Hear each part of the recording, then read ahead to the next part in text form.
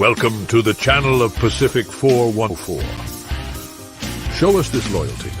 Throw yourself onto the subscribe button and submit yourself to the live streams, gaming streams, and so much more.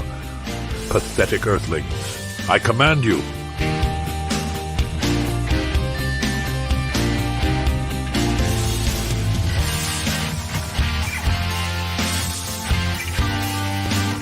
Pop Talk is where it's at, baby.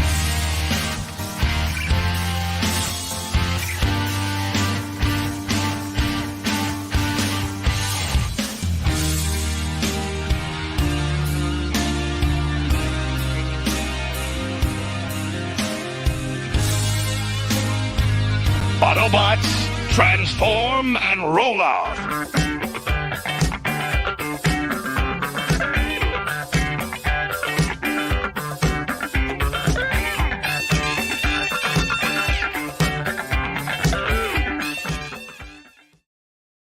Warning: due to adult language and humor, the following content may not be suitable for any viewers under the age of 18.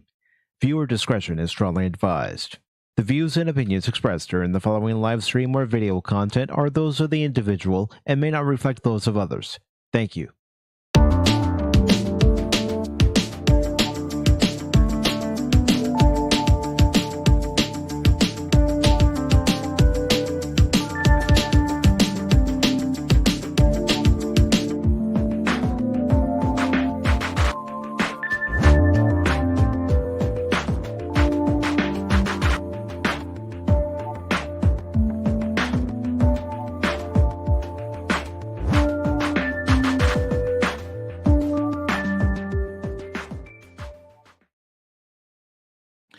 Good morning, good afternoon, good evening, and welcome one and all to PACIFIC414 Pop Talk, streaming on both Baron Orman Tagg's Phantomology and PACIFIC414, and along with Baron Orman Tagge, I am your host, Mike, and this morning, this afternoon, depending on where you are, it could even be the evening, depending, we are having our first open panel for the month of May.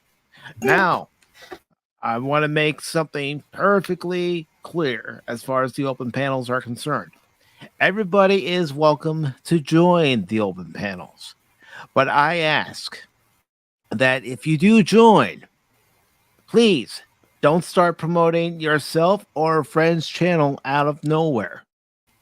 We've had that happen one too many times here on Pop Talk. I have talked to Baron about it off stream. I've talked to Cash about it off stream.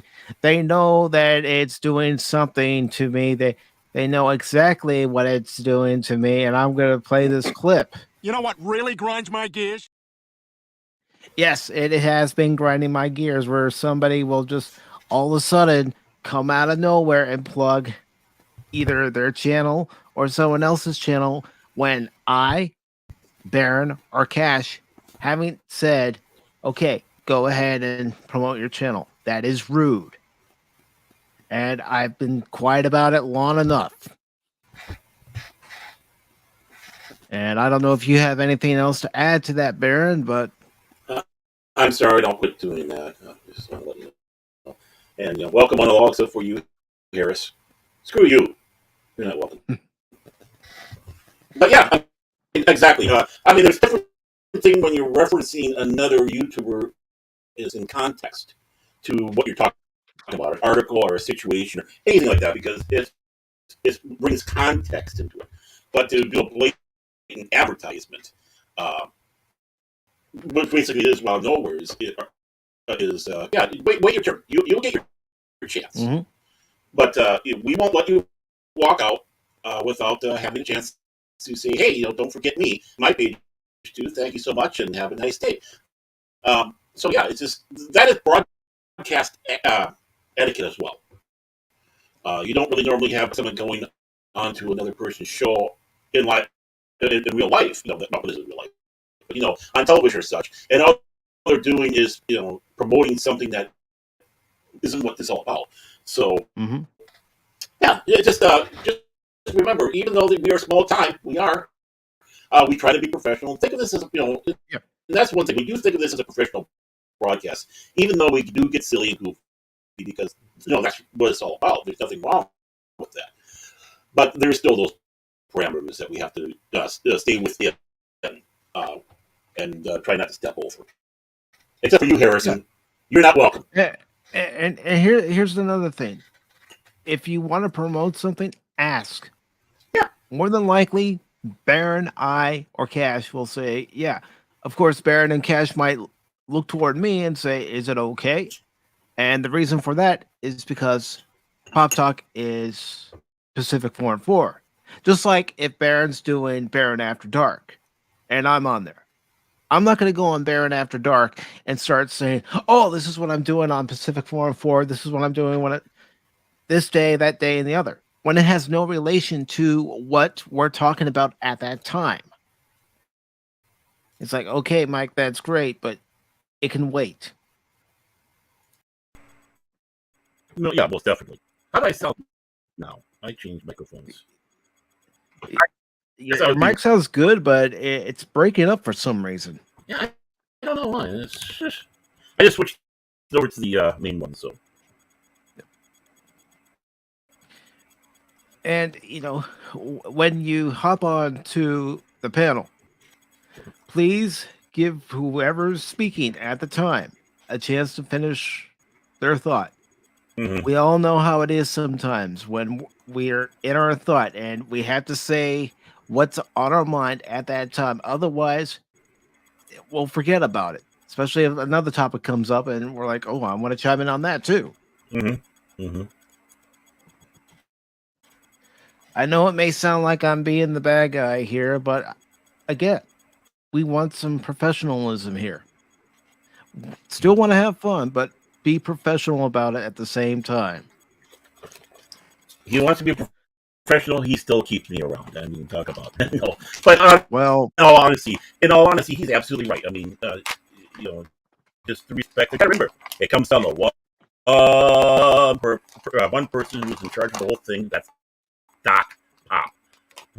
Well, in this case, Baron, you're here too. You're not just a co-host. You have just as much control over this stream as I do. Well, I'm your fat bastard to your, Dr. Evil, or maybe I'm Scott. How about no? I'm Mini Me. Okay, Mini Me. Mini Me, you complete me. I don't have that clip. Okay, we need to get that. That's a failure. But is there anything that you'd like to add on to this before we get into not only our first article, but we also open the gates? No, I can think of. That's about all. Just be kind, be courteous. Don't self-promote yourself until we give you the go-ahead. And before we even read the first article, I do want to say hello to Jet Sparks. Hello, Jet Sparks. Mm-hmm. We also have Resolute Germ here who says hello. And we also have Pat S here. Good to see you, Pat S. Yeah, Pat. See, I still live, Pat. I'm coming back, man. I'm coming back. He was expressing some concern to me not too long ago, the other day. So I said, I just want to know. I'm breathing, barely. And I also want to say hello to the Padawannabe who says open panel does not mean open mouth. He's got a point there. Mm-hmm. And let's see, Pat S says Baron is breaking up. We're trying to lock onto his pattern, but there's appears to be some sort of interference. What Mike got back didn't live long, fortunately. And we have DJ Ronnie G who says, oh man, I love open panels, but I'm at work. It's all right, DJ. Come on Wednesday's show. As a matter of fact, there will be one coming up on Wednesday. And I know someone's going to say, oh, there he goes. He's promoting his stuff. Yes. Promoting it right here, right now, before anybody jumps on. Mm. And Pat S says he can understand. And forget RoboCop. We got something better. Robo Baron. Oh. And let's see. Pat S is saying, I'm only here to get you guys to join my Okay, Amway team. Yeah. Have you ever considered starting your own business? A lucrative business opportunity. I can presume that Latinum is involved. Oh, Gold I press thought you- Latinum. I thought you were doing Dr. Evil at first. No, I'm doing my Ferengi, human. Okay. Get into my belly! There, that's my fat bastard. And of course, Whoopa Troopa, who says Pop Culture Mechanic, has sent us apprentices over to say hi. Well, you're not really an apprentice, Whoopa. You're a member of the family. Mhm. And You're that redheaded. You're that redheaded stepbrother because you're a Cardinal fan, but you're part of the family. and thanks to Pop Culture Mechanic for sending everybody over here. Yes, so thank you. Pop Culture Mechanic is a good dude, and he's going to be at 1,000 before he knows it. You know, Pop Culture Mechanic, he's okay. He's okay. he's a good guy. Good guy. And Apion is here. He says hello, everyone. Mm-hmm. And he lay the law down. Yes, that's what we're doing. And of course, the Padawannabe says, "Hey, I've broken through the 3.5 wall. Just a little bit more, and you'll break through the 4th wall." Mm. And Whoopa says, "Wants professionalism, invites a Baron." How does that work? Yeah, that's what I said. You know? And let's see. Resolute Germ saying hi to Padawannabe. Whoopa is saying, "You need to get the clip of Dr. Evil saying, 'Zip it.'" Okay. Well, actually, I have a couple of clips that should suffice. And one of them I will go ahead and play as soon as I locate it with all the loads of clips I have. Here we go. You will be silent! And then, of course, we have this one. Mm-hmm. Which is straight to the point. I like that. Mm-hmm. Anybody else pop in that I didn't see? I think I got everything. Yeah, I think so. Yeah. I think I got everyone. Mm-hmm. All right. So I'm going to go ahead and put the invite link into the chat and pin it to How about no? okay, we can keep the exclusive club of Baron and Pacific. No, I'm not going to be that rude. I am. So if you're over on the PACIFIC414 side, the link will be pinned to the top. Baron, I'll leave it up to you to pin it to the top of your chat if you want. Fine, I'll do that just for you. All right. So again, let's have fun. Try to keep it on topic. Let's not self-promote until it's time, and let's not talk all over each other. Unless it's me and Baron, we always do that. Oh yeah, in cash. All right, so let's go ahead. Let's go ahead and get into our first article here. Speaking of Cash, he will probably be here at some point. Sorry. Nah. We know what he was doing last night. Mm-hmm. These people Mm-hmm. on Facebook. These people. He was doing this. You know what really grinds my gears? I love that one. I'm glad I put that one in there. You know what really grinds his gears when I decide to play a game and Rambo it. Using stealth. Leroy Jenkins. Change your name to Leroy Jenkins. I got this, everybody. All right, so we have this article from the Daily Caller, and as you can see, Disney to permanently close costly Star Wars themed hotel after 18 months. You talk about this making a lot of news. Mm-hmm.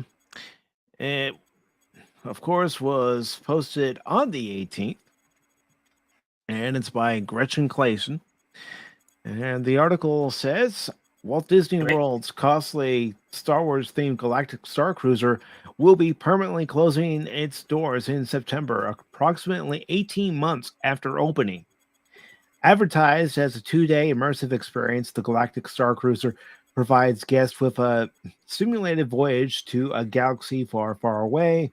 While aboard the Halcyon Star Cruiser, Voyagers mingle with other guests and crew members while aligning themselves with either the light side or the dark side of the Force.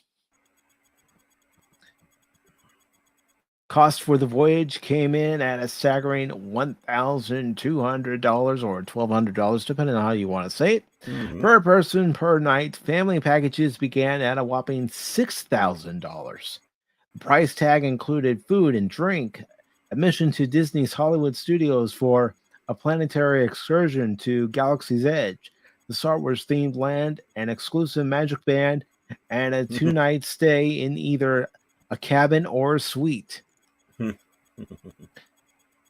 Though the hotel experience received generally positive reviews, the cost of the experience apparently proved too much for even the most diehard of Star Wars fans, forcing Disney to limit the amount of voyages available as the company struggled to fill rooms. Walt Disney News Today reported. And, that $6,000, you could pay that much to go on a trip to Disney World, stay at a hotel, get food, souvenirs, what have you. Or even on one of the cruises. Yeah. That's too much to ask people to spend, in my opinion. All right, it goes on to say Disney further attempted to entice guests by offering deep discounts for the hotel experience to Disney Vacation Club members, eventually extending them to non-Vacation Club members, the New York Post reported. Also goes on to say Disney further announced it would be canceling a proposed $1 billion installation amid changing business conditions for the company. The project, known as Lake Nona Town Center, was expected to create up to 2,000 jobs for the Orlando-based resort and was expected to give the company $500 million in tax breaks. The Walt Disney Company suffered a direct-to-consumer operating loss over $1 billion. The company announced earlier this year its streaming service also lost a staggering 2.4 million subscribers. These setbacks for the company forced reinstated CEO Bob Iger to announce 7,000 employee layoffs in February. Well, I'm going to go ahead and chime in on a few of those points. Now, as far as Disney Plus losing 2.4 million subscribers, that's because there's really not a lot of original content on there. And the content that, is part of Disney's vault, a lot of people have viewed it over and over again, and there's nothing new to watch after, shows like The Mandalorian and you had Loki, you had Obi-Wan Kenobi, and a few other series. And, when the feedback, the word of mouth from people who have watched it isn't very positive, why is someone going to stick with a service if they're not going to provide anything for the consumer, for the paying customer to even sit down and watch? Let's not throw in a different another part of the scenario here. How many people that were subscribers got it free because they signed up for something? Some service somewhere, and get a year of Disney Plus or 3 months of Disney Plus. Yeah, well, Verizon was doing those deals. Right. So that instantly, we have subscriptions. So they consider that subscriptions. But when that comes to the end, these people don't keep it because it's not, interesting enough for them. And they drop, and that, boom. They're not retaining off of their little bait there, which is what it is. It's a bait. It's trying to get you hooked on it. It's a dime bag. And it's like, I can't live without it. And now that you're hearing that several of these shows are leaving Disney Plus, like Jeff Goldblum, the World According, but Jeff Goldblum, is leaving, and they made that known that they're going to not be so exclusive on all their content anymore. So bye. Well, I'd seen a thing just this morning where people were upset that Disney was pulling Willow of all things off of Disney Plus, and I got to thinking to myself, well, if you're this upset now, why didn't you support the show and give it the ratings it needed to have a second season? The ones that did watch it, and no one else cares. I mean, it just comes down to that. Yep.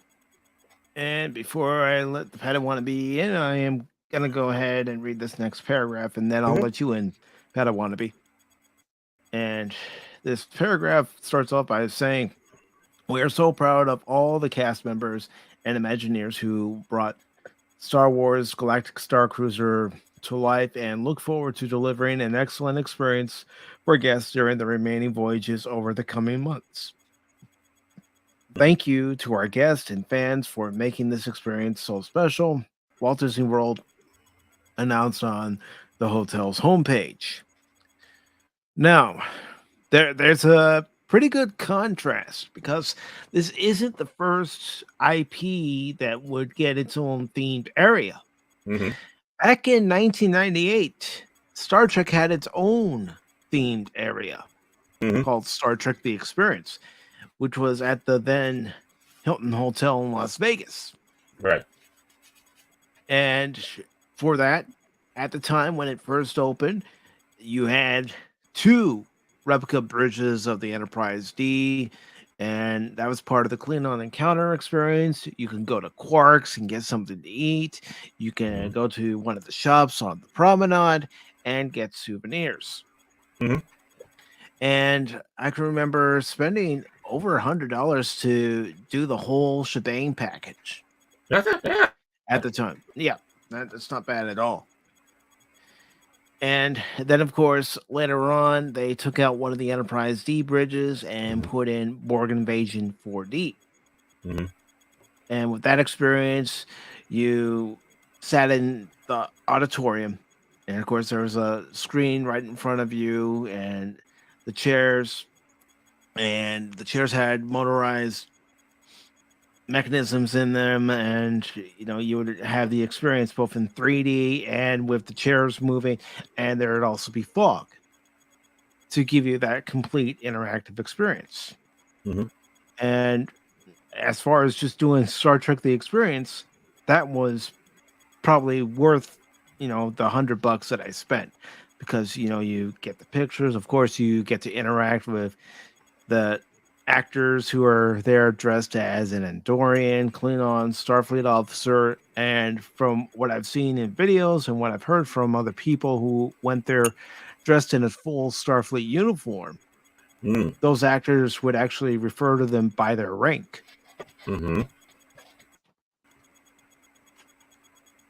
And here's another thing. If you chose to stay at the Hilton Hotel, it didn't cost you $6,000 to do so.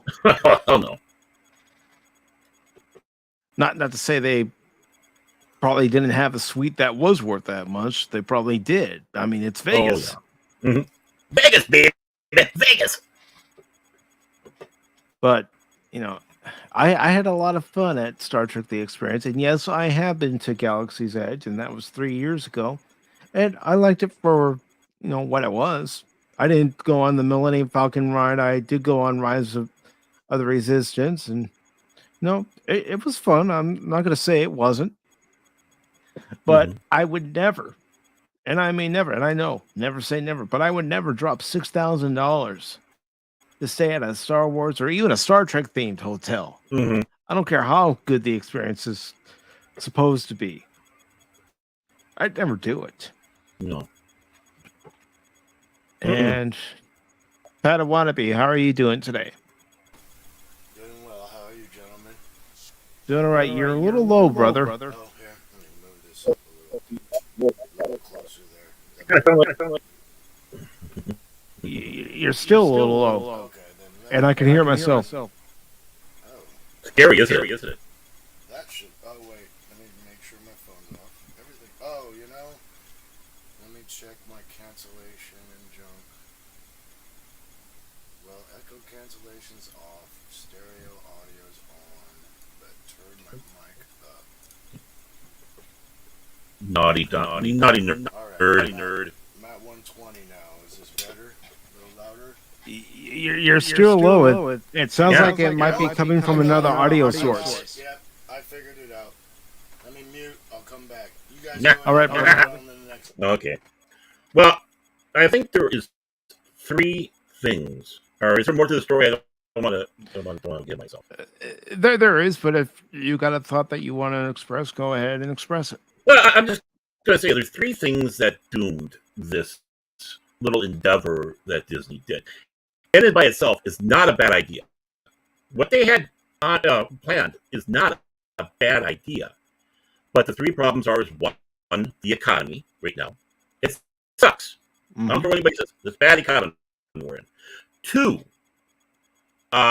they...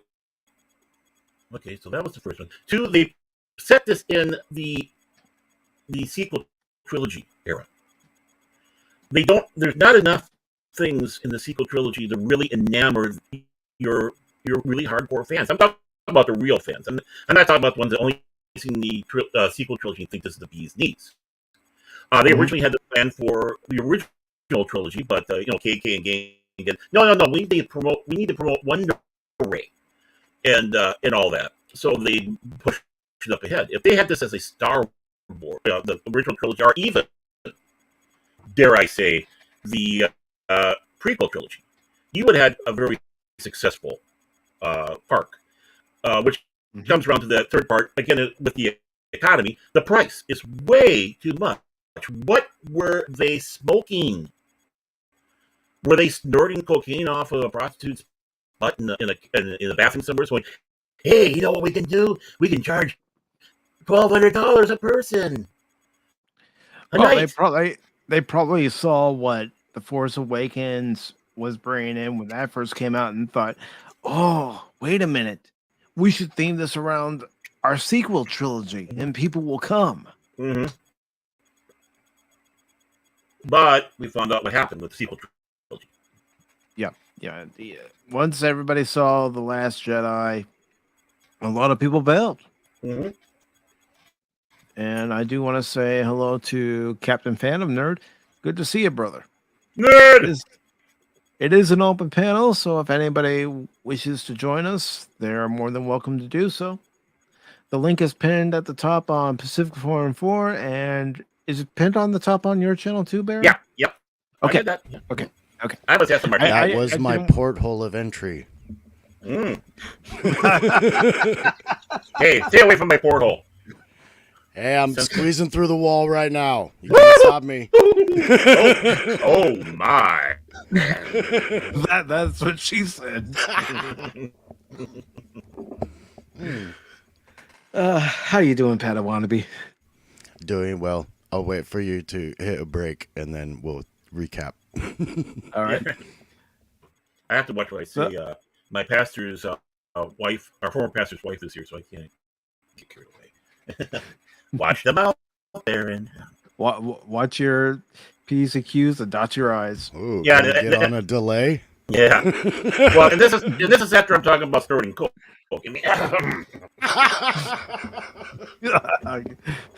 Listen. Whatever you do with Mentos and Coca-Cola is your business. Mentos. Oh goodness. You gotta get the good message. All right, I thought that was funny. All right. What? So this article finishes up by saying the final voyage for the Galactic Star Cruiser will take place September 28th through 30th, 2023. Any guest book on or after that date will be contacted by the hotel to discuss options and modify plans.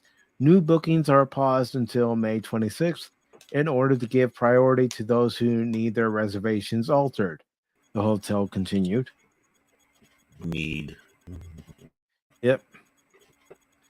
So that is all for this article. Mm-hmm. I don't want to be, but yeah. Oh, yeah. I don't want to be. I've kind of been put off by this since the announcement of their prices in the beginning.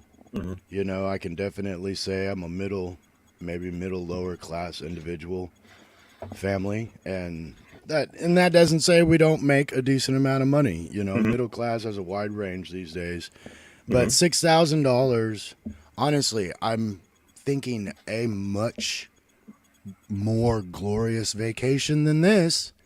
I mean, $6,000 to me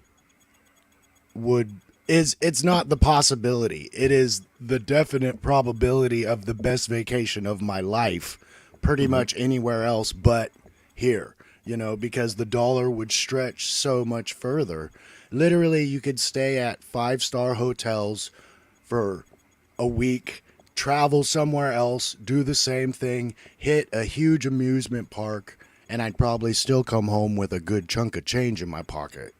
You know, that's the thing. And regardless of what they were putting in it, there was nothing that made me go, I really want to go see this because of that. You know, unfortunately, I haven't been able to attend a whole lot of the newer Star Wars attractions.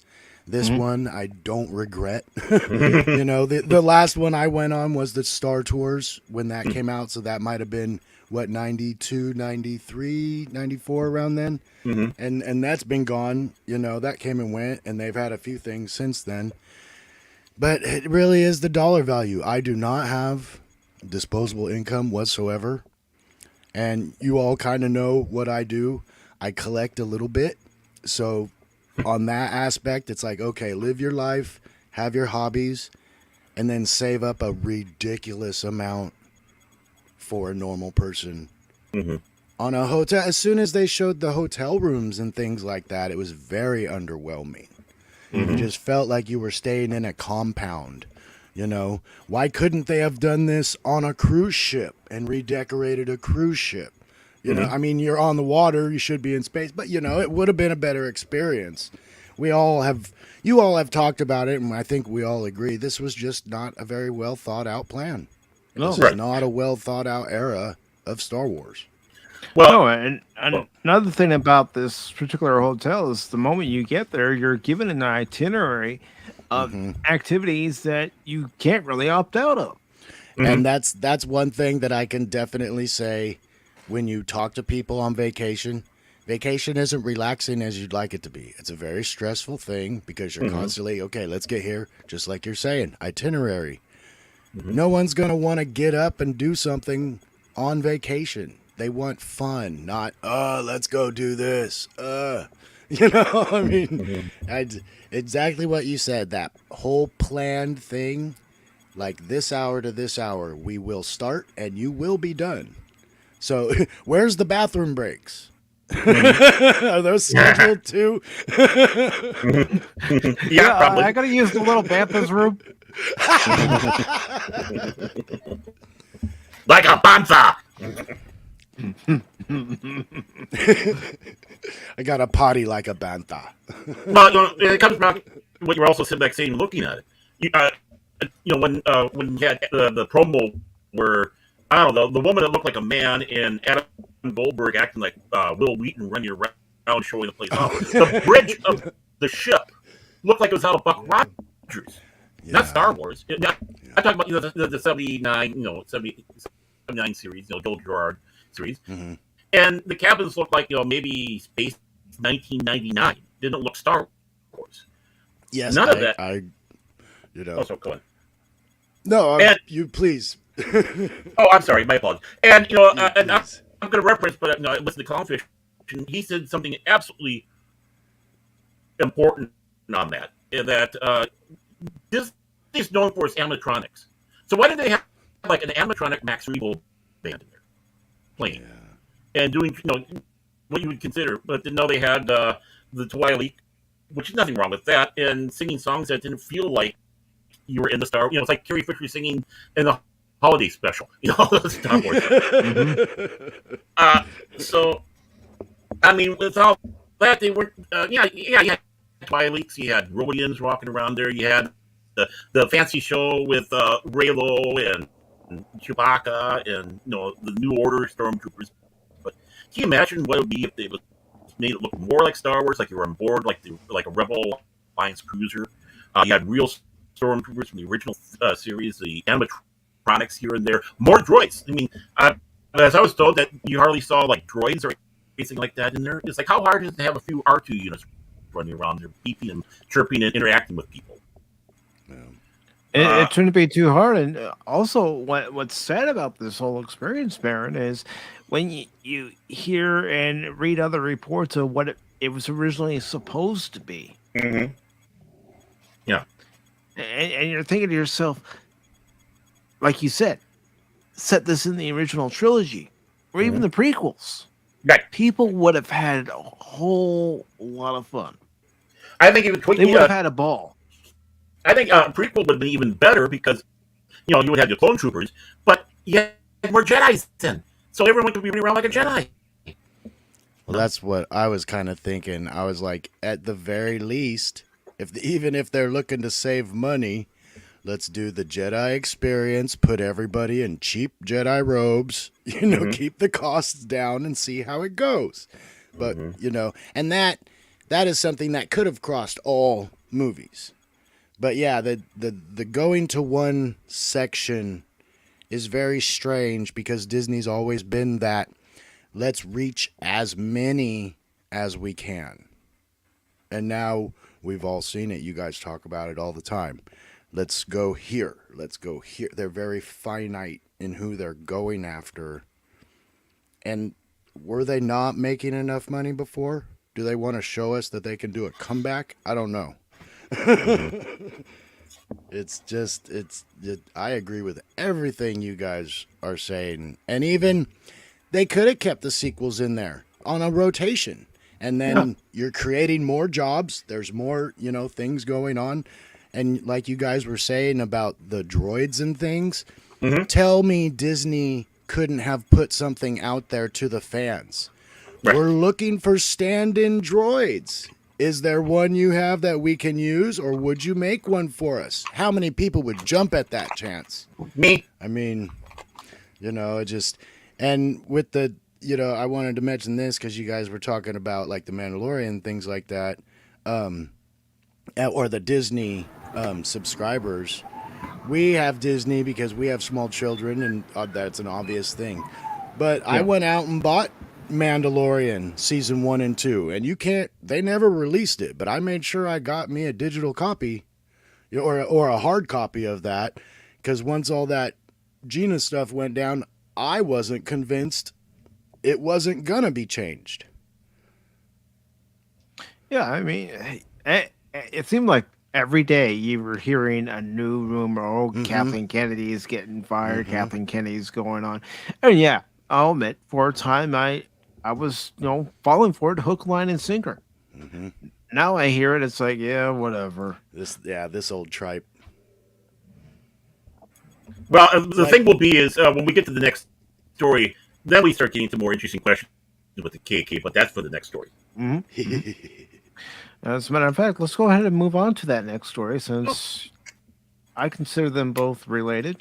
I would say so, because it's all part of the...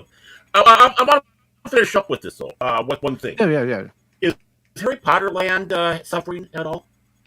I don't think it is. I don't think Universal and the Harry Potter themed area of Universal Studios Florida or Universal Studios Hollywood, or I think they have it in Japan. I'm not entirely sure. Yeah, I don't know.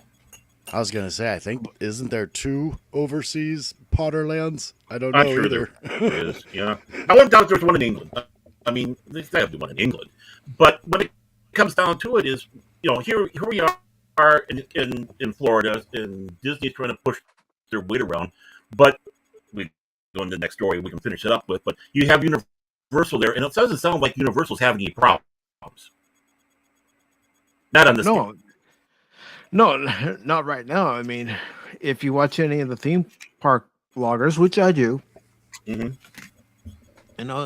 see that the crowds are pretty good at Universal. They're pretty good at Busch Gardens there in Tampa, and they're pretty good at SeaWorld, and it's because not everybody is a Disney fanatic. Not everybody needs to go to a Disney theme park and have Disney in their lives. Some people would rather go to a theme park where they feel that their money is being well invested. Yeah.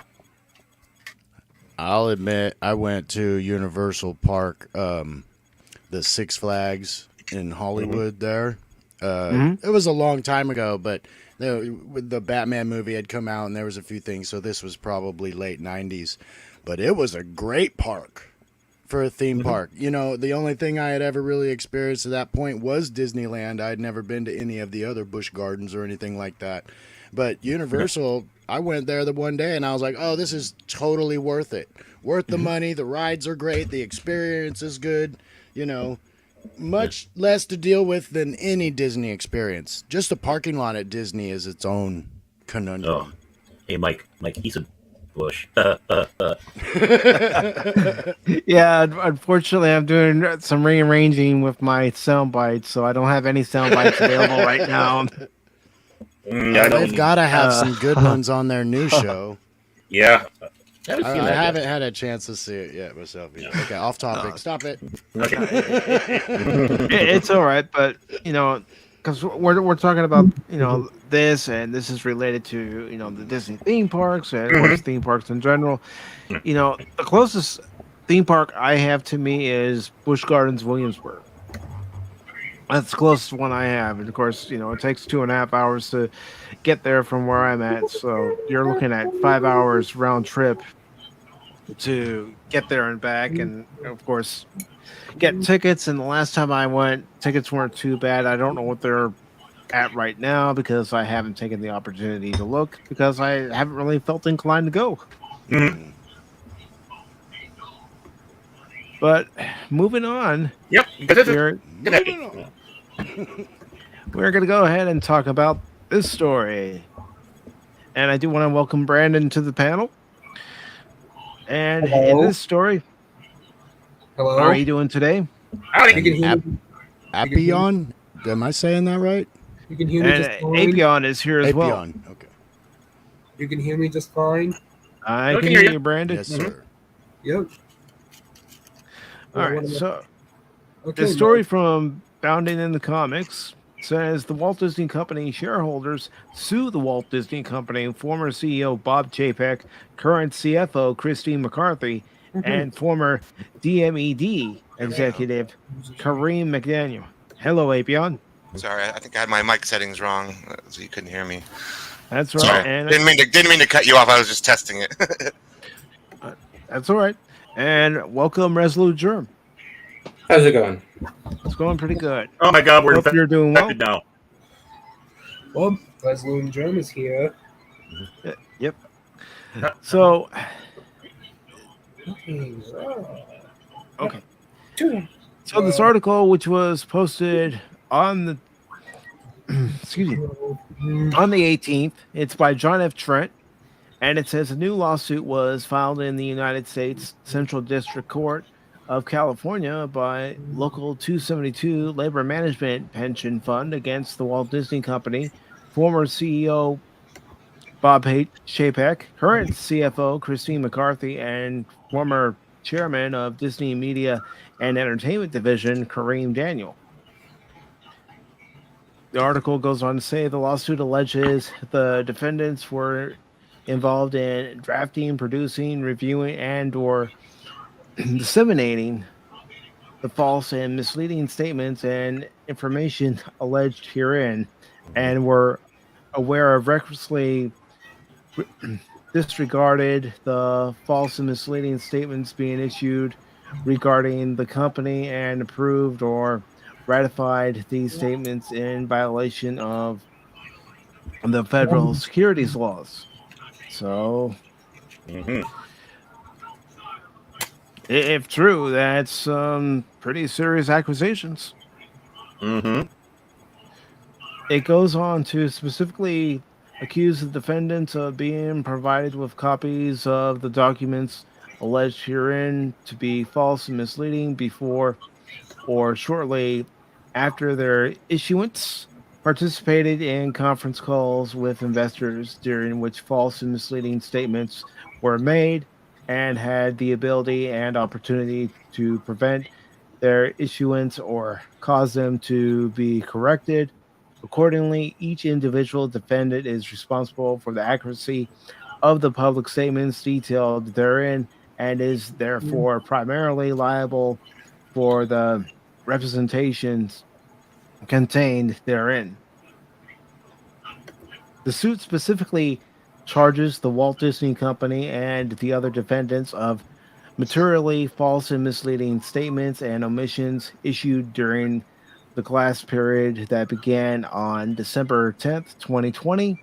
It goes on to allege that defendants acted with sincere and the defendants knew or recklessly disregarded that the public documents and statements they issued and disseminated to the investigating public in the name of the company or in their own name during the class period were materially false and misleading. So they're being accused of saying one thing and doing another. Say it isn't so. Disney? Not these guys. They would never. Never. Never. They're honest people. They would Goes never on to do say- anything unsavory. Oh no, not at all. Not at all. Defendants knowingly and substantially participated or acquiesced in the insurance or dissemination of such statements and documents as primary violations of the federal securities laws. It asserts defendants by virtue of their receipt of information reflecting the true facts regarding Disney and their control over or receipt or modification of Disney's materially false and misleading statements were active and culpable participants in the fraudulent scheme alleged herein. It So goes you're on to- accusing the board of securities fraud. Yeah. And So they should all be facing 10 years in prison. Or more. Yeah. Or more. But they won't. Nope. Yeah, And they hello, won't- Whoopa. Hello. The article goes on to summarize, in short, defendants' fraudulent cost shifting scheme was designed and overseen by defendants Chapek and Daniel and permitted and furthered by defendant McCarthy, each of whom is liable as a result of inherently deceptive nature of the scheme. My gosh. It goes on to allege that the Walt Disney Company, Chapek, Daniels, and McCarthy violated 10B of the Exchange Act and SEC Rule 10B-5, explaining that they employed devices, schemes, and artificial means, pretty much. Basically, they lied, they cheated, they stole, is what this article's saying. Right. I don't think we need to read the rest of it because we pretty much get the gist of what the suit's about. They told Right. the investors, the shareholders, one thing, and they ended up doing another thing. And And most of it's us been pretty- documented, it's been recorded. And they had that investor meeting. They're even called out on it by investors. Of course, they tried to cover it up by having the sets come in there, but it was not hard.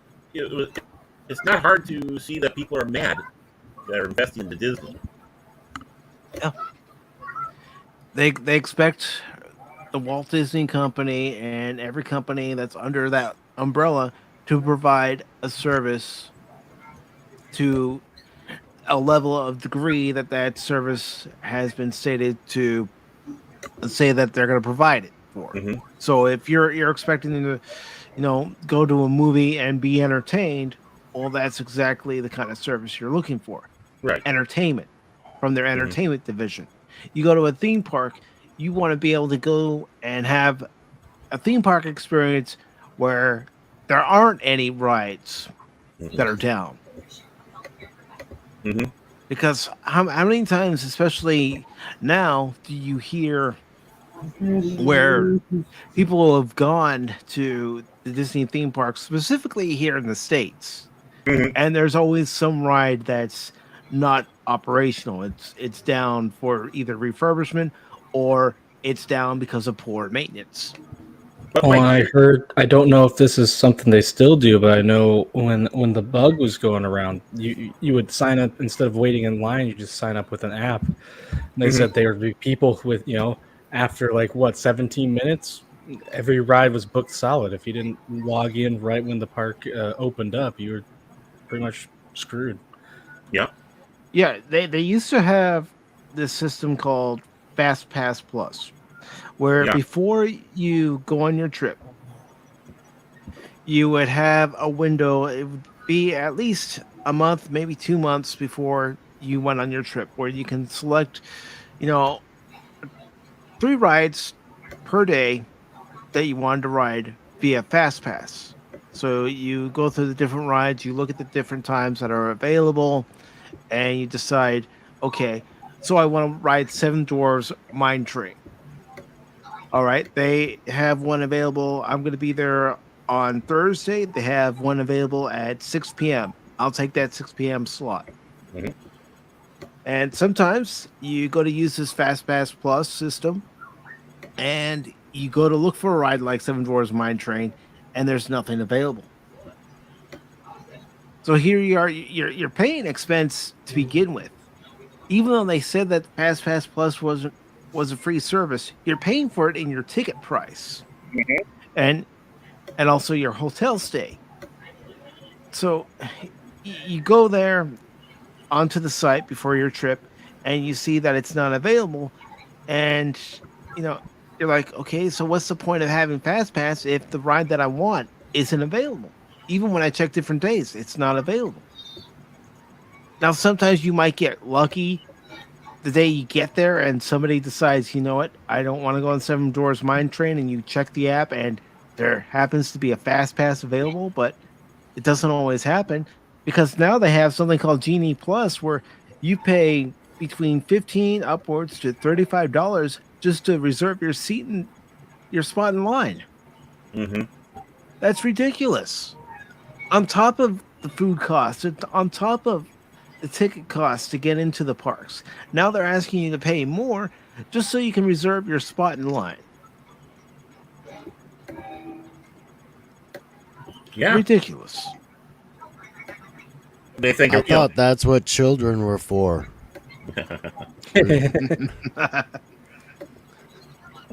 I mean, Wait here while I go get a beer real quick. or back in the day when I used to go to a theme park with my family, whether it was Knott's Berry Farm or we did go to Disneyland, even Magic Mountain. One person would wait in line, and that person would be there so that we would have a spot. Mm-hmm. Yeah, that was bathroom breaks, and we're gonna go get food and all that stuff. I mean that's old school line standing 101. Come on. Yeah. Yeah. And now you got to pay to do that. Okay, I've got my spot in line, but guess what? I had to fork over $35-$40 to do it. For like a See, 30-second experience. Yeah. Mm-hmm. Right. I've never been to Disney, but I've always gone. There's a Six Flags near us, and it's a lot of fun. We usually go once or twice a year, and it's expensive. But it's kind of, hey, make sure to bring a lunch that you can walk out and eat, and make sure to just be ready to go all day. Hey, we're gonna make sure we hit everything, and maybe you'll hit a few lines, but that's fine. It's a lot of fun. Everything I hear about Disney is like you're taking out, a second, third mortgage on your house if you want to go there. Serious. How attached are you to that arm? You probably wonder why it's red. Well, I remember years and years ago, Disney, it was like $80 for an adult, and then child prices aren't much less. Yeah. And the restrictions would get smaller and smaller. It's like, oh, can your child walk? Oh, that's child prices. If they can't go on a ride, then you get a discount. Otherwise, if they can go on the rides, there's kind of no discount. And then what's parking? Like $40 more? I mean... And you don't have $40 would be pretty cheap. Yeah. And this was years ago, so I'm almost positive the tickets are like $120 a piece now, or more. Yeah, you pretty much need like $500 to go to Disneyland these days. And say if you want to stay at the hotel, like that's just goodness, yeah. I was just gonna say, depending on what day you go to, because let's not forget, they charge you by different days. The more popular day, the higher the price. And the park hopper thing with California Adventure.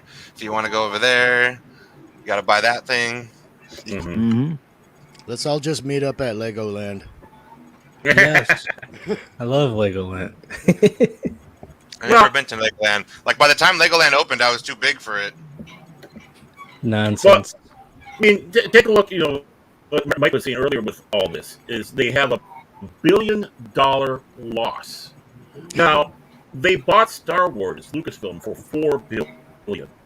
So that's a quarter of what they paid for Lucasfilm that they lost. That's not including all the other losses that they had in there. Lucasfilm should be the goose that laid a couple golden eggs every hour, but now it's just shooting out 10 eggs because the IP they ran into the ground. It does not have the power. They can't bring it in. They're starting to do it with good old-fashioned Marvel.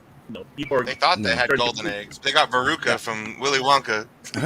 But the thing is, I want it now. The thing is, it did have the golden egg, but then they started feeding substandard food to it, and then it's like, we're getting substandard entertainment from them.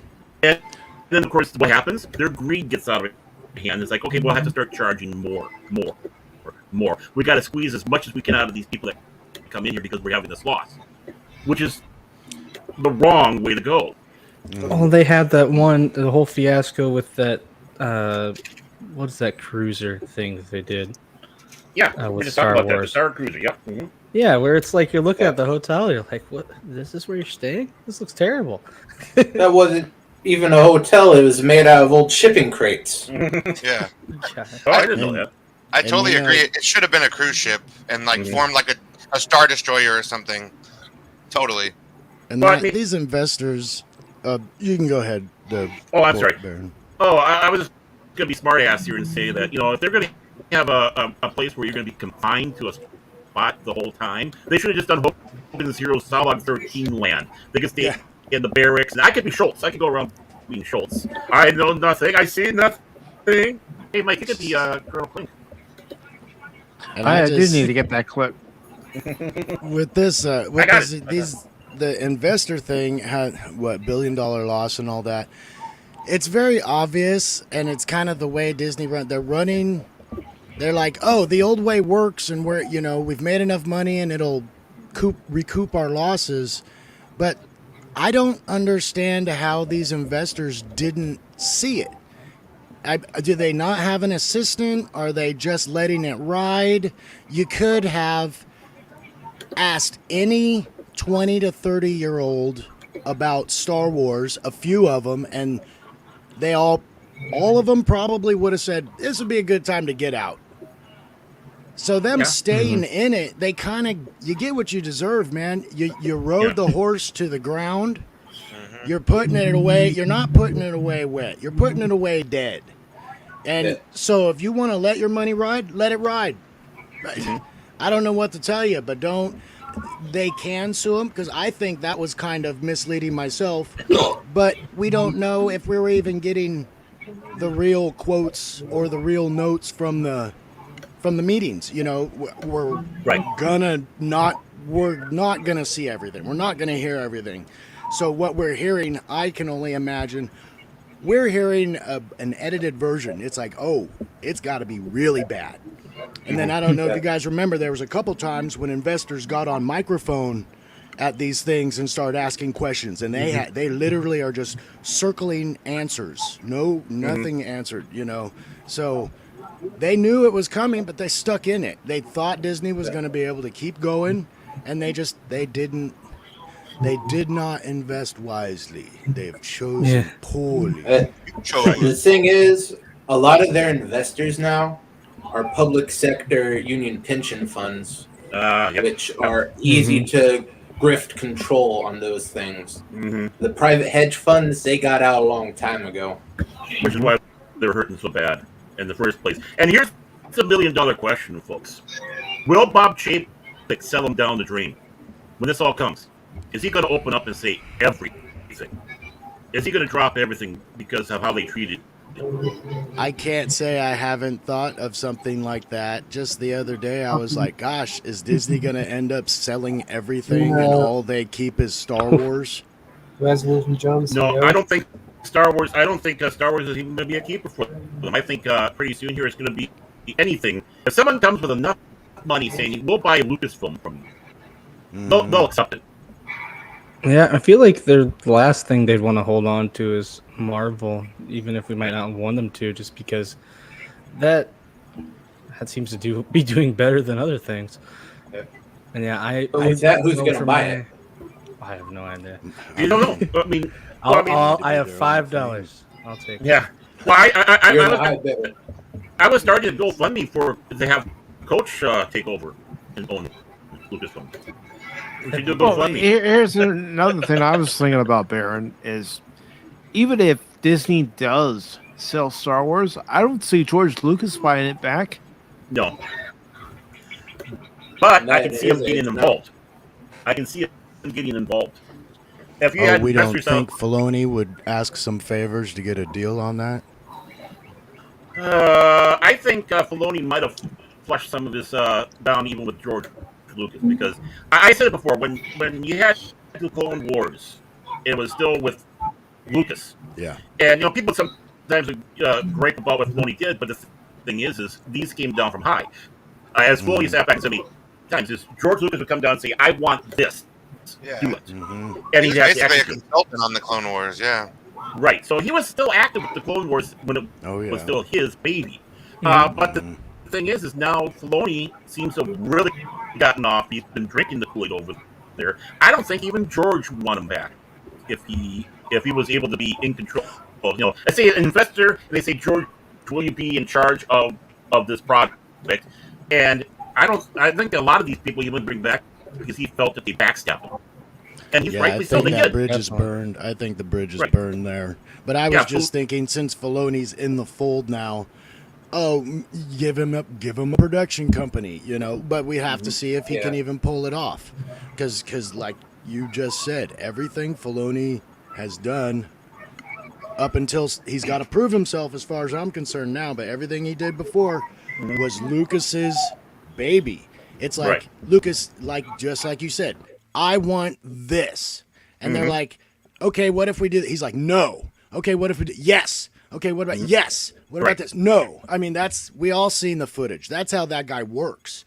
He doesn't have the words in his head, but he sure as heck knows where it's going. Exactly. Yeah. And you remember, Filoni was Lucas's handpicked guy. To be a better Kathleen was Kennedy. Going to be the original guy to be basically Kathleen Kennedy's spot. He just gave her that job as basically an honorific. He assumed Disney was going to fire her. Yeah. Well, more importantly, he didn't think they were all going to backstab him, including Iger. Iger admitted he backstabbed him. Kathleen Kennedy's been around a long time getting people coffee. Well, I've heard other people say intern. Probably not the only thing that she's been giving them, but yeah. Oh yeah, she must be good at something. She must be good at something. Well, I've heard other people say that the reason why George named Kathleen Kennedy president of Lucasfilm is because he felt he could trust her with his vision. Right. That's what it seemed like in the beginning. Right. And then the first thing she does is forces female and starts putting this stuff in there. And I think the one thing, obviously, is rubbing George the wrong way, especially with Filoni, is when Filoni started to say this Ahsoka is more powerful than Luke. Yeah. Oh, his obsession with Ahsoka is a little much. It's ridiculous. Like I always say, I enjoy the character, but they're taking it way too far. It's like I don't. Okay, let's calm down. The only reason that could even happen is Ahsoka would have to have some connection to the sister. Otherwise, she can't be that strong because she was never stronger than Anakin. No, they made her like the Forrest Gump of she Star is Wars. the avatar of the Shows up. sister now. One at a time here, folks. Go ahead.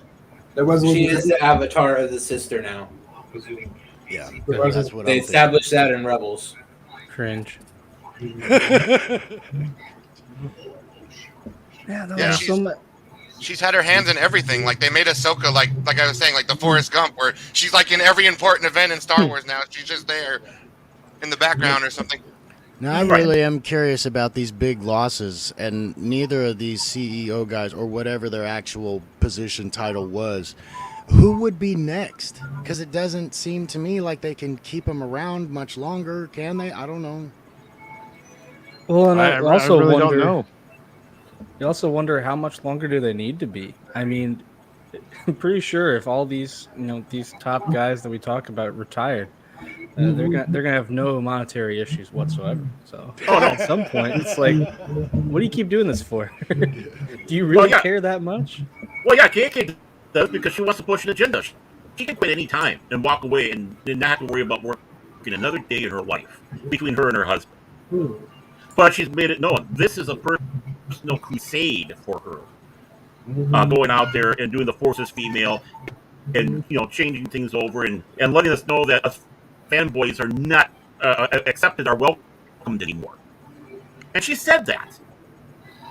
Well, how are you going to get people encouraged into your property when she's basically alienated the majority of the fans that love Star Wars? And so much of that. Who was the one person? I forget what franchise it was. Who was like, honestly, we have too many. They said like, I think they said I'd like to have less male fans. They didn't even say I want to have more female fans, which I think everyone's saying, okay. Like they want less.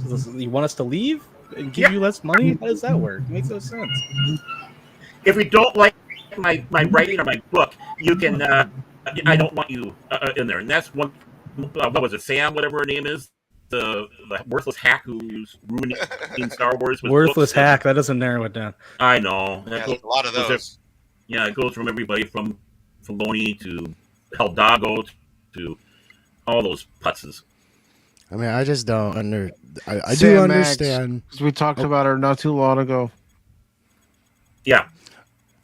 I was just gonna say, even if you take the template, I'm not trying to be mean, but women's sports don't make money. No. Not at the level they want it to. So I don't know if women-driven anything can make that kind of money, but they're just doing it. I think it could, but it's a similar thing to like minor leagues or something. You need to create a buzz. You need to have characters. Sports is similar to entertainment. You need big personalities to bring in money, not attitudes. Because even in male sports, when characters start getting a little too big, I get turned off. I mean, there's some fun. We all have seen Deion Sanders and Emmitt Smith and some of these, really flamboyant kind of guys after the touchdowns and the way they play and everything and the way they live. But we also know the Ray Lewis stories and the controversy that can be caused. So, it's anybody. You get too big and we lose interest. Kathleen Kennedy has made herself so big, I lost interest a long time ago. And I just want to say hi to Arwen, the lovely Arwen coming in and saying hi. Good to see you, Arwen. It always is great to see her. The corkscrew goes in the center of the cork, Arwen. Okay, that's obviously. No, I think you got a good point with the sports and stuff. I think a lot of that. We talk about minor leagues. Another big thing about the minor leagues is, first of all, they're a lot cheaper. Oh yeah, it's like they offer you, hey, well, you can get a similar experience for less money. Disney is not interested in charging less for anything, that's for sure. But also with the women's sports, they talk about it. Well, that's not what they're interested in. There's so much of this stuff, especially in video games, but in all this stuff where it's like, oh, women can do this too. And it's like, well, this is true. Like I've met, we've all met plenty of women who like games, but for the most part, women just like either other things or they like different kind of games.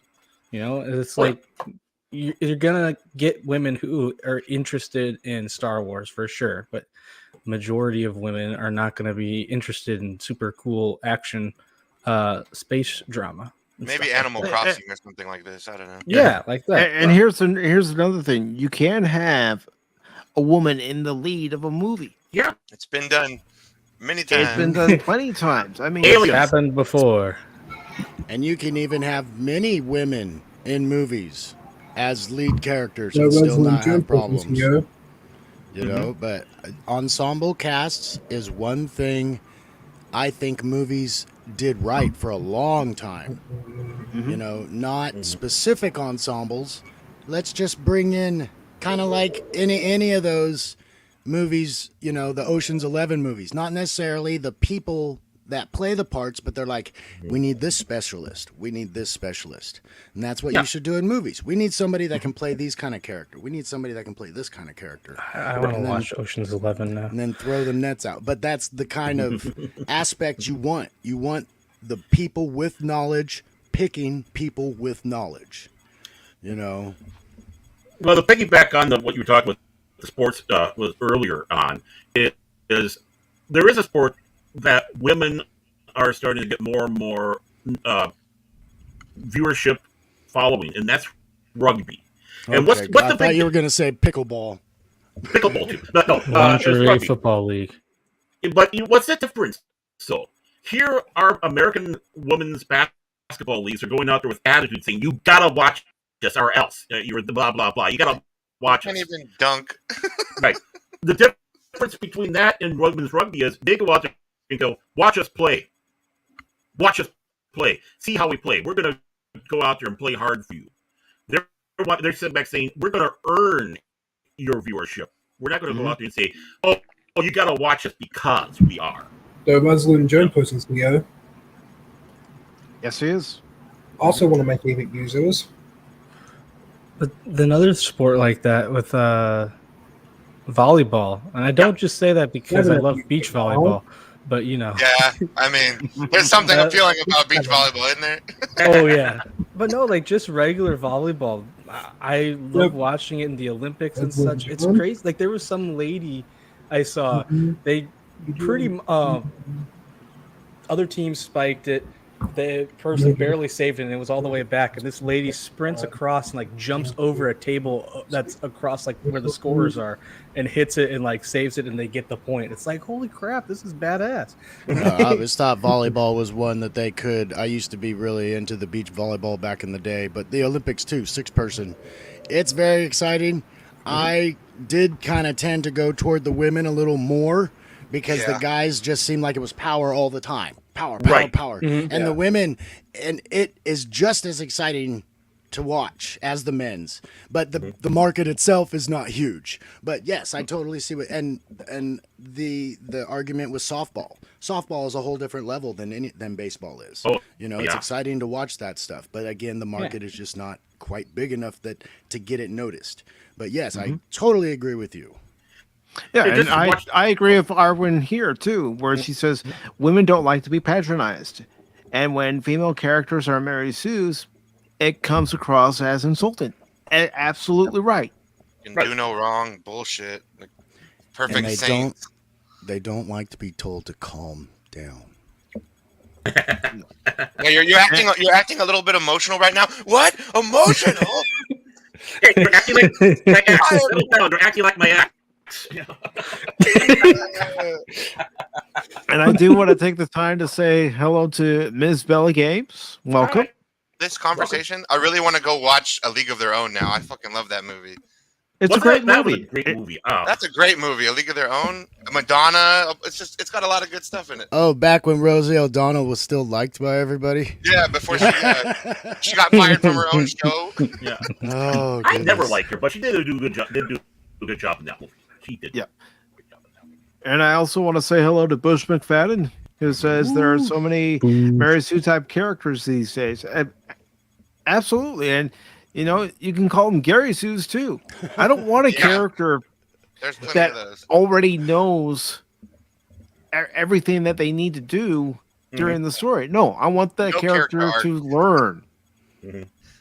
We come from the old school. We saw Chekhov come in as the know-it-all, and everybody put him in his place real quick. Well, and people love to say we've seen so many people make videos just debunking this. Like, well, Luke was just like this, and Anakin was just like this. No, they weren't. No, like they were. Especially, I love the Anakin one. Yeah, I love the Anakin one, especially because they're like, well, look, he's perfect. It's like, did you miss the part where he turned evil and then got beaten? Like, did you miss that part? Got all of his limbs chopped off, his arm multiple times. Do you miss the? Yeah, he was perfect. Yeah, do you miss the part where we went out there and slaughtered all the Sand people, including the women and the children? Mm-hmm. Well, that was fine. I had no problem with that. And then the young wings. Yeah. That's because you're a bigot. Real quick, guys. Yes, Bush, I am crying. I'm a Cub fan. Of course I'm crying. Hey, you're still don't cry above in us in the baseball. standings. You can take pride in that. The Cardinals only just recently got up all the way from 15th to 14th. We're doing great right now. We're taking bets. Do you think that the winner of the NL Central is going to have a losing record? I feel like it's yes. I do, but I strongly feel that the NL Central team that takes first place in that division is going to have a losing record because the NL Central is abysmal. Mm-hmm. Oh gosh. Okay, I know we're getting off topic, but you get a Cub fan and a Cardinal fan going on their teams, and but to go on, it's like, how is Luke a Gary Sue? He's not. So far from a Mary Sue. Yeah, I mean, in each one of the movies, you saw growth of the character. That's the important thing. You saw growth. The first film, he's kind of a whiny, I don't want to be here, blah blah blah, and they explained how he knew how to do stuff. It's like, oh yeah, flying this is just like my T-16 back home. So he was already making known that he already has piloting experience. So I was going to go to Toshi Station to get the power converters. Right. I mean, he was overzealous. He was Obi-Wan was trying to keep him in his place. He was not a Gary Sue in that. I mean, when it came down to the last thing, he just used the Force power for one thing, to be able to blow up the Death Star. And Empire Strikes Back, he got his ass beat by a Wampa. Yeah. Like, got his face scarred up. Like, I know they had to make that because like a real life accident, but like he constantly took losses and like made mistakes. Yeah. Well, yeah, he got the snot beaten out of him by a Wampa. He got the snot beaten out of him by Yoda teaching him, and then he lost a hand to his daddy. Oh yeah, Darth Vader kicked his fucking ass in that movie, dude. That wasn't even a real duel. That was Darth Vader playing with his food. Yeah, it was. Yeah, it was. And real quick, I do want to thank Resolute Germ for joining us on the panel. Yes, thank you. If you haven't subscribed to Resolute Germ, I put his link into the chat. Please do go over to his channel. He does a lot of watch parties with classic cartoons, talks about classic cartoons on his channel. Check him out and give him a sub. What kind of sub? Like meatball sub? Or? 6-inch. That's up to you. Whoa. $5 foot long.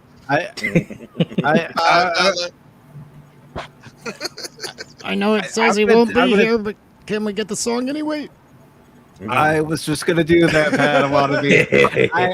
I know that there were a couple of folks in the chat who specifically come by Pop Talk so they can hear this, especially when Anonymous stops by.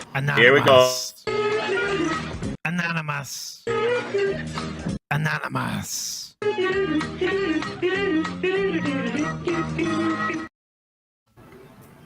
Yay! Every time. It's the best part of the show. Yeah, that's why I come. Song. That's why I'm here. Watch it. Oh, everybody left now. That's what they were waiting for. Now I got it. Everybody left. Thanks a lot, people. Where's that Resident Germ person? Resolute Germ had to go. So Yeah. I want to thank him for hopping on, and I really appreciate it. And hopefully he'll be able to come on soon. Mm-hmm.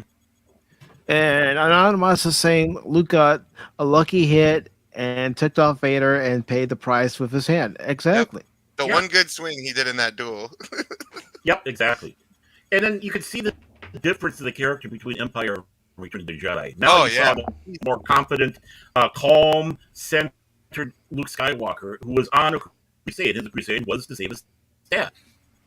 We'll also look at something I think is a huge difference. Besides the fact that olives on a meatball sub sounds kind of weird, but no, it doesn't.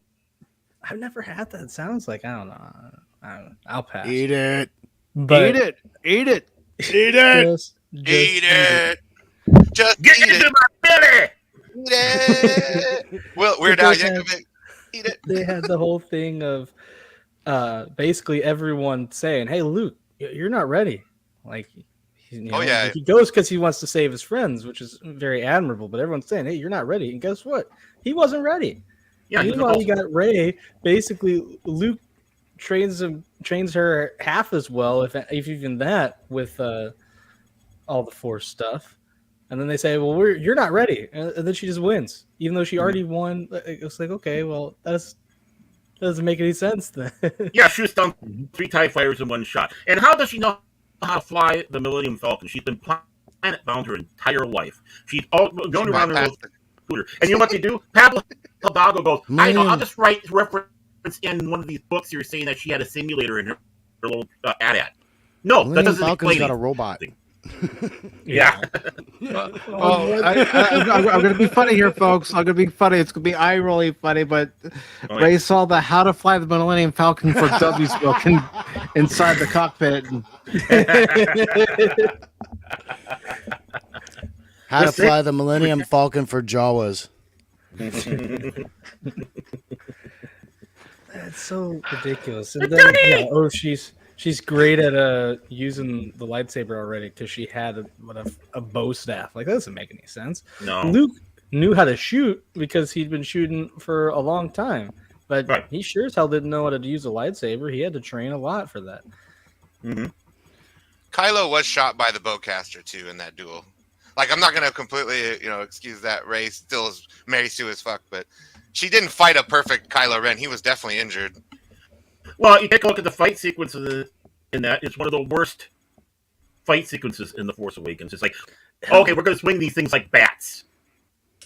Yeah. And then there's a manana out there. It's like, it always frustrated me because, I feel like if they would have gone... I liked Finn's character in Force Awakens. He was probably the only thing I liked in that movie. Or they ruined him. And all the other ones. Yeah. But they established in that movie that they trained stormtroopers in hand-to-hand combat, because when he had the lightsaber, he was fighting the stormtrooper with the electric blade. Traitor! Yeah, so that part. They train all their Yeah. garbage men in lightsaber technique. Yeah, obviously he wouldn't know it, but I could understand he has some form of combat or something. There were definitely stormtroopers that stormtrooper that came up with the electro staff. There were stormtroopers that were specifically trained for certain things.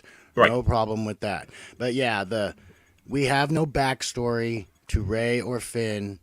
Maybe they could be that good. I don't know. You didn't show us nothing, man. I'm sure they were trained in vibro blades and stuff, because those can go toe to toe with lightsabers and not break. But what was the whole thing? And this is a thing that they keep bringing up, is just lightsabers apparently don't do anything. Like, anybody can get stabbed in the chest and live, except for Qui-Gon. He's fucked. Yeah, but it's like, what? Kylo just gets a minor scar. Freaking Finn gets his entire spine hit pretty much with the lightsaber, and it's like, you just put him in some water. He's all good. Like, what the hell is that? These are the least effective weapons in history now. Yeah, they kind of ruined the lightsabers' deadliness. Everybody just gets up and walks away. Reva can get stabbed as a child and live through like 20 stabs to the chest. Oh, Reva's the worst. Oh my god. That's because Reva had no heart, so they could. Oh yeah, he stabbed her and there was nothing everywhere. there. Yeah, they just miss all of it. Yeah, there was no vital organ there. Mm-hmm. So, is there anything that anybody wants to add to this article about Walt Disney being sued? I'm not talking about Walt Disney the man. I'm talking about the company. Yeah. But Listen, the big I've got $8 in my wallet right now. If you want to sell to me and make everything go away, so is this that's $8 more than they have now? They're bleeding. Would this be a situation where the stockholders could force retirement or whatever? You know what I mean? Could something like that happen if this case actually becomes a legit thing and something like that? Oh hell yeah! Where maybe like the stockholders hold temporary power until they elect a new CEO or CFO or whatever they're called. CEO. Okay. Yeah, they can because they have a vote of non-confidence. They're the ones that are putting the money in there. They can get together and say, "Hey, we don't like what's going on. Either we change this or we pull our support." You know, and watch your stocks really go boop on this. I mean, but the big difference between Disney today and Disney of Walt is back when Khrushchev came to the United States, he wanted to visit Disneyland. But to do that, they had to close the entire park down. Disney said, no, I am not going to do that because that will interfere with the hardworking families that made an effort to come to this park and to enjoy the day here. And that's one of the reasons why, believe it or not, that when he was up there pounding the shoe, saying, we will bury you, that was one of his little temper tantrums because he couldn't go to Disneyland. Now, today, you don't have that attitude. They don't see that. All they see is how much can we squeeze out of you, you little peons, you pathetic little worms.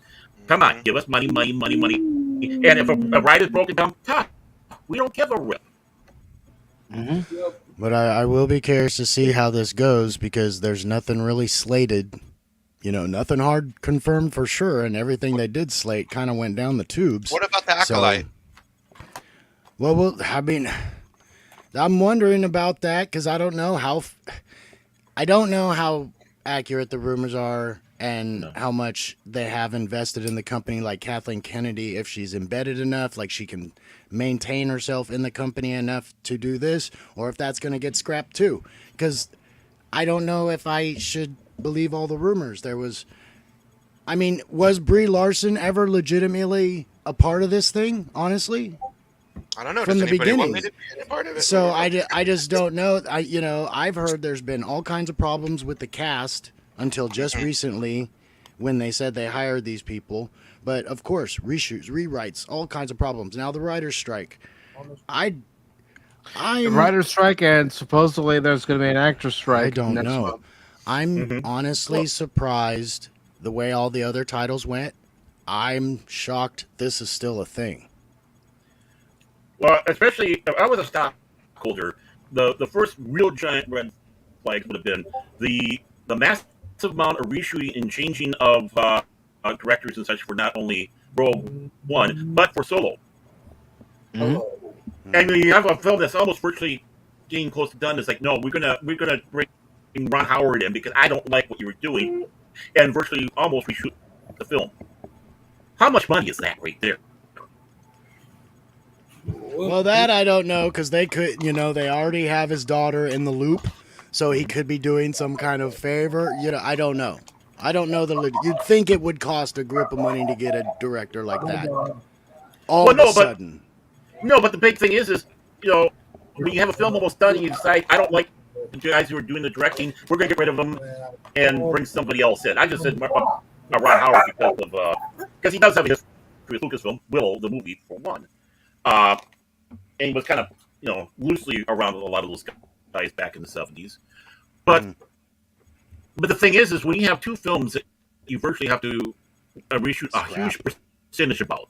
Yeah. For no other reason than the fact that Kathleen Kennedy got her little undies in a tight, and basically that's what they said. Kathleen didn't like it. So it's like, no, it's not fitting my vision. And then what do we get? I mean, yeah, Rogue One was good, and look at the cluster. Rogue One was about the only thing good to come out of Disney. And along your same lines, the reshoots. What movie didn't? Since they were trying to, what series didn't? It seems like everything they've touched. Oh, let's scrap it, start over, reshoot everything, or 90% of the stuff. And I don't know if that's all true, other than we can see Disney losing tons of money. Tons. Right. Well, and every time you hear about reshoots, I mean, I feel like almost every time, there's some exceptions, but for the most part, anytime you hear about major reshoots, that movie's never ends up being good. Well, we'll see with Indy, huh? I won't be seeing it. You can see it. Hey, Redbox is cheap. Speaking of Indiana Jones and the Dial of Destiny, I know Cannes has been padding it with the 8 reviews or however many reviews it's already gotten, but the French have always been harsh when it comes to movies.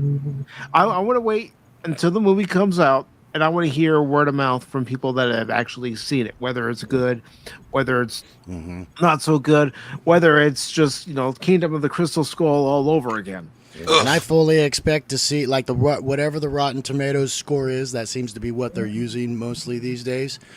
Within critics and fans, I fully expect to see like a 40% swing with most movies. Well, as it goes with. Oh, sorry. No, I was just going to say it's very common, ever since back in the day, Siskel and Ebert, 2 thumbs down. We loved it. So for it's not often when a movie does get across all the demographics, but they could give it a 30. I would not be surprised to see a 90 rating from the fans on something like that. So, but we'll see. Well, the big thing is of course, Cannes going to be trashing it. What they're bringing in, there's nothing to the level of Jerry Lewis. Oh. It's all possible. It could be good. I'm not gonna, maybe it'll surprise me. Just to me, like, forget all the stuff they've mentioned. Like, oh, they had this or that line in it, which does sound sketchy. To me, it's just, why am I interested in a movie, an Indiana Jones movie that came out after Crystal Skull? Like, I did not like that movie, and now Harrison Ford is no spring chicken. It's you know what you're gonna see. As a fan, for me, that's the only reason I'm even interested, is because Harrison Ford is in it. I get that. I just kind of think, I don't think Harrison Ford, even in the Crystal Skull, even though I thought that movie sucked, Harrison Ford was still, for the most part, Indy. I don't know if he can physically be that anymore. They made that joke where he should be in a museum in Crystal Skull, and that was like 25 years ago. They were joking about his age, and now we're doing it again. No, we'll see. And we all know that there's a lot of, we saw a lot of the shoots with the guys with the dots on their face and stuff. So how much of it is kind of CGI? How good is the CGI? We'll have to see. It has the potential to be good. And as, again, coming from the heart of a fan, and I think you can all agree, I don't want to feel bad for Harrison Ford, okay? I don't want to feel bad for his last movie. I don't want him going out like this. You don't want him to go out with a thud. You want him to go out with a victory lap.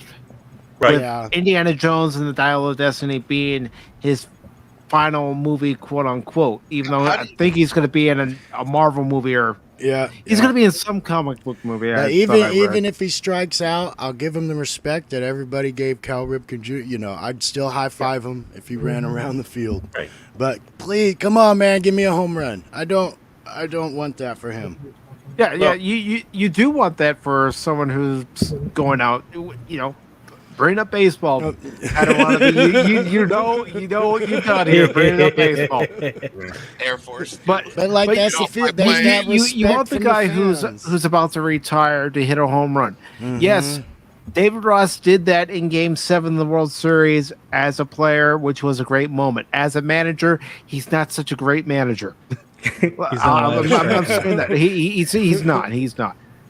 The Cubs have lost too many games already this season because of his boneheaded decisions. You had to poke the bear, didn't you? You It had the poke bear. Well, I mean, it was perfect though, Baron. Mentioning how catering to the panel. I'm trying. How Harrison Ford is basically going into retirement, and you wanted to see him have that last hurrah, and that's why I thought I'm bringing up David Ross, and I'm bringing up how he did hit a home run in Game 7 of the 2016 World Series for the Cubs, but as Cubs manager, he sucks. I want this film to I want this film to succeed because you love Indiana Jones. We love Indiana Jones. We love Harrison Ford playing this part. We don't want this going out like a Star Trek V, where this is going to be the last adventure of the crew. That was King of Crystal Skull. I want this to be like the Undiscovered Country for him. But when you have we have Fleabag in there and going around strutting her stuff and KK behind it, it really sends up too many flags about this. James Mangold, though, did Logan, so I have a little bit of faith that he can do a swan song for the character. He did Logan pretty solid. So I thought Logan was pretty decent. I'm hoping he could transfer that into the Indiana Jones universe, and we can get a nice send off. But man, it's so hard to top that scene in Last Crusade when they ride off in the sunset. Like you can't. That's like a perfect ending to a franchise. Perfect Sean bookend. Connery and Harrison Ford together in a movie, even when it came out, those were two of the biggest box office stars of all time, kind of thing. Yeah, and the thing about Sean Connery is that they wanted him to be Cyborg in Star Trek V, but he was already committed to The Last Crusade. And back then, you were not able to cross-pollinate. You could not be doing two jobs at the same time. Yeah. But not on that level because of let's face it, you're dealing with a high action and the special effects. For both of those, it's hard to go back and forth like that at the same time. And even you have to be almost committed. I was just gonna say the big comparison story is what Michael J. Fox had to go through. He had to get special clearance from the company to even shoot the movie because they didn't want him to shoot the movie. And then, they were dead set against Michael J. Fox shooting both Back to the Future and Family Ties. And you see why the guy's getting no sleep. That you hear of his schedule literally running, being driven at high speeds back and forth just to make time. I mean, that's kind of why they didn't want to do it. Today, it's a little easier, but still, Yeah. How's it? And real quick, now? You're sounding better. And real quick, I want to say hello to Rocco the Brave and also Wolverine. Hey guys or girls, hello. I Sorry, like that. I'm still working on my inclusion.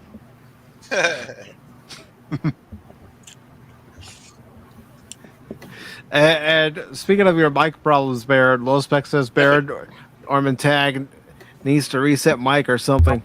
That's what. Listen, Baird, I've told you. I've told you many times. Why do you keep placing the mic next to Mouse? You know what Mouse is going to do? Mouse is going to knock it off your desk. Well, because you don't give him time to talk.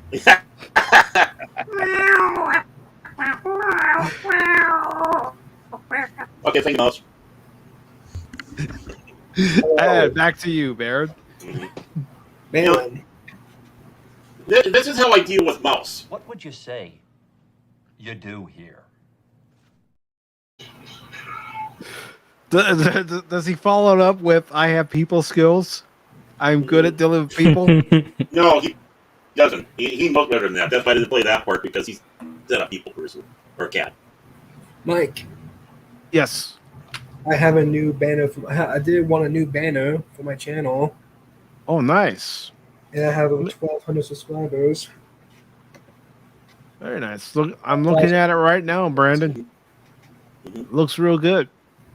Yep, I can see you guys my new banner.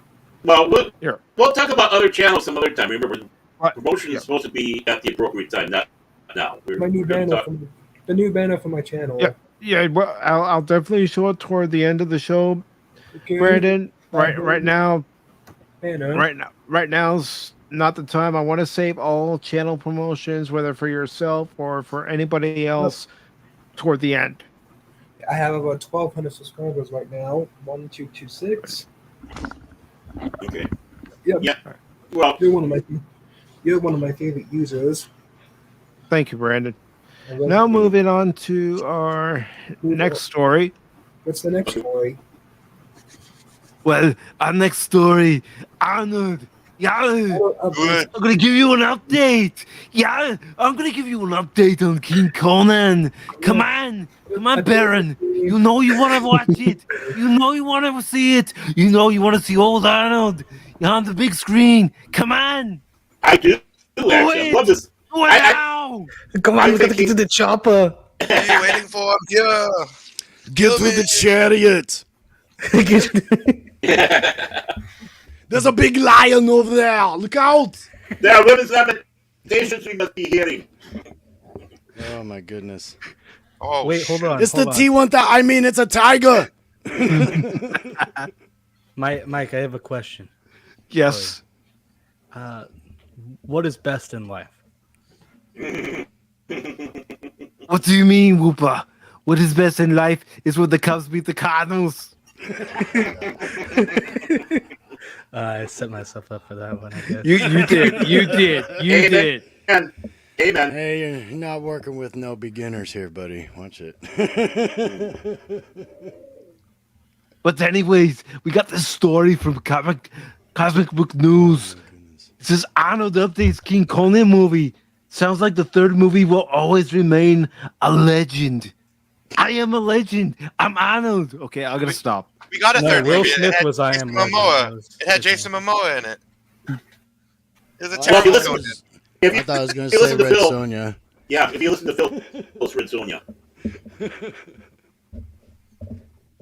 All I'm right, excited so for this, the Red Sonja remake, though. That'll be good when that comes out, hopefully. I hope it's good. Hopefully.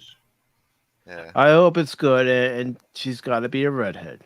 Mm-hmm. That's right, I said it. Not She's Scarlett got to be a Johansson. redhead. Natural redhead. I never even heard this movie before.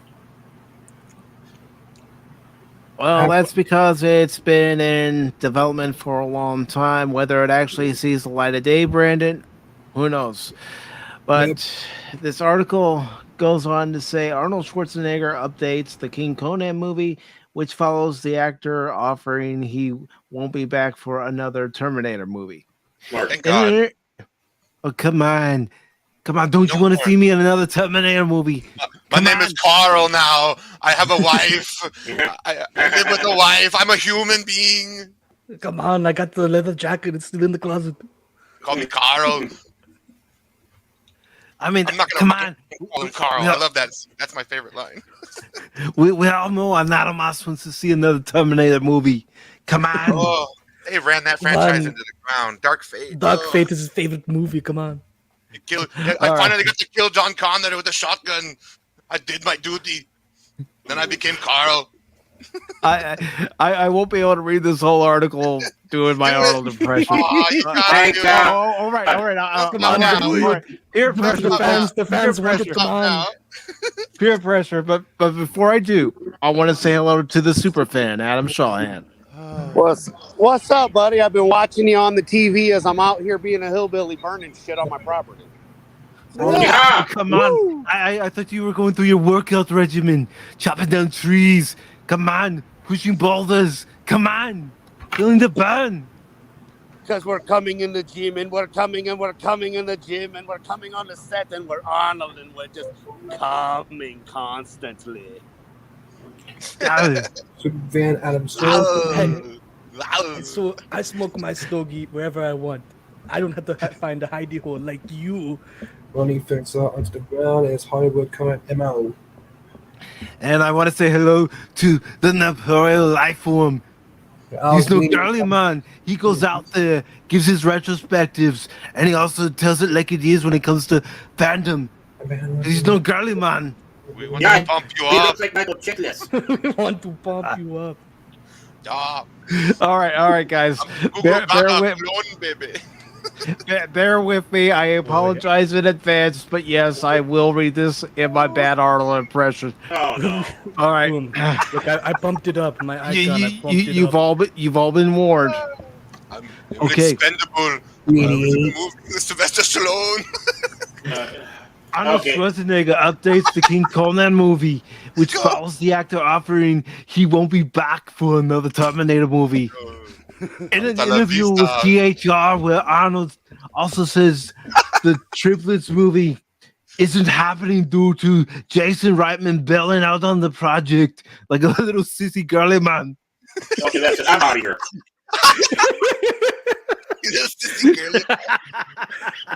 This is great. Is he still doing it? Let me see. I gotta stop laughing first. See, man. Of course he is. He never gives up. Arnold also, the Arnold voice always comes back. You should know this. Arnold offers doubts the King Conan movie will ever see the light of day. It's been pending for the last 10 years. Frederick Malmberg owns the rights. He comes to me and says, "Oh, I have a deal with Netflix." And when we ask Netflix, they don't know anything about it. It's one of those crazy things. Explains Arnold. I hope he figures it out. I think you do it like Unforgiven. Do it now. What are you waiting for? Where you play the age. There's a great script out there that John Milius wrote, and others have written one. The story is there. There are directors who want to do it. They want to do it. But he has the rights. And until he sells the rights for one or two movies or for the franchise, there's nothing you can do about it. Wow. No. It makes me so angry. I want to punch someone. Come on, give me the script. I have it. I'm ready. I can throw more oil over my big bolted muscles. Get it. Maybe it's a tumor. Great. It's not a tumor. It's not a tumor. California got a big baby penis. Oh boy. Oh, in 1992, Schwarzenegger made his first appearance as Conan the Barbarian, directed by John Milius. The film introduced audiences to the world of Hyboria, a brutal, savage realm where Conan seeks revenge against the sorcerer Tulsa Doom, played by James Earl Jones. Well, he's going against Darth Vader. Did he really think that he was going to win against Darth Vader? No. Didn't even have a lightsaber, man. Schwarzenegger's commanding physical presence and charismatic performance catapulted him to stardom. Yeah, everybody wanted to see me at the box office. Come on. The super box office smash hit movie. Perfectly embodying the stoic yet powerful warrior. The film's success laid the foundation for Schwarzenegger's future in the franchise. 2 years later, Schwarzenegger reprised his role. Yeah, I reprised it. It's so good. Your little ad-libs are so perfect, too. Conan the Destroyer, directed by Richard Fleischer. The film took a slightly lighter tone compared to its predecessor. It got sissy. It gave a sissy film. It's the best way to read an article ever. Best way to read an article I've ever seen. Got tears coming out. Holy shit. Oh my god. Incorporating more humor and adventure, although not as critically acclaimed as the first film. That's because it was a girly butt film. Conan the Destroyer showcased Schwarzenegger's versatility as an actor, effortlessly blending intense action sequences with moments of levity. The film solidified Conan's status as an iconic character. And Schwarzenegger's ability to captivate audiences. Yeah, that's because they knew I could break their neck with my arm, with my pec. Yeah, critic give a bad score. I can't do it. Shit, I'm laughing too much. For years, talk of a third Conan film swirled in Hollywood, with Schwarzenegger expressing interest in returning to the role as King Conan in Legend of Conan. However, as Arnold notes above, despite various scripts and potential projects, a third movie failed to materialize because they're all sissy girly men who don't want to make the movie. Jason Momoa also starred as a titular character in a reboot released in 2011 that failed to deliver and couldn't match the strength of Arnold's films because it wasn't Arnold. That's why it wasn't me. Wasn't able to flex the muscles. Come on, you all know it. Everybody in the chat knows it. Whether you're watching on APR's channel or Baron Orman Tag Fandomology or Pacific 414, you all know it. They were sissies. They were all girly, man. That's why we haven't seen a third movie. Come on, the Mr. Universe, Jason Momoa. You never win, Mr. Universe. I got muscles on top of muscles. Shitty ass Khal Drogo that died to a knife infection. Yeah, you're not Conan, bro. Look at how I would look as King Conan. Come on. Who wouldn't want to see that? Me. I want to see that. He's Wussy Man, Aquaman. He's got to be in the water. Look at him. He's swimming around with the fish. I take the fish, I cook it up, I eat it. I get the protein. Gives me more muscle, more power for my muscle building. What's your favorite fish, Arnold? All of them. In my mouth when I'm coming. My favorite fish is tuna. Muscles. I eat muscles. It's tilapia. It's not a tuna. Rocco gets it. Channeling Arnold. You can all tell your inner Arnold. Come on.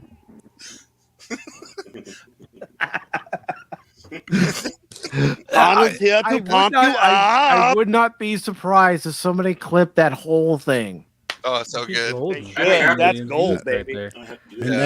Coming in the next few years. Use the Force. Use it. Come on. I'm a Jedi. I'm in the Star Wars now. No. I'm Arnold in the Star Wars. This robe is too big. No. Arnold as Darth Vader. Is Spaceball. I am your father. Search for more money. Arnold in Star Wars, he would have a lightsaber. He would throw it. He's like, I don't need this fucking lightsaber. I kill you with my bare hands. This is what it is. Lightsaber. I squeeze your head. And I see your Schwartz is as big as mine. Now let's see how well you handle it. I'd add something to that, but it'll probably get the channel banned. Are you trying to pull over my helmet? Oh my god. Guess what? The face mask was down, and I was coming at the gym and coming in the helmet with the face mask down while eating my muscles. Yes, good muscles. I mean, imagine if Arnold was Luke Skywalker. Jabba, I'm here for Han Solo. Give it to me. Give it to me now. I wanted to go on the Tashi station. You get power and furthers. Yeah, I need the power. Most of the power. I need to get the steroids. Uncle Owen.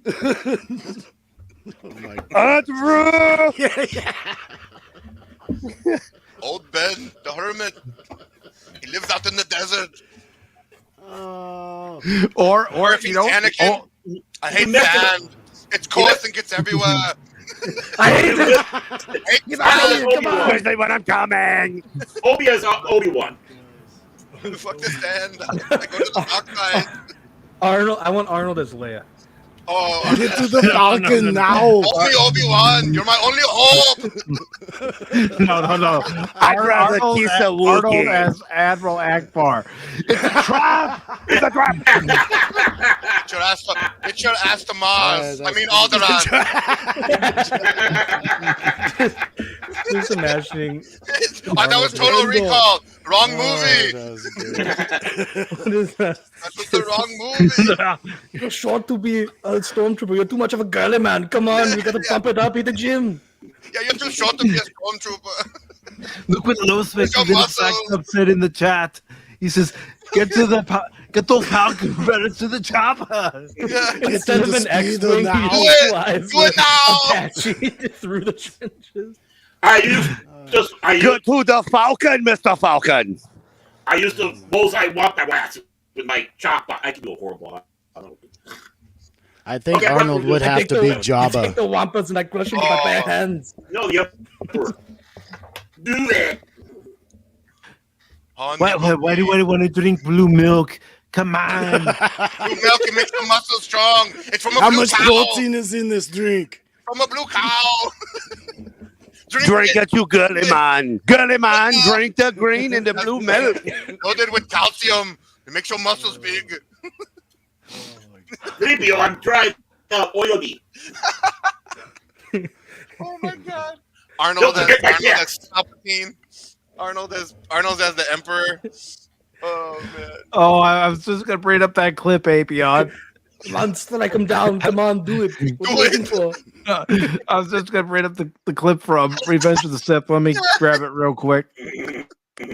And just imagine Arnold saying the line. Let me find it. Here it goes. No. Time has come.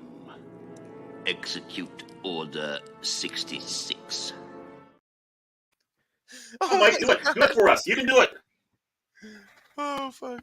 Yeah, that's right. Execute Order 66. Heck, if he was Emperor Palpatine, he wouldn't have needed an apprentice. All these girly man Jedi. Kill them all. It don't work out enough.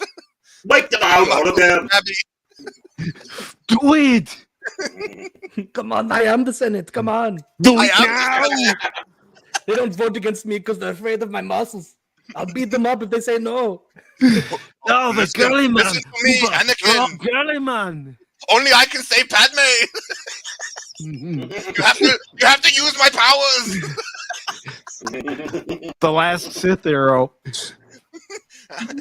Instead of the last action That would hero. explain why she. That would explain why she died in the last movie. Split her in half. I told Padme she needed to stop pumping some iron. Yeah. She would have lived. We could go into some really weird areas now with that. Well, because everything we've been doing is totally normal for the last 10 minutes. Yeah. Saw them on the video feed killing younglings. You could just do every line. Every line in the movie. That'd be great. Do not. There is no try. Do it. Have you guys seen that where Arnold as Yoda? Right. Now we're Have you seen the one where someone did up scenes out of Star Wars and they clipped in Arnold's voice from the various movies? I have. Oh, But I want to now. So good. I gotta see that. Yeah, that's so funny. Yeah. Oh, I'm literally crying over here a little bit. Got some tears going. That was funny as fuck. This is That was bad. That was a perfect story read as Arnold. That was It was legit. amazing. Here we go. And you had like little ad libs in there. Hey, look. Funny. If Disney rebooted it with Arnold, I'd buy a fucking ticket and go see it. Arnold has every character. Arnold has every character. Like we get like like Eddie Murphy does when he's like 20 people. We get like Arnold being like 20 different characters. Yes. Arnold as R2D2. People pop. And see Arnold. Oh my god. Arnold Schwarzenegger. Human cyborg relations. I'm so fun with 1,000 forms of dialect.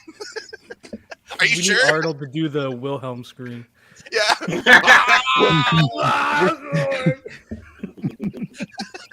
We're made to suffer. Oh, fucking so funny. It's a lot in life.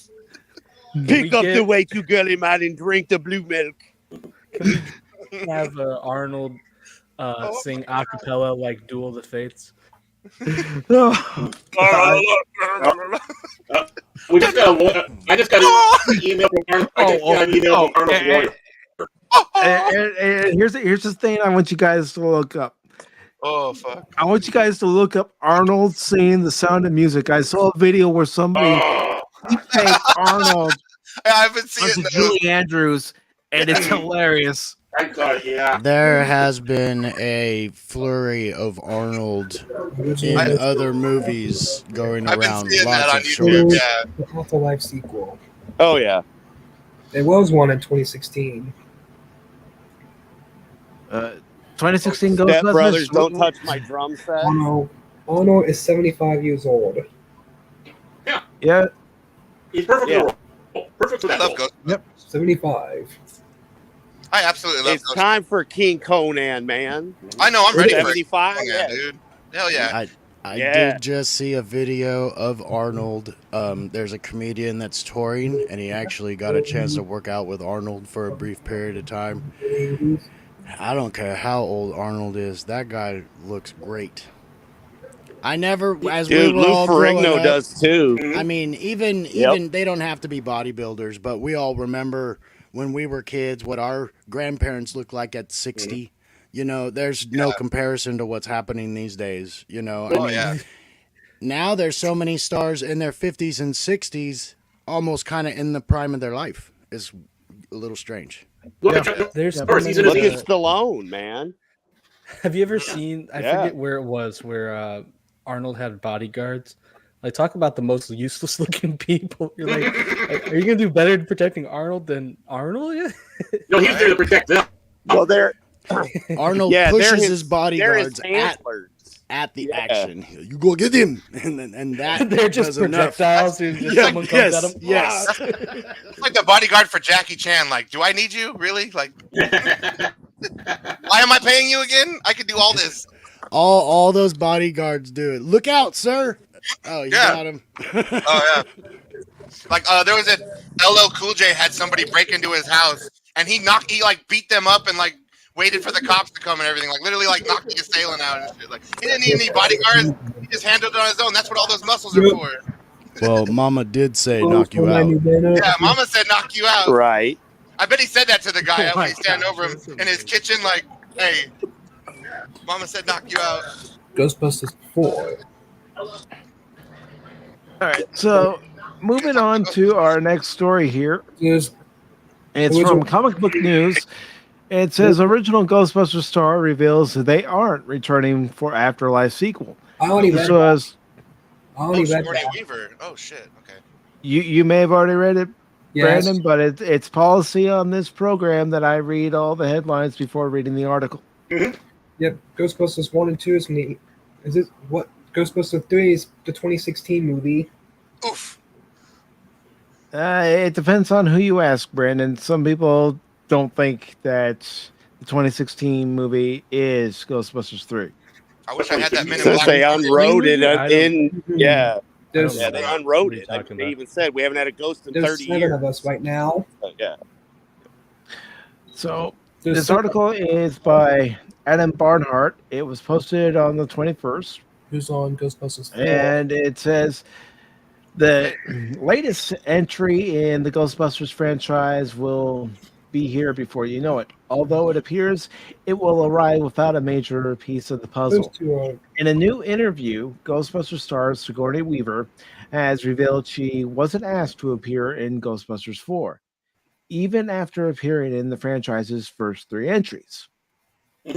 Notice how they are dismissing the 2016 movie, which is why I said it depends on who you ask, whether the 2016 movie is the third movie or not. No, I mean, I wasn't asked to be in this Ghostbusters. Weaver said in a new chat with Collider, and I think you know a little of us goes a long way. Who's all in Ghostbusters 4? The article asks. Though Weaver doesn't look to be appearing, most of the cast of Ghostbusters Afterlife will be back for the yet to be named Ghostbusters 4, including McKenna Grace, Finn Wolfhard, Logan Kim, Celeste O'Connor, Carrie O'Coon, Paul Rudd, Ernie Hudson, and William Alder.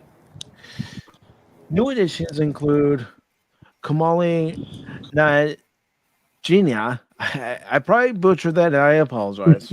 Pat Do a Oswalt, perfect Arnold impression, but can't pronounce other names. Yeah. Right. If he was doing it in the Arnold voice, he could probably nail it perfectly. That's true. Probably.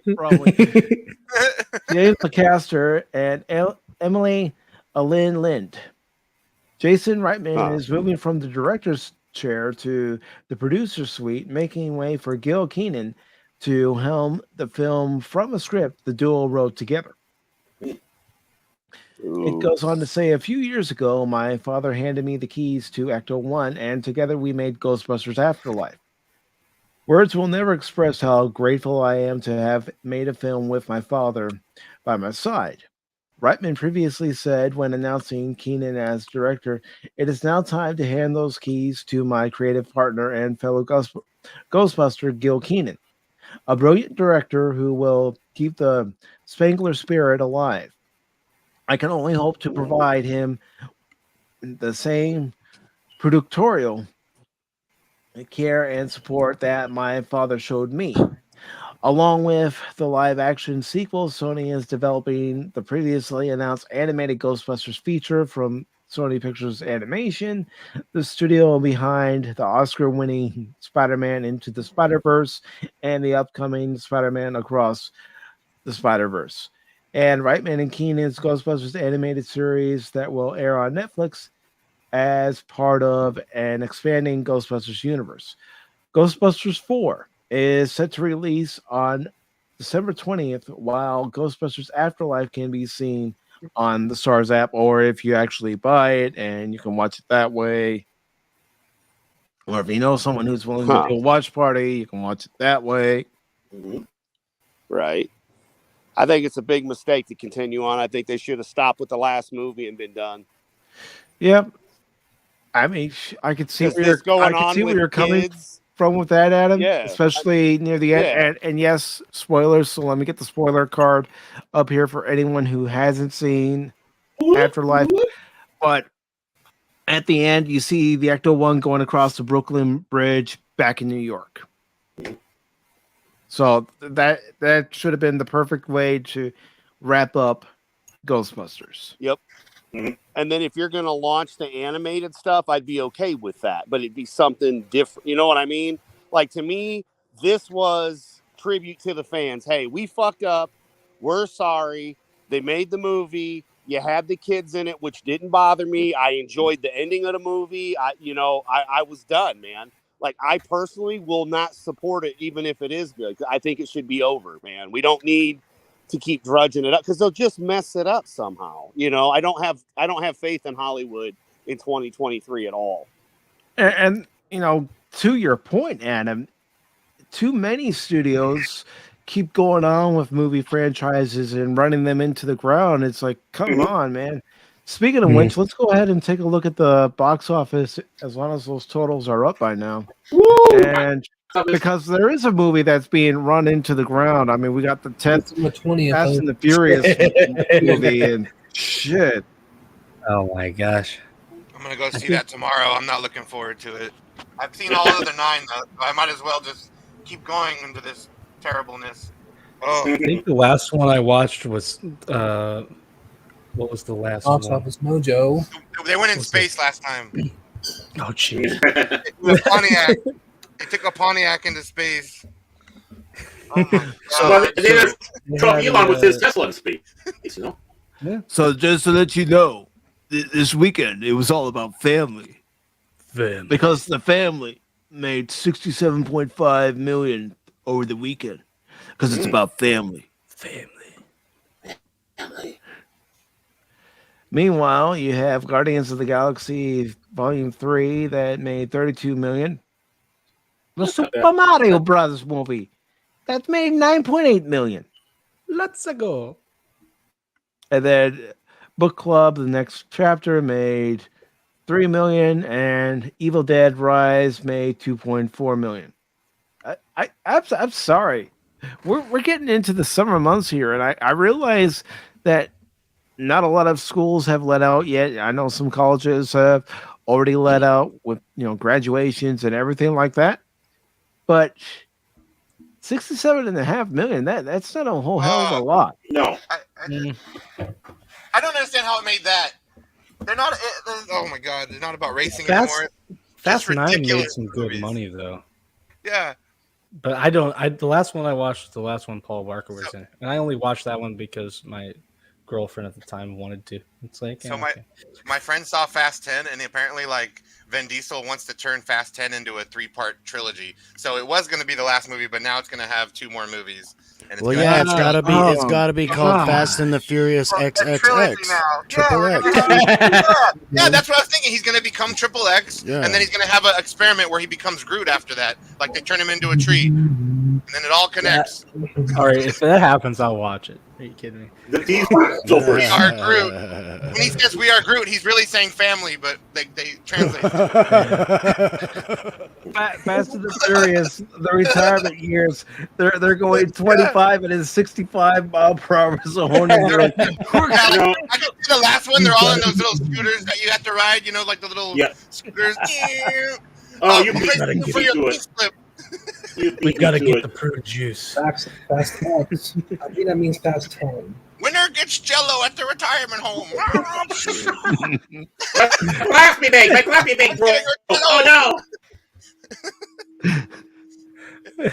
And then they have like a digitally animated Paul Walker, like older, and like they drive separate ways on their scooters, and they redo Seven's ending.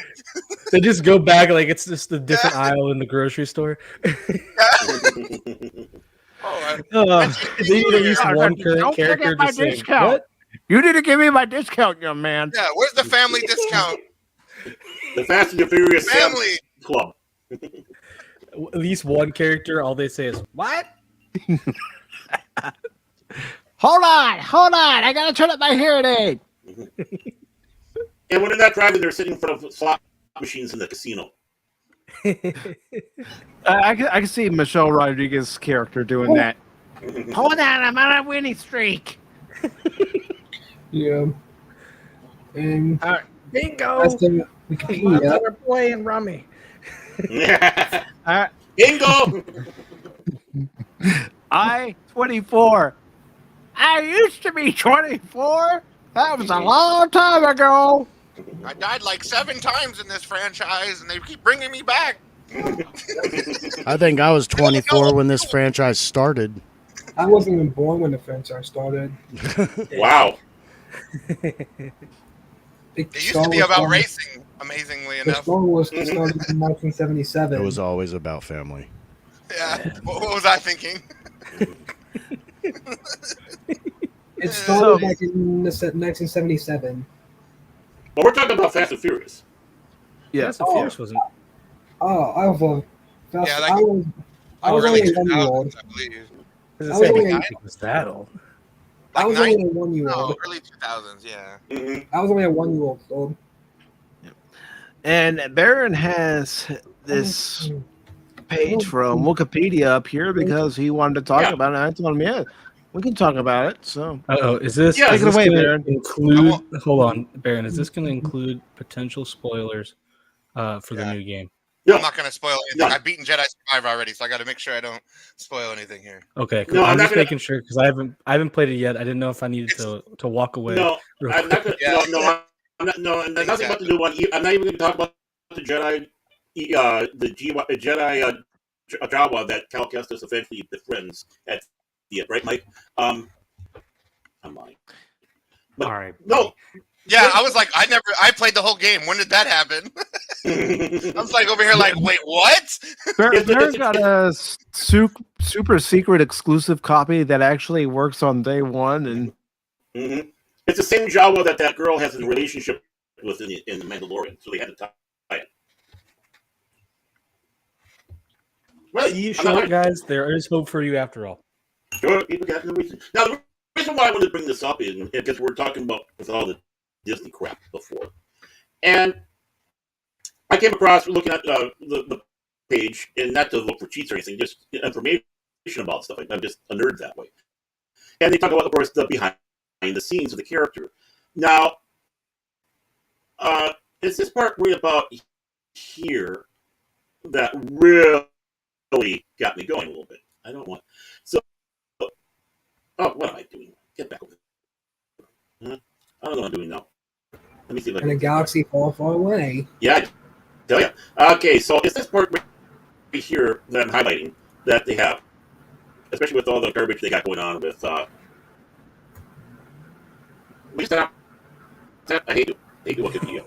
Okay, now I gotta do this again. Okay, so they said that the character, when they're developing this character, they had two brilliant ideas that they didn't follow through with.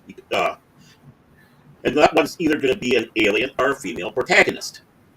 But but the Kestis was ultimately used because they didn't want to alienate the player, nor have a female protagonist competing with Rey, the sequel trilogy protagonist.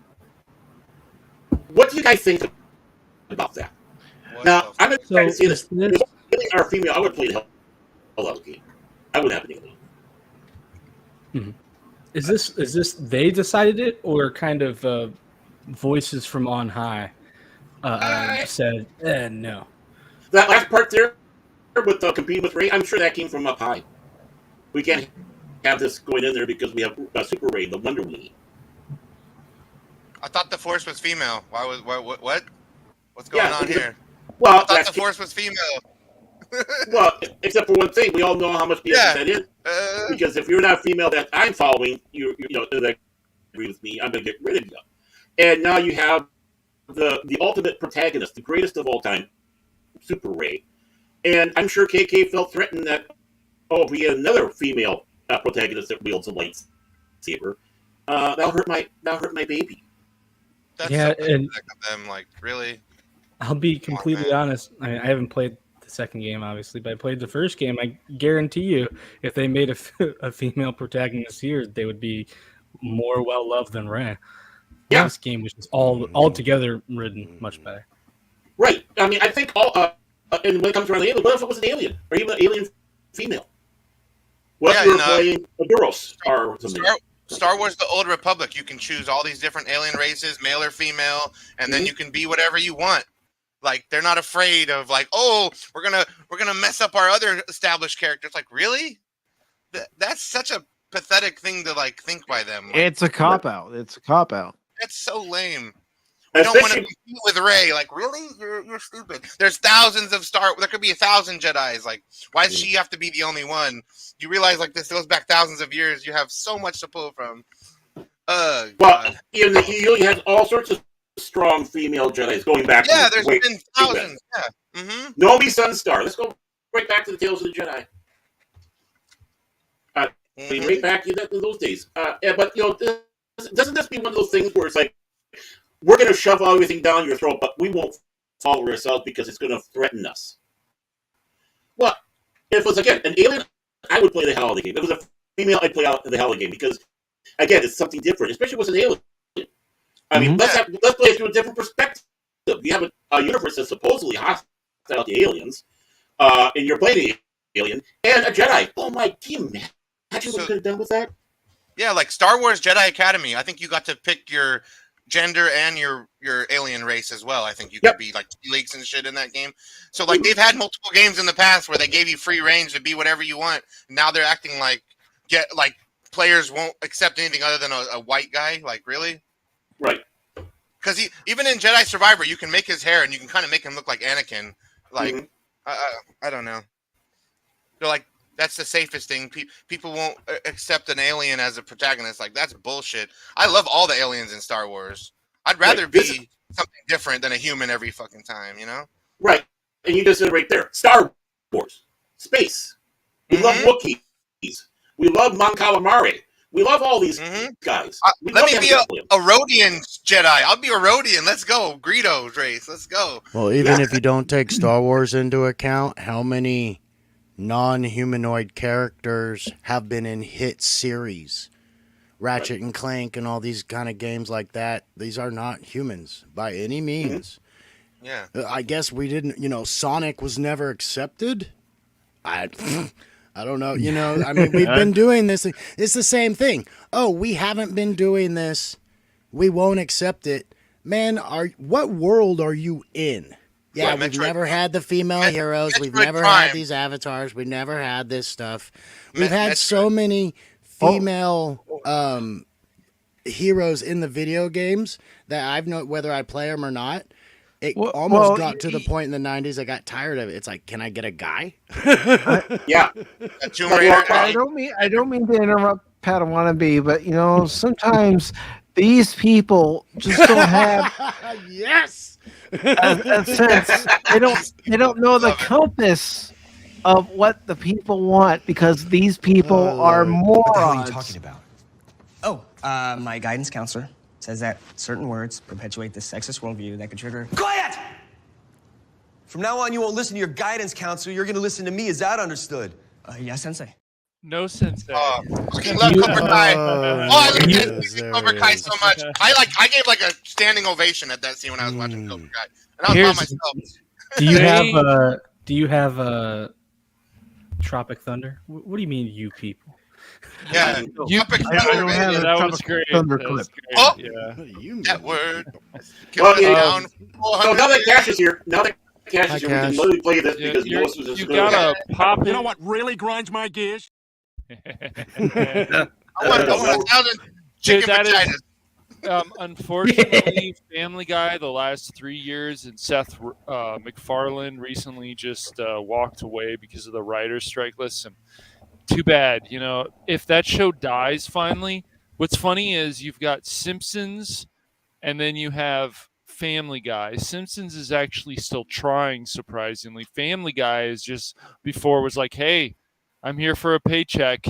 Yeah. Here's some stupid jokes. Ha ha ha ha. Kind of only made it. Lighten up, Francis.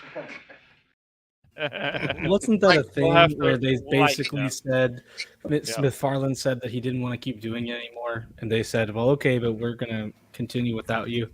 And then he's like, well, I don't want you to continue without me. So it seems like he's just phoning it in. Yeah, like he wanted the Orville. The Orville was the thing he wanted the most. It's the same thing, like, and then the other situation is like Cobra Kai. The way they finished the last season, that could have ended the show. So what are they going to do in season 6?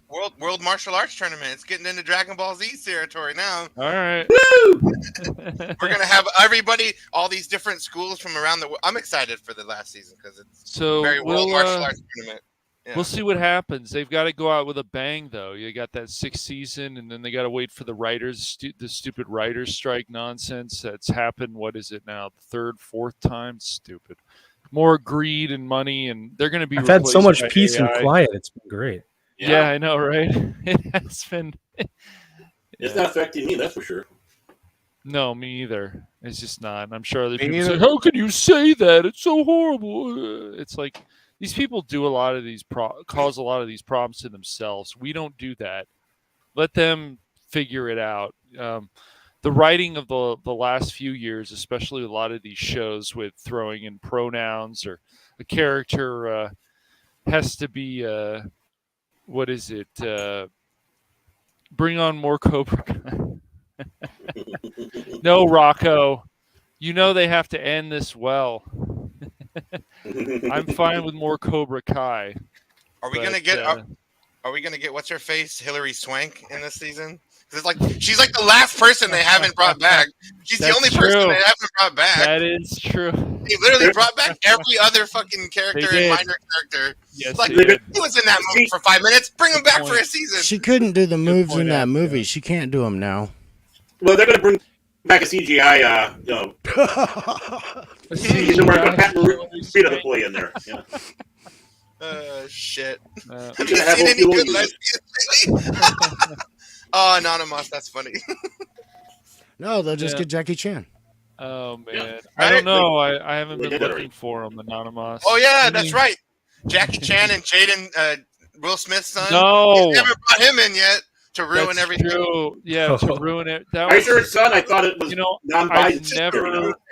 I've never watched that remake of Karate Kid. I mean, it was bad. Worst movie with Jackie Chan I've ever seen. Fuck that movie. It was so weird. What's his name? What's Will I'm Smith? sure Pat Jaden- Moreno I got think paid though. He was so whiny the whole time. Like I think I'm rooting for the other guy. Yeah, yeah, exactly. Me too. I'm and like, I then- want you to lose, asshole. Did you guys think it was Other worse kid than the deserves it next more. Karate Kid with Hilary Swank? I have never seen that one actually. Oh, that's really? The only, that's Okay. the only Karate Kid one I never watched. I've seen the shitty one with Jaden, but I missed that one. I was gonna watch it one day, and I'm just like, nah, I got better things to do. Fucking watch Hilary Swank pretend to do karate. I mean, it's I've tried to watch the next Karate Kid, and every time I get to the same part where she's up on the roof with the birds in the bird cage, and I turn it off. Every time. What, you don't like birds? I like the new one better than that one. I'll say that. The next I like the new Karate Kid better than that next Karate Kid. The one with I don't know. Jackie Chan and Jaden Smith. Yeah. Okay. I just didn't hate that movie. I just watched it and I was like, okay, this isn't. I'm glad they make this and you can completely separate it from the other movie. Yeah. That's what I like, and I'm okay with. It's like, oh, they just have the same name, and it's all kind of the same story. Not really. Was Jackie Chan but- Mr. Miyagi? I can't remember. Yeah, he's Mr. Miyagi. Gotcha. Yeah, Which I liked only because they had a lot more interaction, than Mr. Miyagi. I liked the, when it gets real personal between Daniel and Miyagi. I really enjoyed that interaction. So I enjoyed what happened in this one because, to me, it was a more traumatic thing he went through in this one. So it could relate to something. But, it's the same thing. But I didn't. But it didn't need a it's not remake, horrible. man. No, It exactly. didn't. I mean, nothing does. But this, I can Yeah. say that's why I enjoyed it, that you can separate it out and go, oh, those aren't even the same movies. Like I can't even Well- compare them other than the name. At least that's something. And the characters, Yeah. Is there any remake that anybody likes more than the original? Now you got me thinking. There was True Grit was really fucking good. Oh yeah, the Jeff Bridges movie. I like that a lot. So That was fucking well done. good. And the thing about True Grit is I like the original with John Wayne and the one with great. Jeff Bridges. Just great. And then the girl in the remake is smarter and stuff. It was still a fucking. Both you are guys really feel- good. How'd you guys feel about the Magnificent Seven remake with Chris Pratt and? I like it. I like that I movie enjoy too. it. It was the director of Training Day too. I was like, what? He's doing a full-on western. Let's go, Dude, since you brought that up, if you have not seen Training Day, do yourself that a movie- favor that and movie watch is that awesome. fucking movie. So Please, good. just for Denzel alone. Oh my god. Like I've never seen him chew scenery better. Like he's so extra, but it's so perfect. King Denzel's Kong one of the ain't got actors. shit on me. Oh, such Like, you he's motherfuckers will that- be playing basketball in Pelican Bay, and he's like spitting all over the place and shit. Another remake. Yes. And real quick, I just want to say hello to Leia Rose. Hi, Leia Rose. Hello, Leia. Oh, Leia Rose with Ray's picture, nice. The most hated character in Star Wars. You got Gusto having that as your picture. Well, she is the president and sole There's seven of you right now. the Kraken fan club. Most hated character. Okay, then I ask you, Well, more than Jar Jar Binks, I don't know about that. Ray, or Pelly? Mike? Oh gosh, Pelly. I like Pelly, but I know a lot of fans Isn't really that the don't like her. Brazilian soccer That's the player? one. No, she's the one that. Nice. She's from the Mandalorian. She's the one that dated the Jawa and said they're furry. I'll just leave it at that. No, you're talking about Strangers with Candy. That's where the actress came from. Strangers with Star Wars. Strangers with the Star Wars. the crackhead lady. Okay, She has such a weird role in Star Wars. Like, she's like a crackhead that found her way into Star Wars. I don't know what's going on. I never thought we would ever see in Star Wars that a human would date a Jawa. It happens. There's seven of us right now. What about when sorry, Brandon?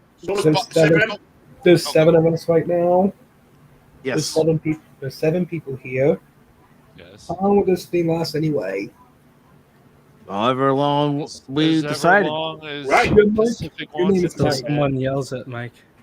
Your name, the top name is Mike. There is no time limit here on Pop Talk.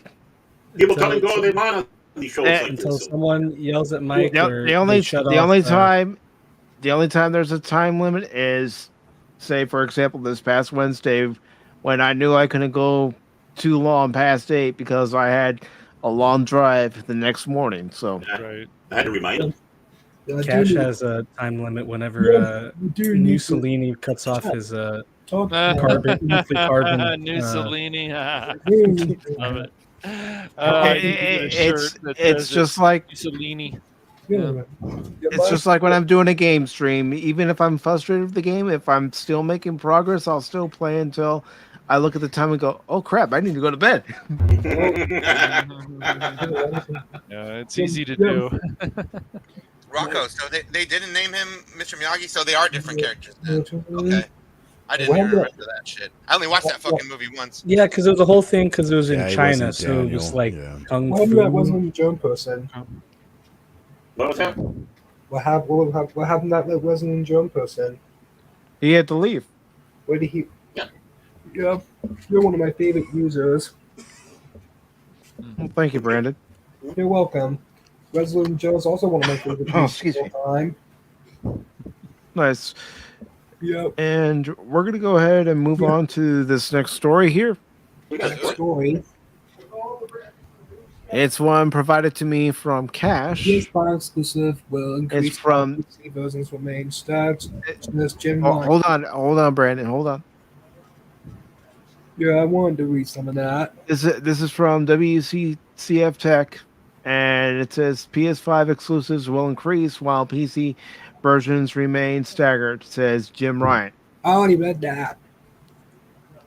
Well, it's customary here on Pop Talk where either I read the headline, Baron reads the headline, or May Cash 24th. reads the headline. To focus on new studios, titles, and third-party games. I read the red text. It sucks that PC users are getting screwed like more and more. Like, damn, man. I read the red Why? text.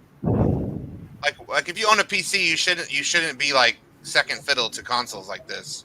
I don't like that. Well, no, it's just FBI that means 16.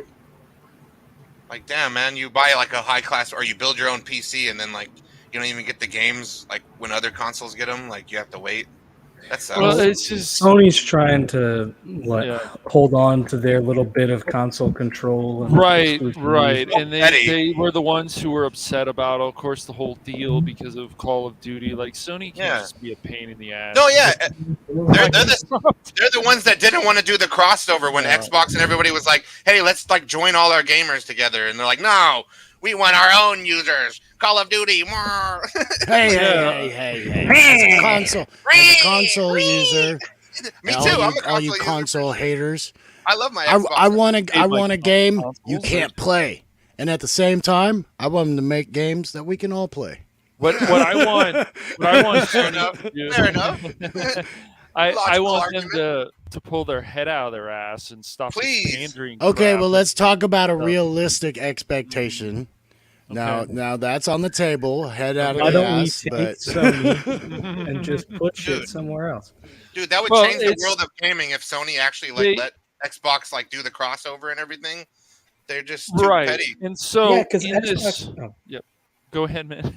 Because Xbox has pretty much said, yeah, we're not winning this fight. Let's just be helpful. They're like, let's just open the doors, and Sony's like, no, these doors stay closed. This There is are exclusive content for Yeah, us. you don't get God of War. And Microsoft, of course, is the one who started the $70 game nonsense. So I have to agree with Sony fans. Like, oh well, Microsoft started. They did. They're the ones who started this crap. And so, of course, Sony follows, and then Nintendo's like, you know what? We're going to start following that too. It's like, you guys are just killing me. So the last generation too, I remember the $10 increase went from like 50 to 60 or something like this. So Yeah. PlayStation didn't start that. That was Xbox. They did that first in the older. Yeah, generation. they started the whole $70. Oh, Well, dirty. games have even going back to Game Boy, they've pretty much always been usually $60. Yeah, and then They usually, and Yeah, you get just a complete game. You got a complete game for $60. No, not anymore. You get something, and then eventually we'll finish the rest through DLCs Yeah, and updates. we'll let the customer base finish the rest. So, But I do remember they would increase the prices. I mean, what were PlayStation games? $30 mostly, and then Sega Dreamcast for a little bit they've more. always and they've then, you always know, been about around $50-$60. It's only been recently since there's been a jump, but you But got for what you got for paying $60. Say even going back to something like GoldenEye. Look at all the Yeah, I was gonna content say you got in that. N64, I yeah. mean, That game. Oh yeah.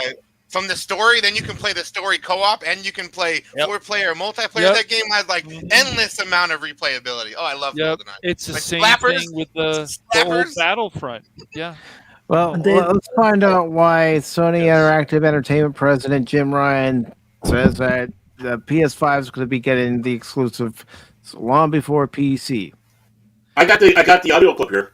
Fuck you, whale! Fuck you, dolphin! Okay. Back to you. After every sentence, after every quote, can you just go, nah? You can't have it. I could try to do something, Whoopa. It says Sony Interactive Entertainment president and CEO Jim Ryan was featured in an interview published today by Japanese website Famitsu. Yeah, that's right. I'm in my own interview. Yeah. Neener. Fuck you, where? Fuck you, Hans Briggs. The interview viewer went through various topics, including the improved supply chain of PS5 consoles. Really? I mean, I've been into a couple of stores recently. I didn't see any PS5s. Not that I'm looking for one, but I didn't see it either. Ryan highlighted that the PlayStation 5 had registered the best start ever for a Sony console, despite those supply chain issues encountered in the first couple of years since the hardware's debut. Right. That doesn't sound Yeah, you have to yeah. Sony plans to maintain favorable momentum thanks to upcoming PS5 exclusives like Koei Tecmo's Rise of the Ronin, due next year, Square Enix Final Fantasy 16 due on June 22nd, and Insomniac's Marvel Spider-Man 2 likely due in September. We'll know more next week at the PlayStation Showcase.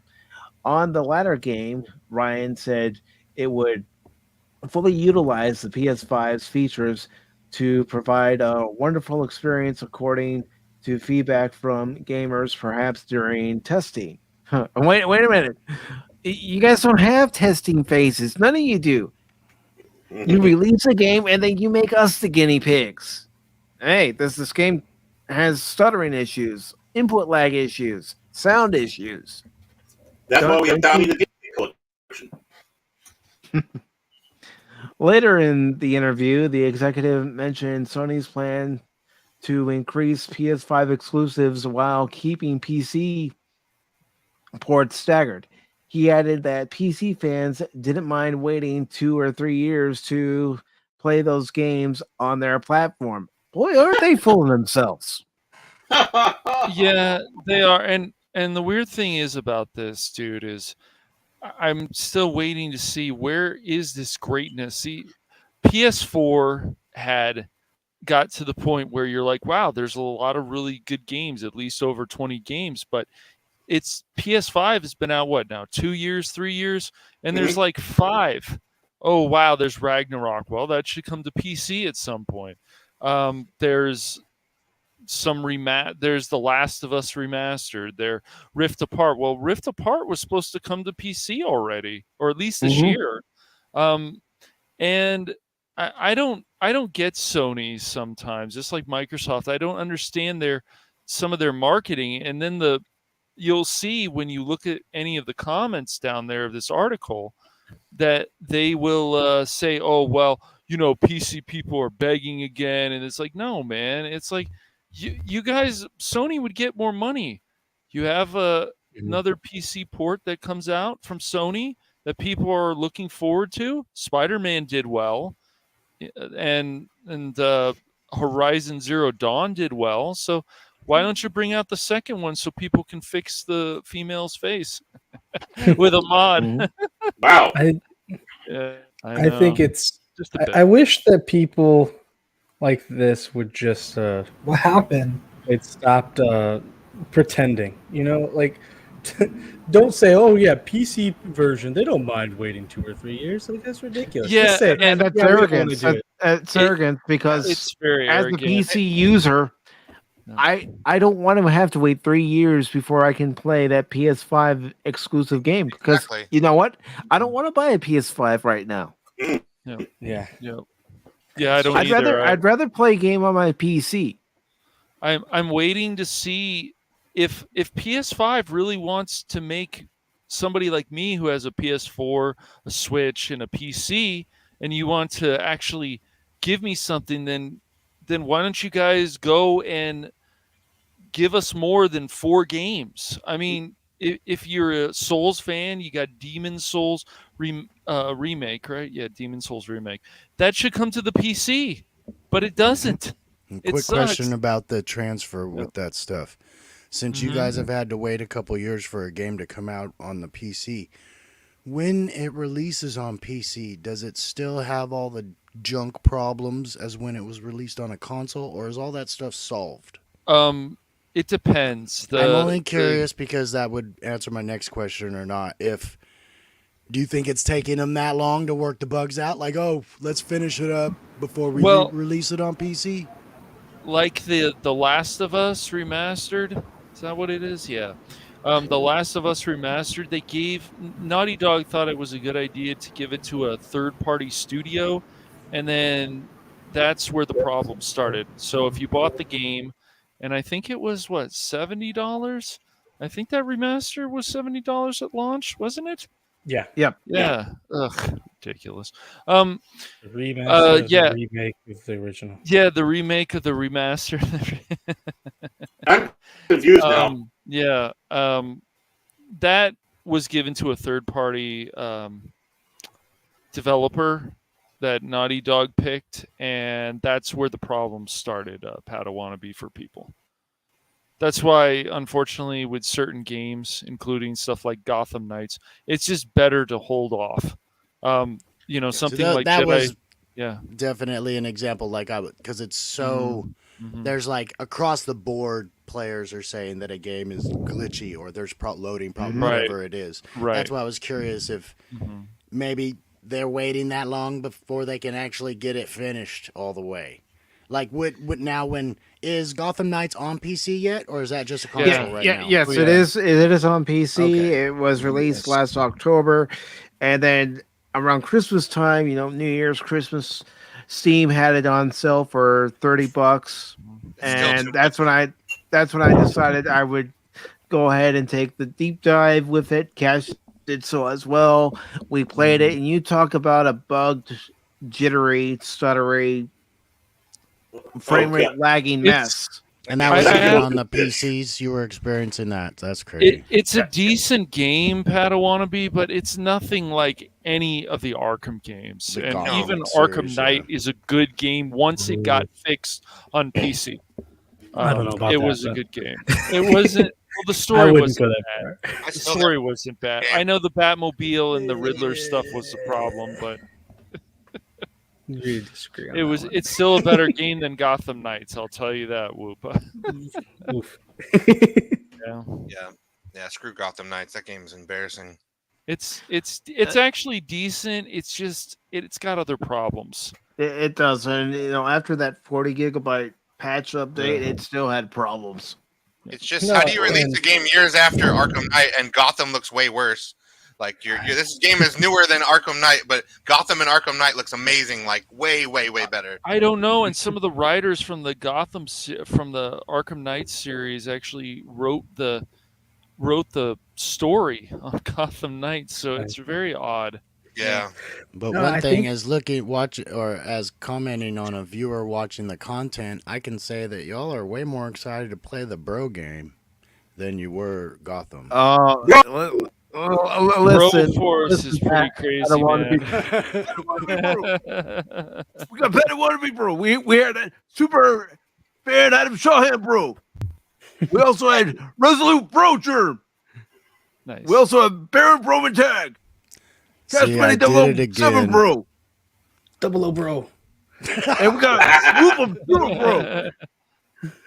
Yeah, you did it again. You did it again. But, you know, Bro Force is just one of those games. You just sit back, you relax, you have fun, you watch your character die a lot. And and the best part is you get to battle Satan. It's true. Oh, Kathleen Kennedy's in this game. Cool.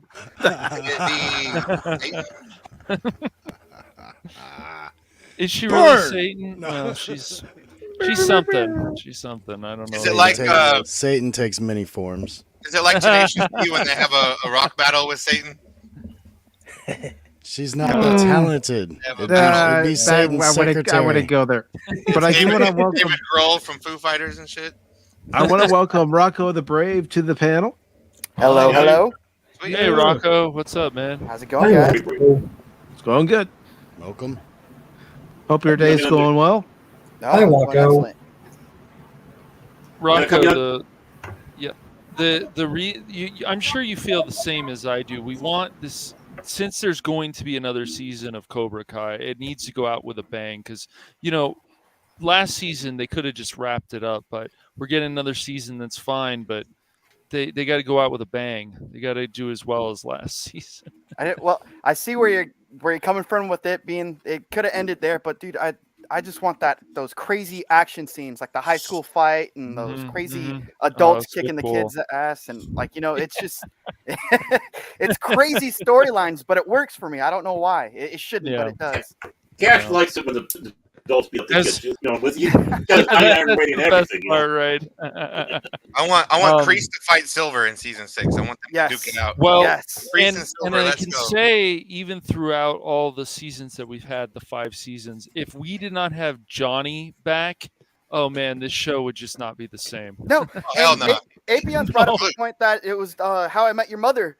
It changed the whole storyline for everyone. I think Barney wanting Johnny to be the main character and Daniel the villain. So yeah, when they brought him Daniel for his bachelor party, he's like, he's not the Karate Kid. The Karate Kid is Johnny Lawrence from Cobra Kai Tokyo.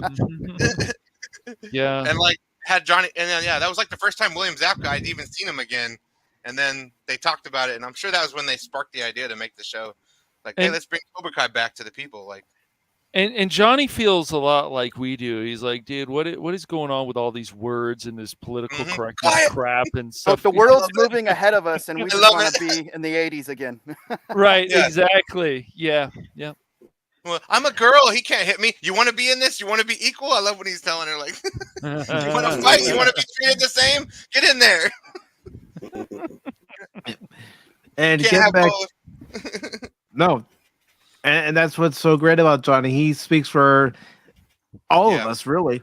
Multiple generations, and we're not putting up with that shit. Yeah, because I'm not from the 80s. I'm a 90s kid, but still, it's nice hearing those old 90s songs and stuff and pump it up. And I want to introduce it to the new generations, but they got this new stuff they want to stick to, and it's like exactly, dude. That I enjoy the Johnny Lawrence Twitter. If you've seen that. No, and everyone's I think it's I'm pretty sure it's fake. Oh, the fake one, yeah, the fake one on Twitter. Put up such random stuff. He always does hash brown whatever. Wait, I heard Lizzo's going to be the next season of Cobra. He's become Johnny. Really? Well, who's Phil going to be? Lizzo. Yeah, it's Lizzo, not Phil. Oh gosh, Lizzo. What? Oh god. So when they fight her, that counts as like 3 people then? Jack Black is her dad. Baird? What? Why do you make me do this? Why? Oh. That was fun. Why do you make me do this? All right, youngster, out you go. Don't come back. Ever. I love that. Why are you the way that you are? Yeah. I see nothing. I try to make something fun, and then you try to make it not that. Baron, the way you Baron. Do you see what happens, Larry, when you fuck a stranger in the ass? What happened? I have people skills. I am good at dealing with people. Can't you understand that? What the hell is wrong with you people? And to answer your question, to answer you specifically, you're saying you have people skills? How about no? Lighten up, Francis. How many assholes we got on this ship anyhow? Yo! I knew it. I'm surrounded by assholes. Boy, that escalated quickly. I mean, that really got out of hand fast. I stabbed somebody with a To be the man, you gotta beat the man, and I'm saying, woo, right here. I'm the man. Woo! No, I'm the man. Man, game over, man. It's game over. So many clips. I love it. Affirmative. And Baron, please no, I mean this out of love and respect. You will be silent. Oh, that's the best part ever. I love that. Oh, no retort. No retort from Baron. He's plotting. Yes, he is. Yes. I want you to know it's over. Well. Bye. Bye. Powers bye. good, dude. What a great actor he was. Gosh. Yep. He was really good in Agents of S.H.I.E.L.D. too, man. He was so evil. Sin He's City. back. I come back Sin now. City is really good too. Yeah. I love him in Sin City. Like, No, so he's good. great. Yeah. One of the Rourke brothers. So good. Mm-hmm. So getting back to this article, we've had our fun. Yes. We also fully understand the importance of PS5 exclusive titles. As I mentioned earlier, PlayStation Studios' main responsibility is to have people enjoy the game experience using the latest PS. What, piece of shit? Ooh. Snap. Icy. Ooh, video game burn. Oh, snap. Oh, We snap. are increasing the number of PS5 exclusive titles and staggering the release of the PC version. Bad move, Sony. You can make a lot of money. Make a lot more money. Yep. I don't know how many times we have to tell them quality ports equals more money. It's really not that hard. I often have the opportunity to ask game fans for their opinions, and when I ask them about the time lag, they say that selling the PC version 2 or 3 years after the release of the PS version is accepted favorably. Who is he talking Didn't to? ask me. Didn't ask Apion. Didn't ask Baron. Didn't ask Brandon. Didn't ask Whoopa.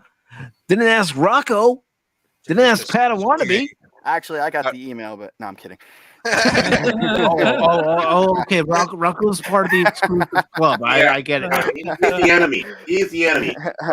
Well, come on. You want to sell more of these consoles? Then why don't you guys actually bring greatness back? I mean, even Microsoft. Look at the whole Redfall thing lately. It's like the Game Pass is pretty cool, but once again, there could be more on that. Like they just are lacking. On They're a lot of limiting stuff. themselves. Yes, they Gaming are. great again. Redfall really reminds me of the whole Evolve situation when that shitty ass game came out. It's like it feels like the way things are going in a lot of gaming, with not just the pandering, and that's like can be minor. It's the other crap, the broken games, the $70 tags. We need. It feels like Valve needs to come back and say, "Surprise, guys! Here's a really good game," just to go like, "Fuck." I know. nowadays it really feels like as we the consumers and the people that pay for these games, we're like their fucking personal testers, but we're paying them to test their games. Like, right? I don't want to pay you to test your broken ass game. Finish it. No, like there's always been bugs, but not this many. It's, we'll I fix guess them it's been after going launch. on- Right? Yeah, it's such a horrible thing. Yeah, like that mentality where like, oh, the game's sort of done. We can work Suckers out will the, buy it anyway. Yeah, we'll work out the kinks later. It's like F you. Forspoken was like $70, and that game bombed. Oh, Fine, if I've some heard. people liked it. That's Game fine. bombed That's so not- bad it that game got bombed. destroyed. People enjoyed it. That's fine, but they probably enjoyed it more on like console than PC. I only watched Unless a they video actually where bought it. somebody talking shit on the dialogue in that game, and they have like clips of how terrible yeah. the dialogue is. That's like all I've watched of that game, and I'm like, yeah, I'm good. I'm good. Yeah, the I've main seen that, protagonist is annoying as fuck. I'm And out. the gameplay, yeah, Yeah. she is. She really is. And, I'm done. Whoa. And the article goes on to say, while Sony was always clear that at least the single-player exclusives would continue launching on console first and PC later, we were hoping the port timing would shrink rather than expand. The first big first-party game ported to PC was Horizon Zero Dawn that landed on the platform over 3 years after its debut on PlayStation. That's too long. However, yes. However, the most recent port, Housemarque's Return or whatever, they're just waiting too damn long. Yeah. Yes. Took less than 2 years. In October 2022, PlayStation Studios head Herman Holst said the single-player PS5 games would keep at least 1 year exclusivity on the console, sparking hope that the wait time could become even shorter.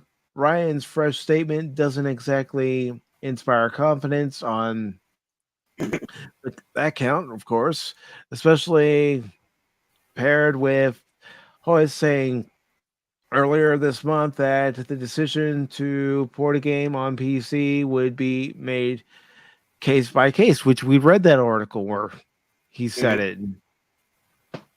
Still, given the success of most PlayStation releases, we'd be surprised if any games didn't eventually make it. It'll just take a few years. You know, when the sequel comes out, you'll get the first game. It's so Yeah. stupid. Yeah, players don't want to wait a few years to get Yeah. the game that was exclusive on PS4 and PS5. Are you Players even want going to to be able want to play it. Yeah, are you Yep. even going to want to play it if the sequel's out at the exact same time because they waited so long? Like, that's Right, a problem. and so the argument against this then is like, well, if Sony decided to do this, then the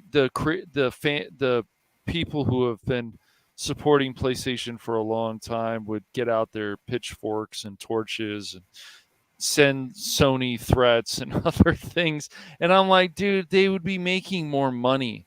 They could still make the PlayStation people happy. Why does one thing have to be that's it? That's just no. There can be more options. You make more money, more ports, more money, more this and so. Square Enix knew exactly that. They got the fuck Yep. out of that deal with Sony. They're like, we're not going to be exclusive to you anymore. We want to be on Xbox. We want all these other opportunities for new players.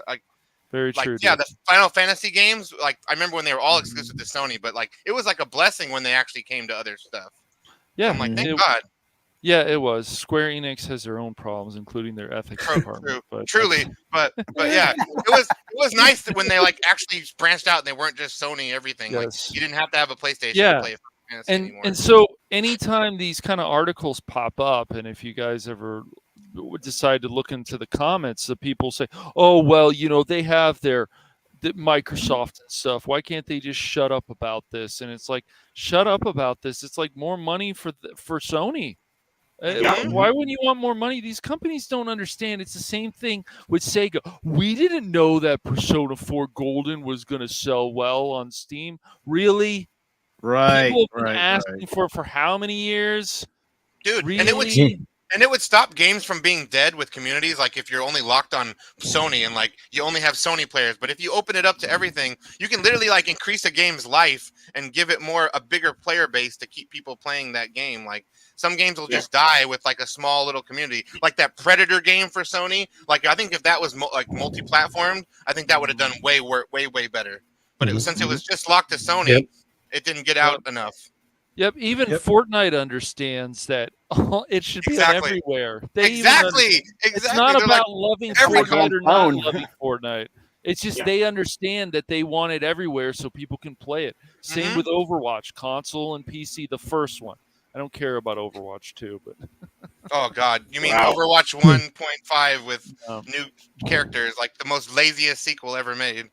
Yeah, the only thing I'm playing right now recently from Blizzard is like some of their older games. There was like a collection thing they got, and of some of their older games, and then I finally went back to World of Warcraft.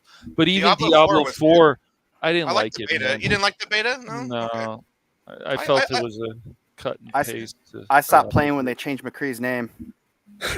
Oh, and Overwatch. Oh, and that was stupid. Cassidy. Yeah, now he's Cassidy.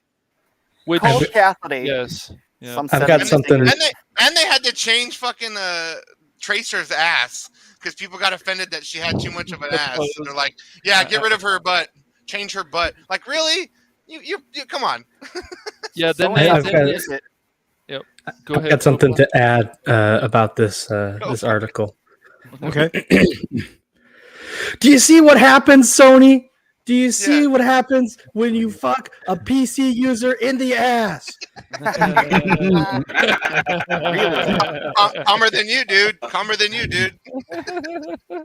Well, the funny thing is, and then you'll get the other like crazy console fans on both sides, Microsoft and Sony, and they're like, oh, like Sony fans will say, oh, PC people are begging again. Begging what?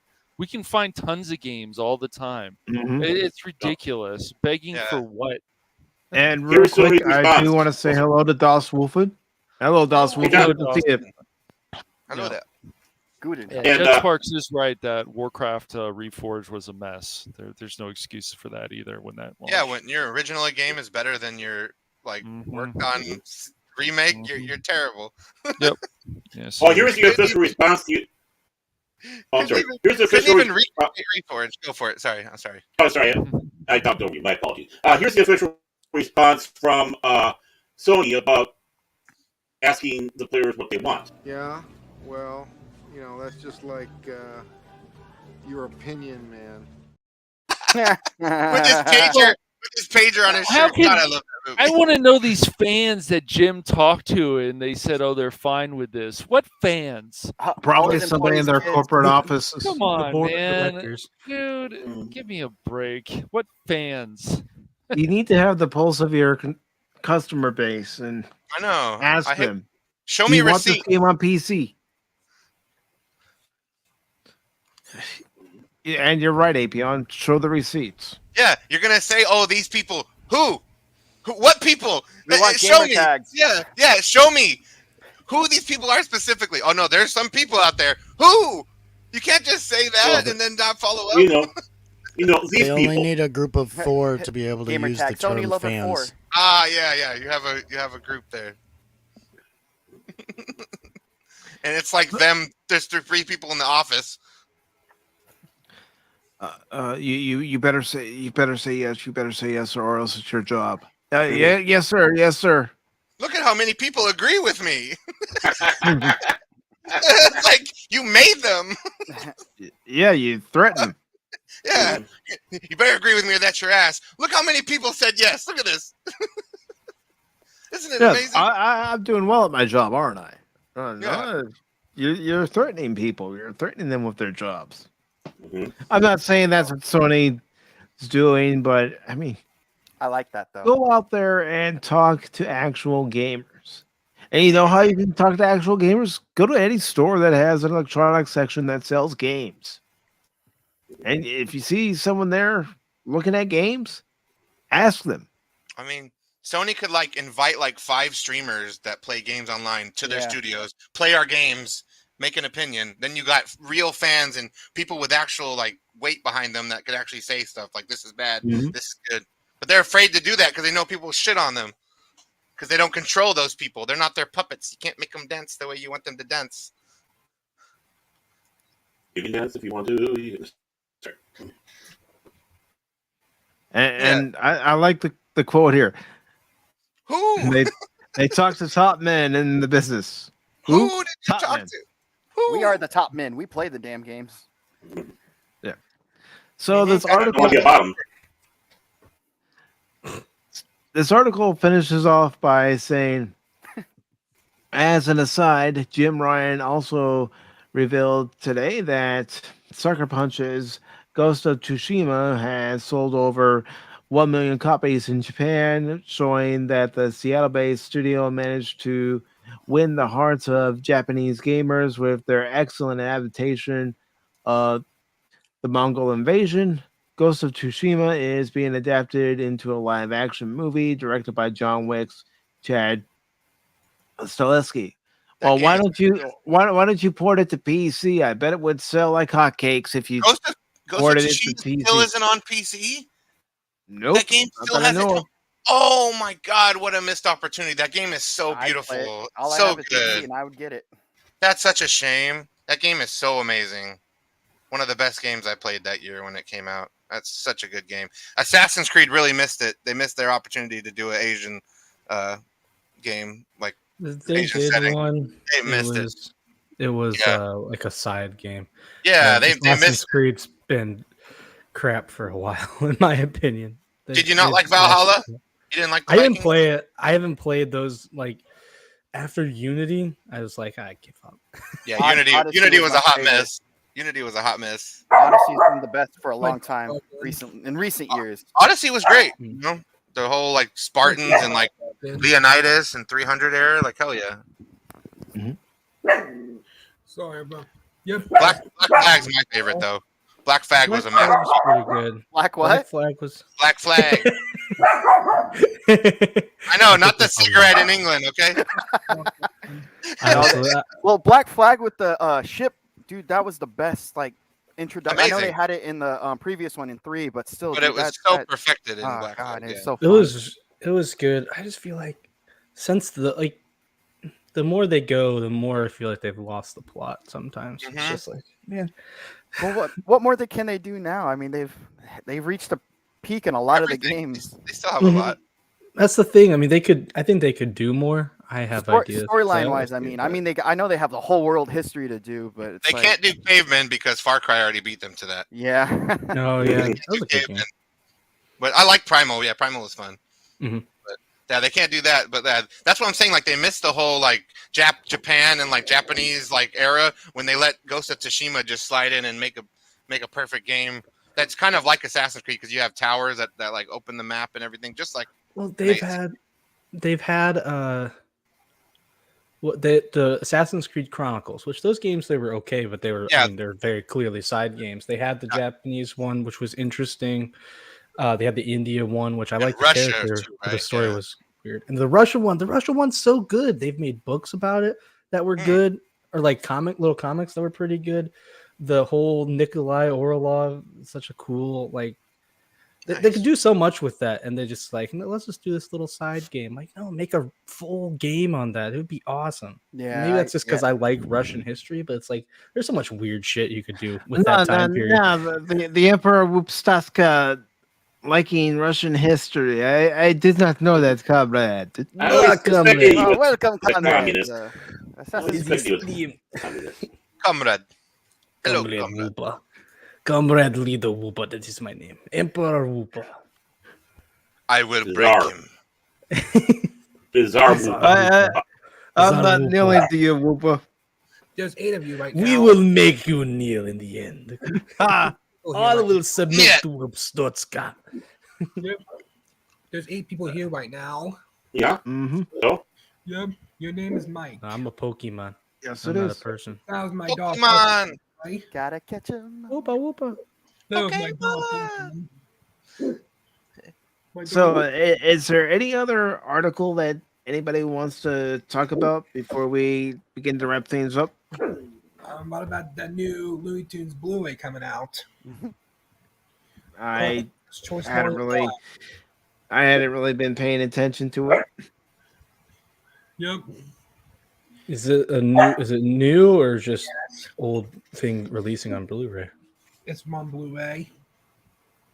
You're one of my favorite users of all time, by the way. Thank you, Brandon. And Resolute Jones was here earlier, also one of my favorite users. Yep. I use it to start to one user already dead, plus some brand new users. I know Ryan Roger 8th does it as well. Yep. I did give you 3 shout-out videos. I appreciate that, Brandon. I'm not being mean. I'm just stating fact. Nobody has to give me a shout out.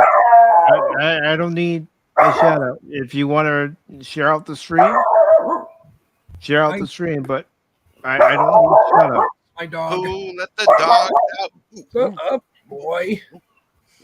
I'm talking to my dog. Not mine. This time. I used to send my friends pictures on my community tab. Sounds like my wife's over there. Wow. Whoa. Okay. Damn. You know, better not let her listen to this. Oh, I know, because honestly. She's behind me playing on her games. Do you have a comfortable couch? Wait. You're saying that your wife is behind you playing games. You're saying that? Well, I'm insulting as her, a yeah. brave man. That's very brave of you. All I heard was very asshole. brave of you. You know, all I gotta say is this. Boy, that escalated quickly. I mean, that really got out of hand fast. So good. If I were married, which I'm not, I would even risk saying that. Oh no, she's a trooper. I love it. You should hear the things she says about me.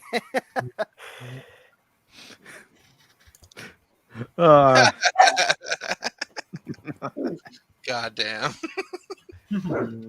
I've got no response. I've literally got no response to that. Hey, Mike. None. Yes, Brandon. I used to send my YouTube friends pictures on my community tab. Very nice. Make video to certain users each week. Well, 1 second, Brandon. Let's not start promoting ourselves yet. But I do want to see the new banner for my channel. Yeah, I will show it, but right now it's not the time to start promoting. I just want to give everybody an opportunity. If there's a story that we haven't talked about, to bring up that story, and we can talk about it before we wrap up the show. My dog. You guys talk about the. As this came out, this might have been on your last Pop Talk. Did you talk about the whole them Overwatch 2 officially scrapping the PvE? I have not talked about that. All right, let me. I had an article just here and I lost. Okay, here. Why haven't you, Mike? Come on. It's the whole reason they made it sequel, and they fucked that up. Right. It's like, okay, this is the only reason I might actually play this game. It's to give it some difference from the first game. They were just like, "What can we do? We'll bait fans into thinking we're going to give them something different." Sounds good. Now it's just the same. That's so stupid. Oh my god. It's terrible. It's a copy paste. Well, I didn't even get it because my buddy played it and said, "Oh, dude, you're not missing much." I played the beta. It's exact. Just keep playing Overwatch, and everyone still is. So They thought to themselves, we can't just make Overwatch 1 and keep giving people free characters. We don't make money that way. So we make a new game and we make 3 new characters and we charge them $60. Boom, got him.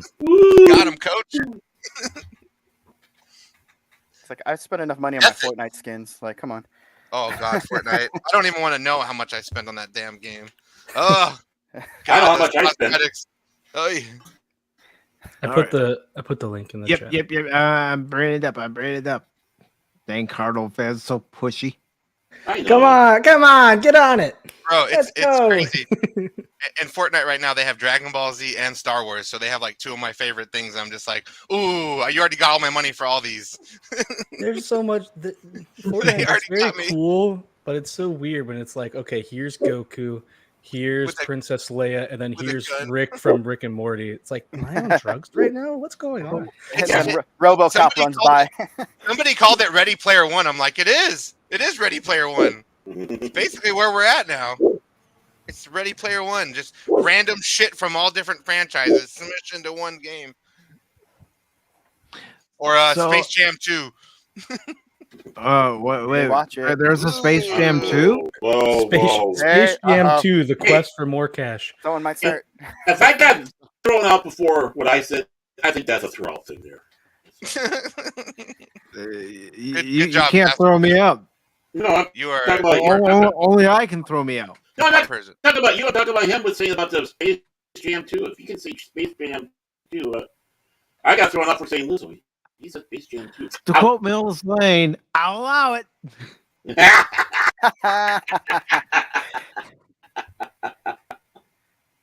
Fine, man, Blizzard just messing up so hard. Like, they used to be at the top of the food chain of game like developers. Now they're just bottom tier. Pathetic. Such a shame. Such a shame. From World of Warcraft to this state, pathetic. I've been disappointed before. Sure, I have, but never to this extent. I've watched streams of people playing Overwatch 2 and how frustrated they've been getting because just how uneven the player versus player matches are. Oh yeah, there's no. You get placed into like things with like super high ranked people, and they just smash you, and you got like these teammates that don't care. That's the worst part of Overwatch is just the teammates. I can't. I'm good, but I can't 1 versus 5 every time I'm in a fight. Sorry. Yeah. I mean, I've watched one streamer, and he's trying to be the healer, and he's asking for people to protect him because he's the healer, so he's the most vulnerable. But nope, everybody goes off in their own direction, and they wonder why they lose the match. And there's not enough to do in that game for that. That's what confuses the shit out of me. I'm like, what are you doing? Like, there's literally a set goal, and then you fight people right near that goal. There's nothing else in the map to explore. What are you doing? And this was coming from Pacific Jenkins? So simple. Yeah. Baron, in a team game, I know what I have to do. When I'm playing solo, it's time to Rambo it. Freaking Rambo. Listen, it's not his fault. You just can't keep up, Yeah. I'm not talking fast, you're just listening slow, So this article from GameSpot says Overwatch 2's PvE hero mode is being scrapped. Blizzard explains what happened and why. What happened is, you guys fucked up. I know. I'm reading through the article. It's like, oh yeah, we were playing it, but then we have to think to ourselves, are we really excited about it? I'm like, oh my god, they built a game and didn't even like it themselves. Right? No. You made the game, and you're like, is this good? You made it. At that point, why release it? Hey, why even? Yeah, promise it. What's that? SpongeBob. Hi, I like money. Oh no, what does what made you want to open up a new Krusty Krab? Right, money, moolah. They would never be that straightforward in real life, though. Be more like Mr. Krabs. Yeah, I want me money. At least he's respectable the fact that he admits it, goes out there and says right to your face. He's not hiding behind BS. And we care about you. No, I care about your money. I can respect it. You guys already bought it, so screw it. Yeah. Mm-hmm. Poor Bob Chapek at Disney. He's basically like Patrick Starfish at this point. Like, this is what the fuck he's doing. SpongeBob, what do we do? I don't know. Are you trying to say that Iger is Squidward? Oh my god. Hey, Squidward. Hey, Squidward. Did you guys ever see that SpongeBob episode where he goes, "Hey, Squidward. Hey, Squidward," and, Yeah. and SpongeBob's really old. He just keeps saying it over and over. I couldn't Yeah. stop laughing.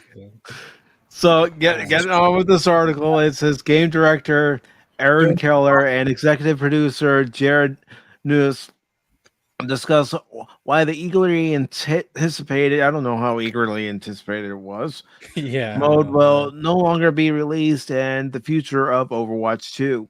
It says Overwatch is a game that rose from the ashes of Titan and ambitious MMO that Blizzard pulled the plug on.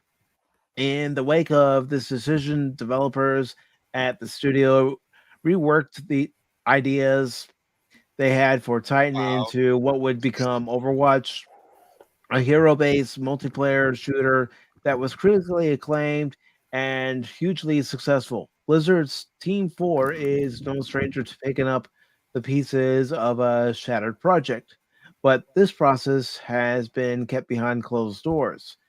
The Blizzard way was to keep games out of public view until they were ready to be seen and to release them. Only then were they as close to the ideal version as they could possibly be.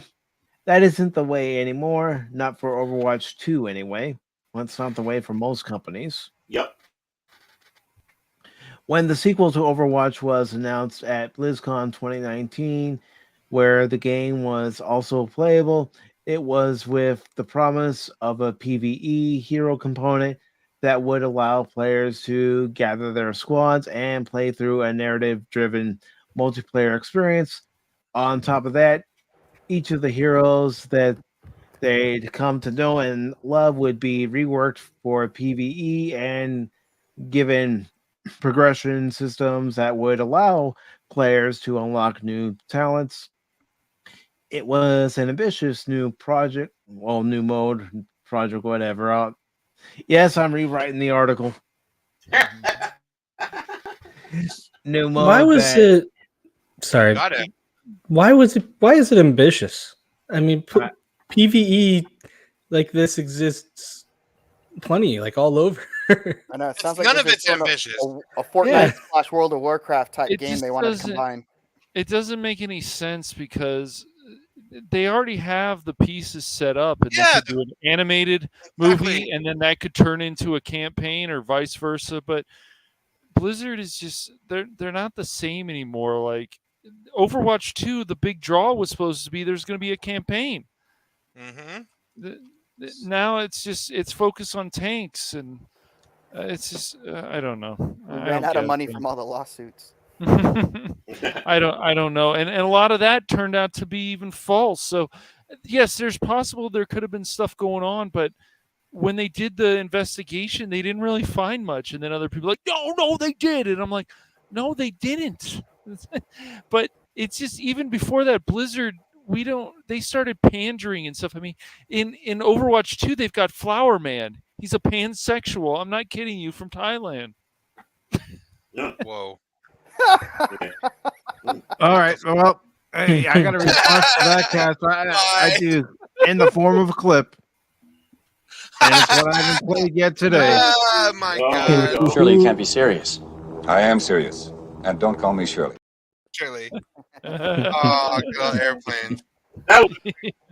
You're sweating a lot. Have you done this before? A lot of people don't realize they're playing with a remake of 0 Hour. Like Blizzard, I feel like Blizzard is like him sweating scene on repeat. Where that kid goes and talks to Kareem, and I will tell you this right now, Kareem in person, my brother had a good experience with him when they went to a book signing, but my mom didn't have the best experience with him. This is not an appropriate time for an autograph. Oh, okay.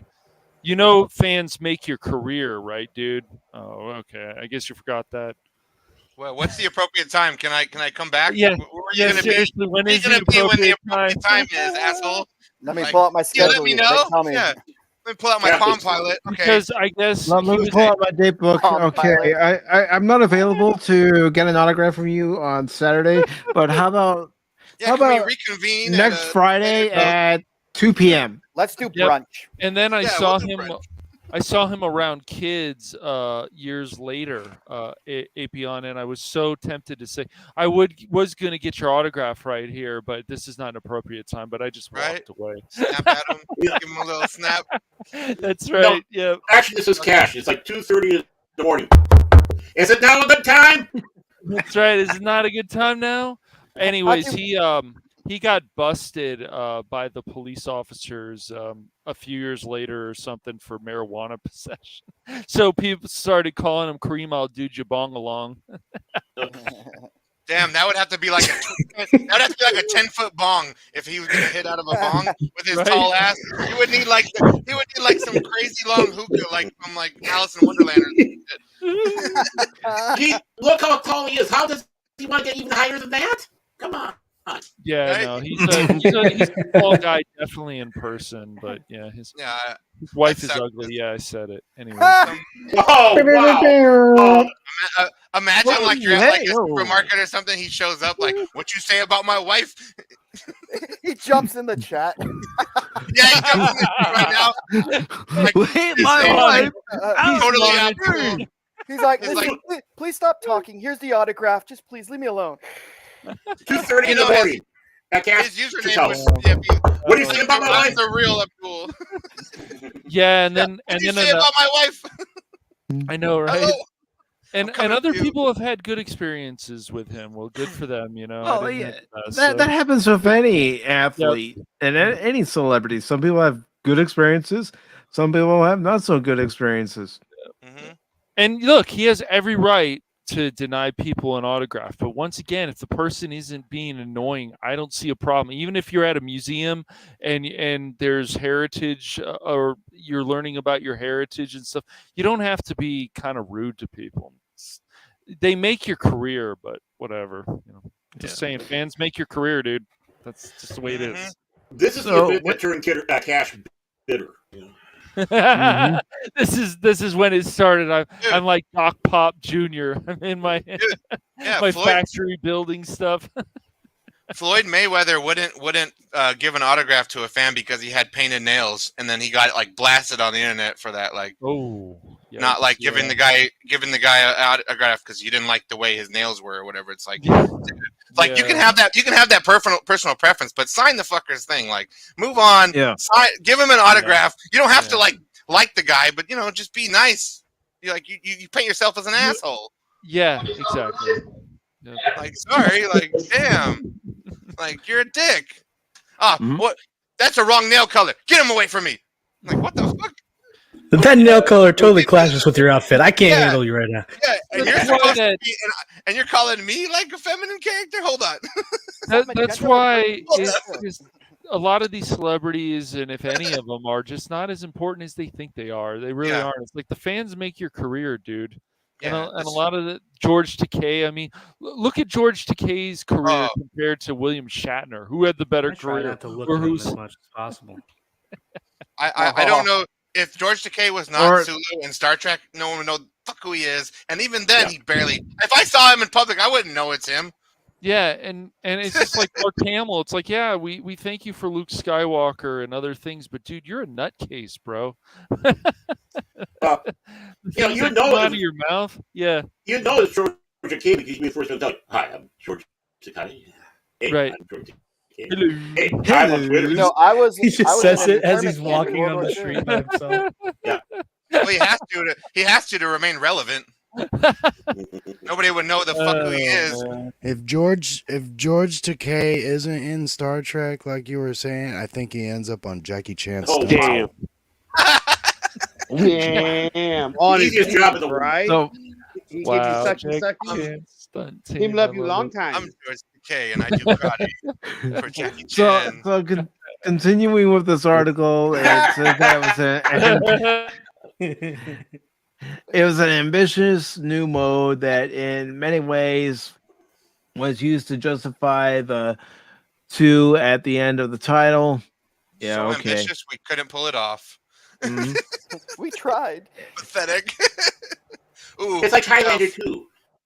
It says, now, however, Blizzard has confirmed that the promised PvE hero component will not be released at all. In a video game, director Aaron Keller and executive producer Jared News said that the team had made the decision to take the PvE elements of Overwatch 2 in a different direction and detailed a roadmap for the upcoming seasons that reveal a new hero, maps, rebalances, and a number of story-focused additions. According to Keller and News, this decision was made for the good of the game, and it's by multiplayer component. I hear doubt out False advertising out the ass. They could get sued so hard for this. Like this is like if they released this game for $60, like instead of they did the free because they were trying to protect themselves. But if they released this game for full price, they would have got sued out the ass for false advertising. They couldn't survive that. Yeah. So they kind of manipulated it in a way where like this game was free. You can't be mad. Here's something funny, guys, that just popped up on my Twitter feed. The guy erased the tweet. The guy who made the tweet about saying The Last of Us 2 is the best Naughty Dog game ever made, he just recently deleted that. Are we surprised? That's an outlandish statement. More than Uncharted? Are you serious? More than the first Last of Us? You're insane, bro.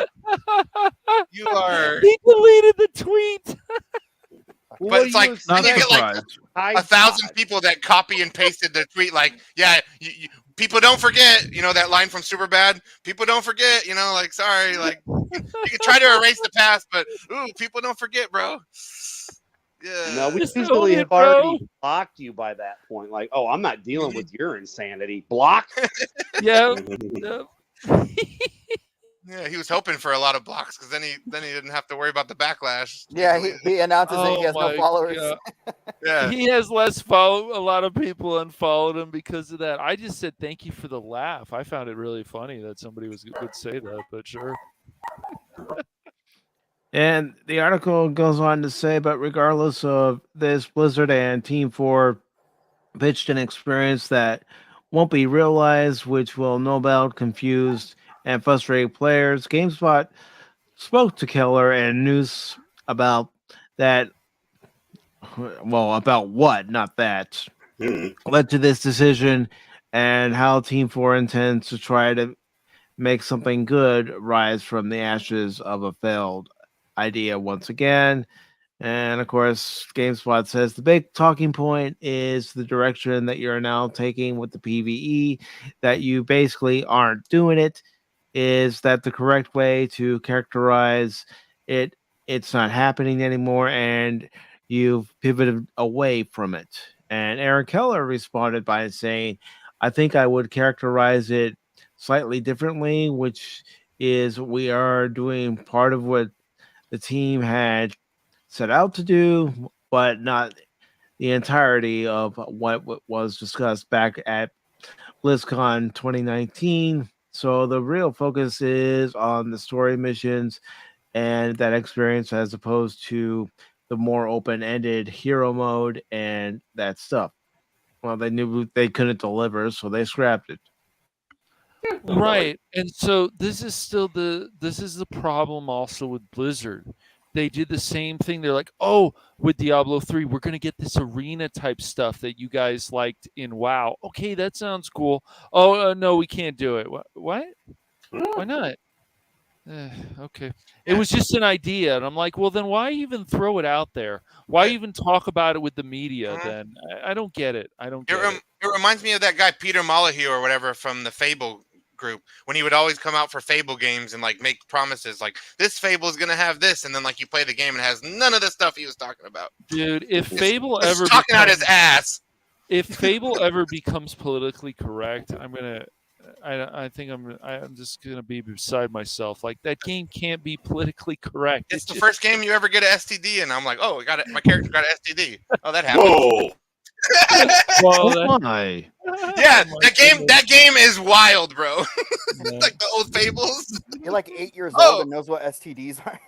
Dude, I was pretty young when I was playing it. I'm like, oh, I guess I should have wore a condom. Like, what is going on with this game? Mommy, what does this mean? Why do I have to press X for condom? Yeah, Fable was pretty different. But this is what this reminds me of, is this same type of like just speaking out your ass, like giving a bunch of promises to try and make people happy, but then you're not really going to deliver on any of that. And so why even have an Overwatch 2? Oh, it's more tank centric. It's this, but you have the battle pass, you have this. It's like they should have just built on Overwatch 2. Or Overwatch, excuse me. There's no point of having Overwatch 2. It just build on Overwatch. I don't understand. They added a few new maps. You can't make your own maps, which suck. That would be cool with an Overwatch 2. Oh, like a map grid, yeah. But they don't Blizzard doesn't want people to have control like that. So no. I used to love that. Like Warcraft so 3 cool, had the man. map editor. Oh, it was so good. Warcraft 2 had a map editor. Yeah, too. dude, I love those. StarCraft even had one, I think. All away from us. I think StarCraft even had one as well. Like eventually, I think they gave. Yeah, like all that creativity, making your own stuff. We don't want you to do that. Buy our stuff, and that's it. That's all you get. Yep. Mine. They do some, just like Naughty Dog right now, like the direction they're going in. It's like, why do you guys think you lost money with Last of Us 2? Ask yourself that. Nobody wants to play a character that kills a beloved character. I'm sorry, that shit don't work. That don't fly. Well, the way they did it is just outrageous, man. I don't care what anybody says. That's insulting. When I first picked up the controller and you control Abby, I kept walking her off an edge and killing her over and over again. So I'm like, I don't want to play as her. What she just did, I'm not going to play a whole game. I totally understand why people got so mad at that game. I'm like, I don't want to spend hours with this fucker. Like she did something horrible. Half now the game is Ellie, half the game is Abby, and then even in the remaster, it's like, oh well, spoiler alert that Joel kills her dad, and it's just some random person. I'm like, give me a break with this. Yeah, and then Ellie's killing dogs. Ellie's killing all the dogs, and like Abby gets to pet the dogs and be all nicey, but Ellie's murdering dogs. Yep. Like, and so and then people will say, well, people were hating me for liking The Last of Us 2. I said, nobody should hate you because you like that game, but it doesn't change the fact that it lost money. Right. Well, people take that way out of context too. Like, oh, they were hating me. No, you gave an opinion that someone said, well, that's stupid. Like, they're hating me. It's like, okay, that's allowed. They disagreed with you. Yeah. Right. Yeah, they shouldn't hate you for liking something. I mean, I just can't be friends with you. They don't hate you. You're just very, very wrong. You know how many times I say that to Cash? Yeah, I say probably millions. Yeah.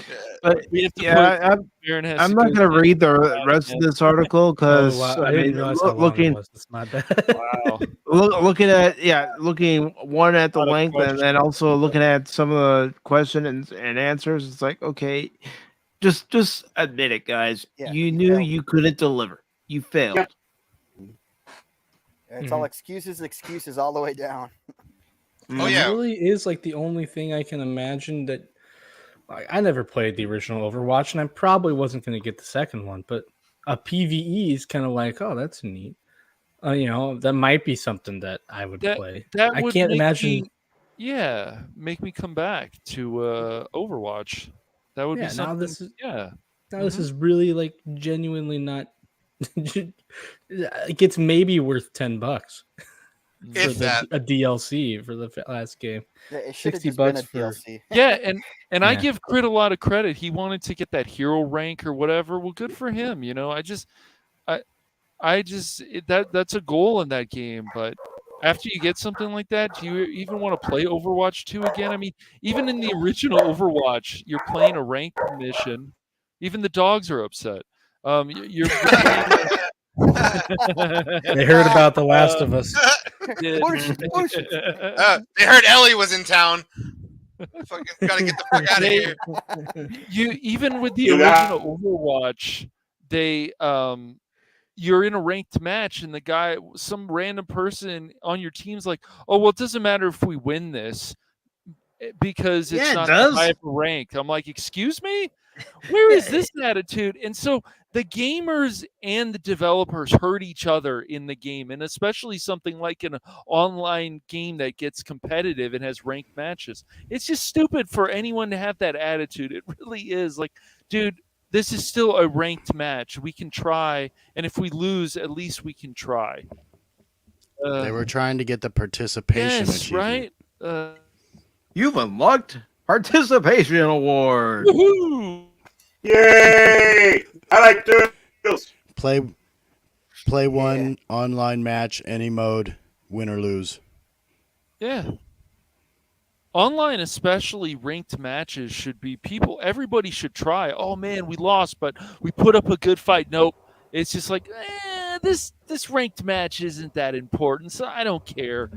Or you watch streams of Overwatch 2 and you have people saying, "Oh, it's your fault we lost." Dude, I was doing my job. You were the one that ran out there like Rambo and thought he could save the whole team. Right. Yep.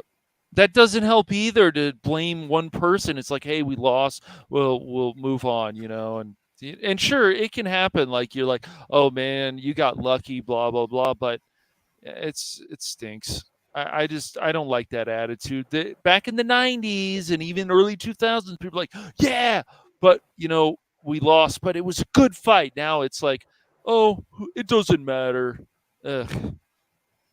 It's that Modern Warfare 2 chat room, voice chat that ruined it for everyone. Or fucking League of Legends. Oh my God, you want to talk about League of toxic Legends community? is legit. gosh. You want to talk about toxic people? People Why'd you threaten pick that other loadout? people. Yep. Why are you going that lane?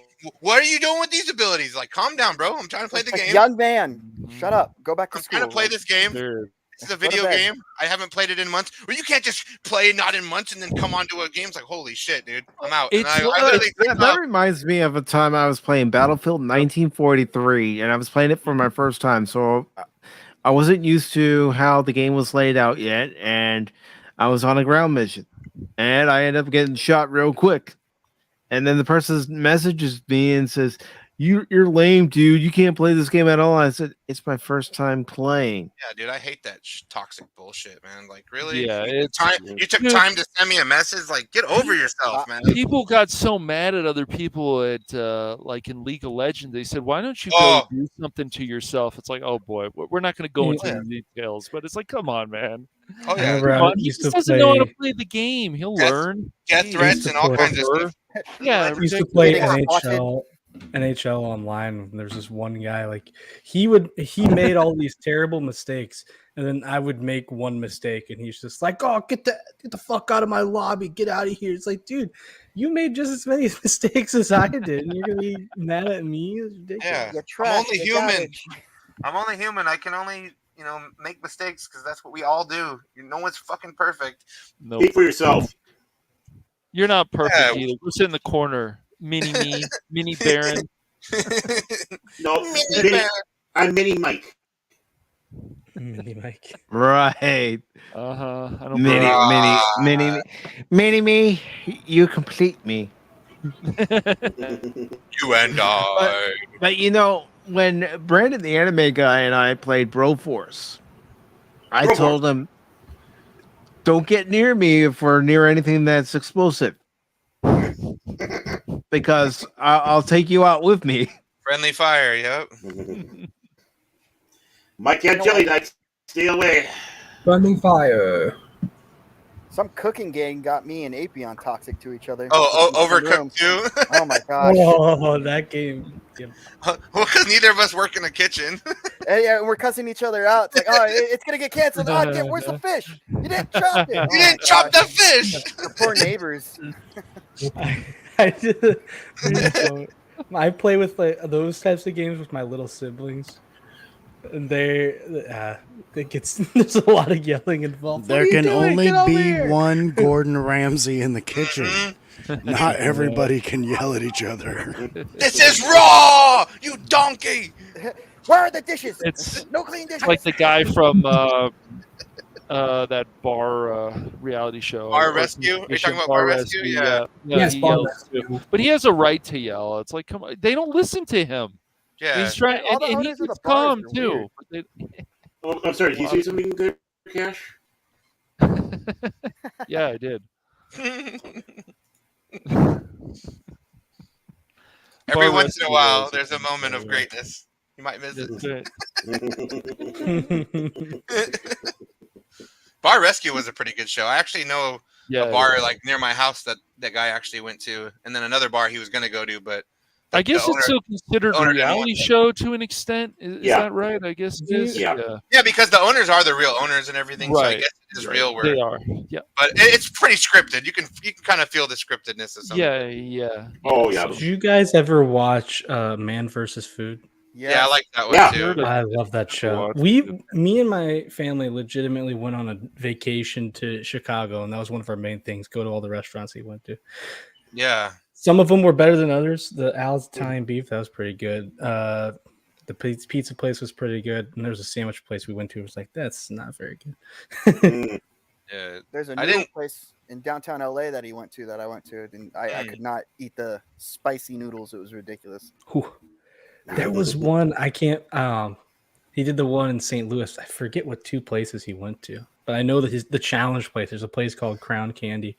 He had to drink what was it 6? No, I think it was 18 milkshakes or something ridiculous. Like it was either. Oh wow! I don't know. It was malts specifically, but it was a ridiculous amount of. Maybe it was just 6, but they were so big. It was he had it in groups of 3. Yeah, but he I think worked- he finished one. I finished one round and then went over, and he just ended up barfing because like you can't do No, put that's that too much much food dairy. in your stomach. That'll kill you, man. He But that worked was- out 4 hours a day just to keep hit that shape he was in, whereas 4 hours of workout just because of all the stuff he used to eat. Well, Every day he'd have to work out. That's why he like stopped, right? He was like, Nah, the he was tearing doctors his were body like, apart.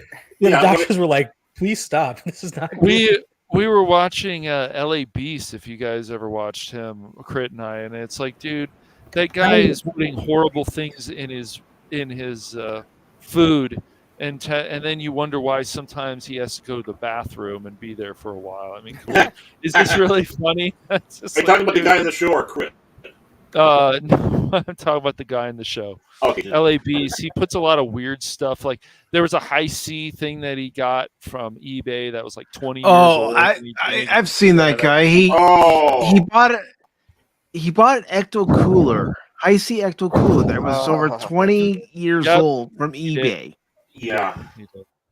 Yeah. And then he proceeded to drink it. He did.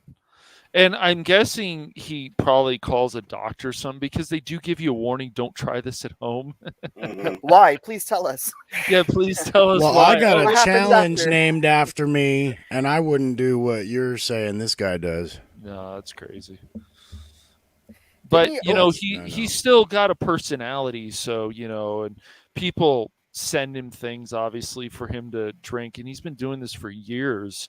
But I'm guessing he did talk to a doctor before he did, because even though he has problems in the toilet with stuff that he drank, but it's like, dude, this stuff, meat from a can. I'm like, that sounds horrible, man.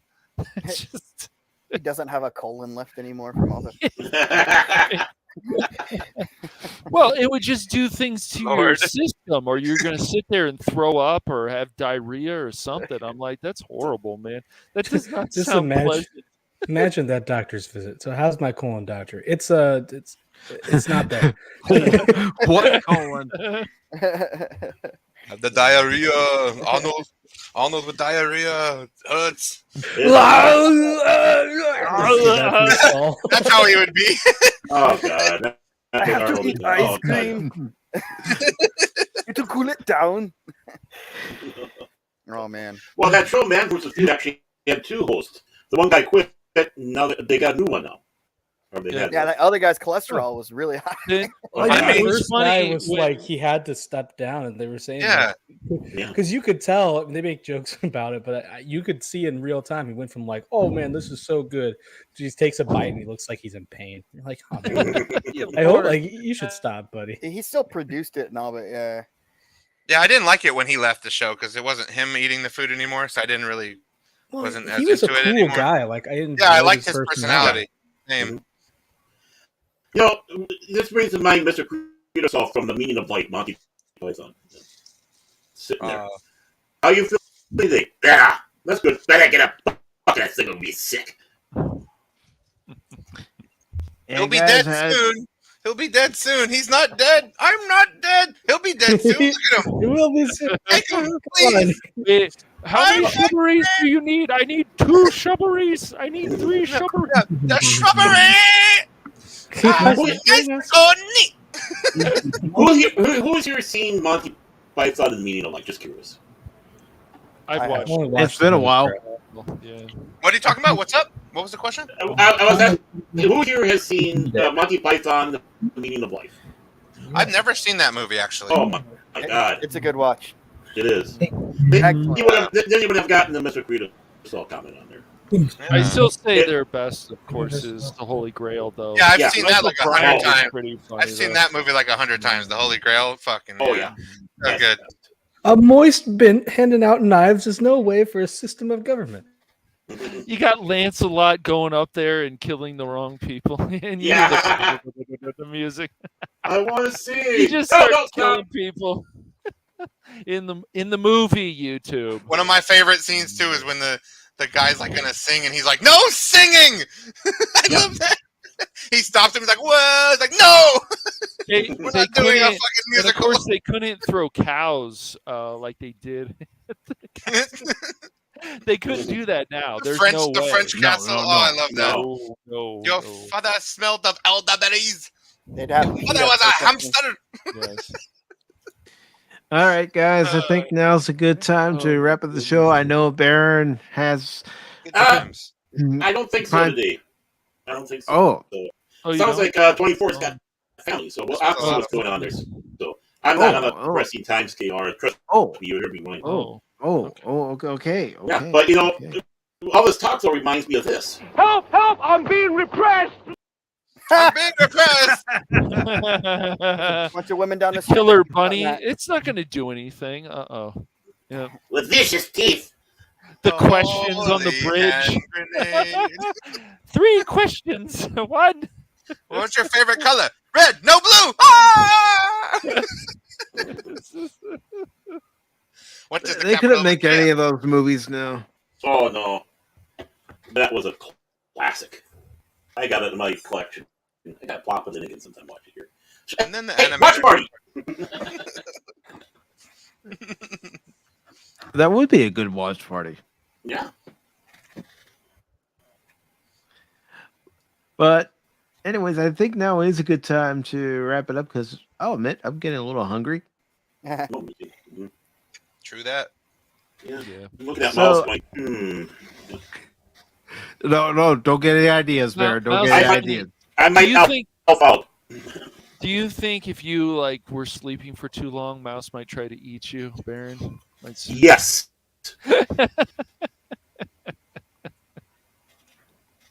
Without a doubt, yeah, in the heart. But like I said, I'm getting a little hungry. So stomach's growling. It wants some food. Mm-hmm. So I think we're going to go ahead and wrap it up here. But before we do, does anybody have anything coming up, starting with Rocco?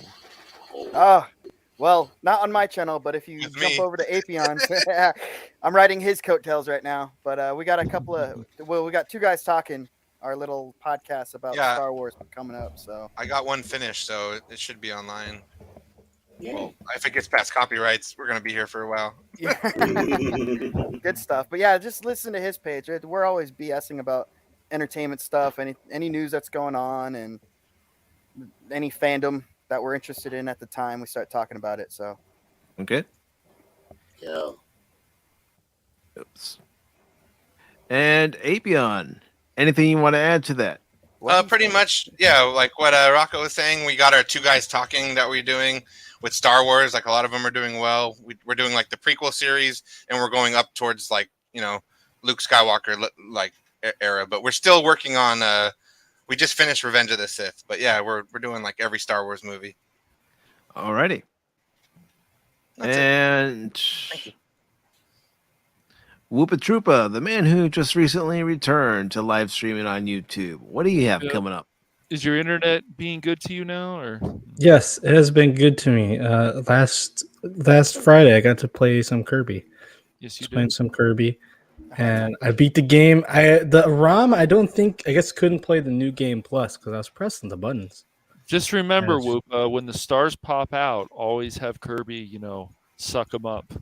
That was Kirby's amazing at sucking. Is that how you play that game?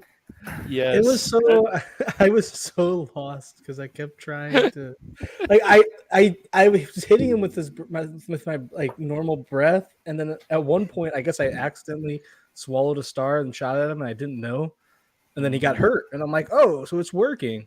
So I just kept doing it. I'm like, well, now it's not working anymore. I wasn't playing on easy mode here. This slander. And honestly, really, was there a big hue and cry to have Lupa come back? Wow. Whoa. This is the response I get. This is God, I really don't want to That's do new Avatar this, picture. but the same thing I used to say to my little brother when he used to say, "How do you do that?" I said, "Yeah, I read the directions, man."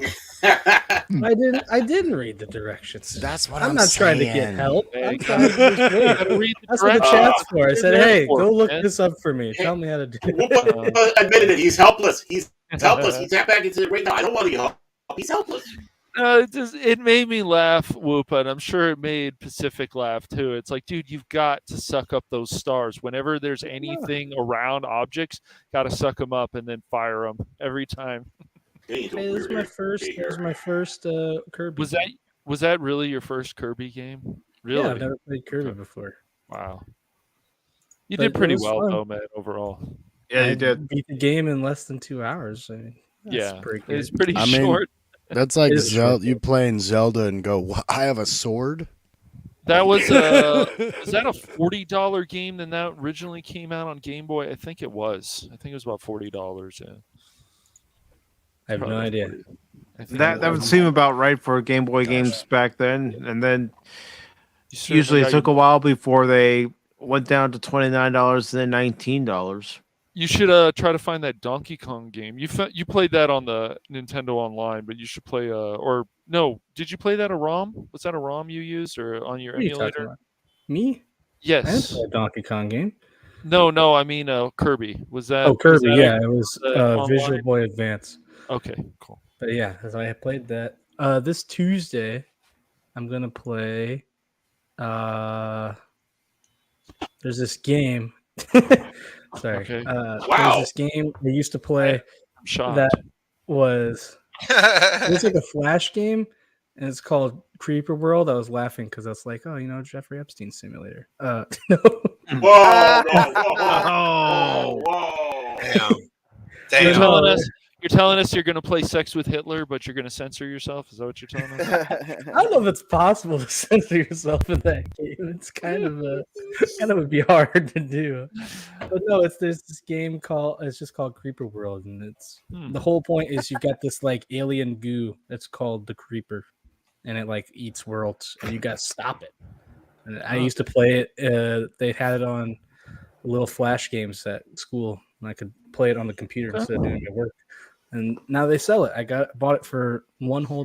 So I'm going to play that on Tuesday at 6 p.m. Central Time. And here I am without a certain clip. I'll buy that for $1. Yeah. Didn't we have that one time? I swear you had that. I swear I've seen you play it. I thought you had it, Baron. I got on mine, but it's got to be on this one then. Yeah. I guess I'll have to bring it over. Is that from RoboCop or Back to the Future? Which one? RoboCop. From? RoboCop. Right, RoboCop. Yeah. I'll buy that for $1. It's on like all the TVs. That's right. And is there anything else coming up on your channel, Whoopa? No, that's all I got for now. All right. Okay. Brandon. Wow. It's time to promote your channel. Yeah, I do have. I have a brand new banner for my channel. I want at Discord. You do have Discord. Whoa. There it is. Gorgeous. Yep. Looks nice. Up there. Yeah, I like the banner. I like the Taz on there. It has Sylvester, Tweety, Daffy, Bugs, Taz, and Marvin the Martian Yeah, it looks good. on Discord. I wonder. So what do you have coming up on your channel, Brandon? Not much, really. You got that Blu-ray coming up? Yes. Yeah. Do you have any premieres coming up? Yes, on a Saturday at a certain time. Don't know when yet. Okay. Okay. Anything else?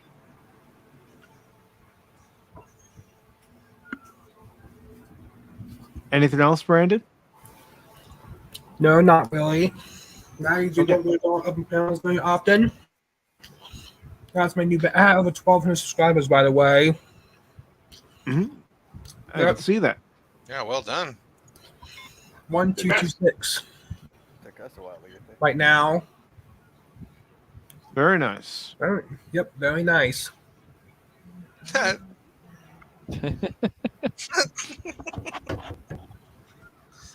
Oh my god. The Apion's thinking of Borat. Very nice. Very nice. How much? This is my wife. My sister, number 2. Number 2 prostitute. Yeah, you know, Oh, Bruno was pretty gross, but it still made me laugh. It's still... That While guy's we're a still weird on Brandon, though. comedic genius. I don't know why. Brandon, have you seen Space Jam 2? Yes. Did you like it? Pretty decent. The original Space Jam a lot better. Just curious. No, As a Looney Tunes fan, I want to hear what you say about that. Yeah. At least it's decent. So the first one was better to you? Because that Space Jam 1 was my life when I was little. Oh, I love basketball as a kid, and that movie was like everything to me, man, when I was growing up. The first one. I haven't even seen the second one. I can't bring myself to watch it. I can't do it either. I heard about the Clockwork Orange guy showing up. I'm like, what? Yeah, it's so weird. Why are they there with Looney Tunes characters? Yeah. Why are they connecting those two universes? That's so Do strange. you know what they did in their movie? The droogs made appearance. They weren't good guys. Yeah. No. They were. It seemed like with that clip, it seemed like Warner Brothers was just throwing in every single IP that they had in that Everything one they scene. had. Yeah, Yep, just and throw it they at the wall. censored no Pepe Le Pew, and then of course they changed Lola's look a little bit. Oh, Pepe Le Pew was too offensive, but That's right. the weird rapist from Clockwork Orange, leave them I mean, in he there. was. That's What? in the movie. So like, don't start yelling at us, YouTube. Hey, right? that's literally in the You movie. know why? What? You know why they changed Lola Bunny's look? Because they didn't want the male gaze from the furries. She was too attractive. Yeah. In the first one. Because Three I lining up remember on opening night. I was so sexually attracted to the female bunny in the first one. Oh yeah, that was what did it for me. You want to go down that rabbit hole, folks? I'm being sarcastic, by the way. Rabbit hole. Sarcastic. Haha. No, the sexiest person in the original Space Jam was the guy from Seinfeld. He was sexy. When I made him all fat- Yeah, the Jurassic Park guy. That's who I'm talking about. My bad. Yeah. No, he's in Seinfeld. Was he? Seinfeld, Okay. Third All right. Rock from the Sun. All right, yeah. Yeah, he was the sexiest. Was it eaten by a dinosaur? Manager, Yeah, right? yes, he was eaten by a dinosaur in Jurassic Park. He deserved Yeah. to be. He was the dickhead that fucked up everything in Jurassic Park by giving InGen all this stuff. I can't believe they found that little shaving cream in the Lost World. How the hell did they find that little thing? We got Dodson. We got Dodson here. Everybody remember this character? He was in the movie. Nobody cares. Yes, Cash Money. Perfect. Nobody cares about fucking Dodson. Really? Of all the characters to bring back, you thought, yeah, Dodson. People were relate with Dodson. Yeah. What the fuck? All right, Pat, I want to be. What do you have coming up? Any challenges on Pop's channel? Well, Well, actually, I don't have anything. Well, no, that's not true. Nothing on my channel coming up, just because I'm still getting things settled. There's no way I can do a normal schedule. But I do pop up here and there on Pops' channel, per se. His the 25th stream he's doing on Star Wars Day, official Star Wars Day. I will have a small segment on there, and then I think I did get an invite from you. I will probably be popping in on yours because I'm sure I have something relevant that can be shown with whatever you're going to discuss that day. So watch out for both of those. Also, I do. I don't do it on my channel, but I pop in for karaoke on Jedi Bill and Rambling Canuck. So I've heard you on Jedi Bill, Rambling Canuck, and also the VacTube. Yeah, VacTube. I would love VacTube to do it more often, but they have a lot of things going on over there. But I do want to, yes, I'm glad you mentioned them also, because I do want to give my plugs to all those channels for even letting me do that. And Baron Orman Tagge this afternoon for piggybacking him. And so, so I do karaoke. I'm on those, so plug those guys Wednesdays and Saturdays. And then I'm actually going to be on Netter's Network, who is also involved with Troy Pacelli, and I'm gonna be on her her new stream. I'm gonna be on that next month on the 22nd. Nice. Very nice. Good Yeah, stuff, man. and Netter and Troy, they're great people. Very nice. I like watching Last Call with Troy and Netter and Age Boomer on Fridays, and of course Netter doing her own show on Saturdays, doing watch parties of different movies. And last week they were watching Chicago, and also, if people don't know, I pop in on here occasionally, but that's my last plug. So those are the people I need to plug. Alrighty. Plug it in, plug it in. And next, he's got money. He's got cash. He's a 007, but he's no secret agent. Excuse me? He was recently featured on Reality Based with Ryan Roger Athe. I was. That was a lot of fun. And I'm sure there'll be a part 2 coming up in the future. And I'm going to bring on Mr. Risman, Mr. Matt Risman. Oh, our boss? Co-host. He is, yes. Yes. So what I have coming up is yesterday, and I erased the tweet because the thing is, if I don't stream that day, and I'm like, I'm going to stream the next day, I'm going to erase the tweet because it's false advertising. And unlike some people on YouTube who do false advertising, I'm not going to do that. But anyways, I'm sorry. I'll do better next time. Yes, you need Get to it together. Get it together. Baron, you need to do better. Yeah. You need to better. do better, Senator. Senator, you need to do better. Do better. But I have Final Fantasy 12 coming up. Mike and I are going, and Crit or Paul and Baron. You're invited as well, Baron. Anybody who has Broforce, we're going to be finishing up Satan. We're going to be beating his ass. His final form is annoying as hell, so we're gonna that's gonna be coming up probably next week, Mike, if you're available. I'm ready. We're gonna do that one night, Baron, but you'll give us and Baron, playing with the cable company. Well, we were going to do it last week, but I wasn't feeling well. Yep. I want to make sure Mike was there, and so taking on Satan and kiss up. Yeah, right. I have Broforce downloaded. I haven't played it yet, but I'd be down to play with you guys. Awesome. I have it right on my computer right here. Yeah. But yeah, I'm looking forward to finally playing Final Fantasy 12 later today, unless something happens like it did yesterday. Do you mean Final Fantasy 12? Because they're at like 16 now. Yeah, no, Final Fantasy 12. Yeah, they're at 16. None of these are actually final. It's false advertising. Oh yeah, they're never final.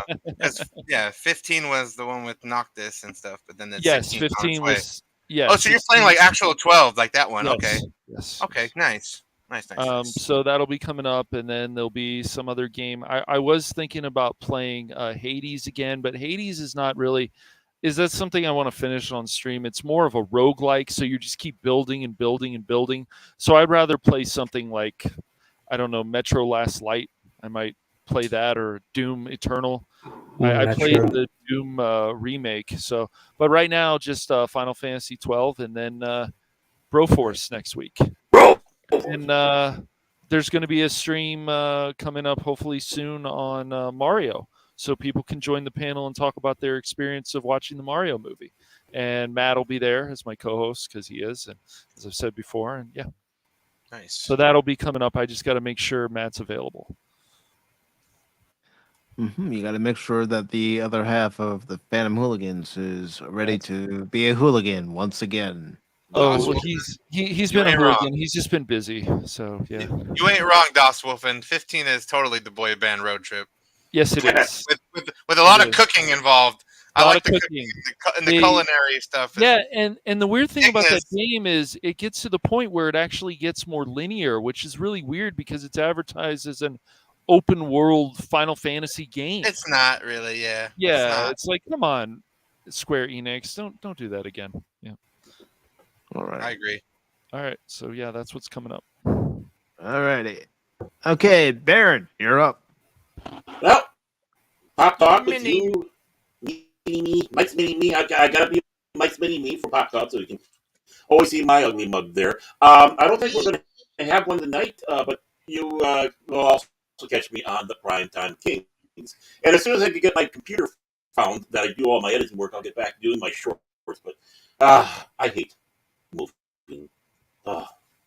Which box is it in and which box is it in?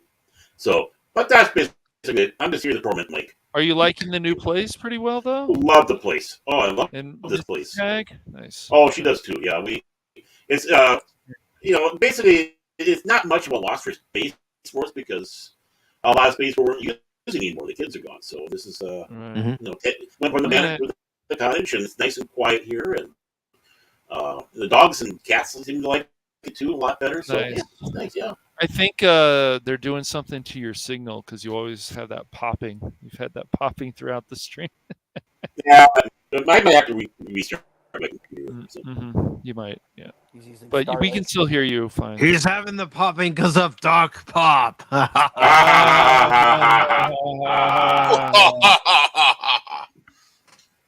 But we were all doing our evil laughs. our maniacal villain laughs.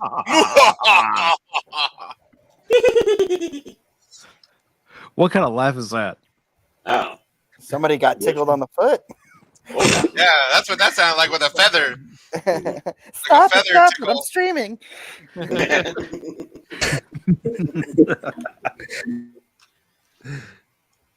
So that's what you got coming up there. That's all. I'm kind of still getting this. I can't talk. Still getting sorted in there. So, all right. Okay.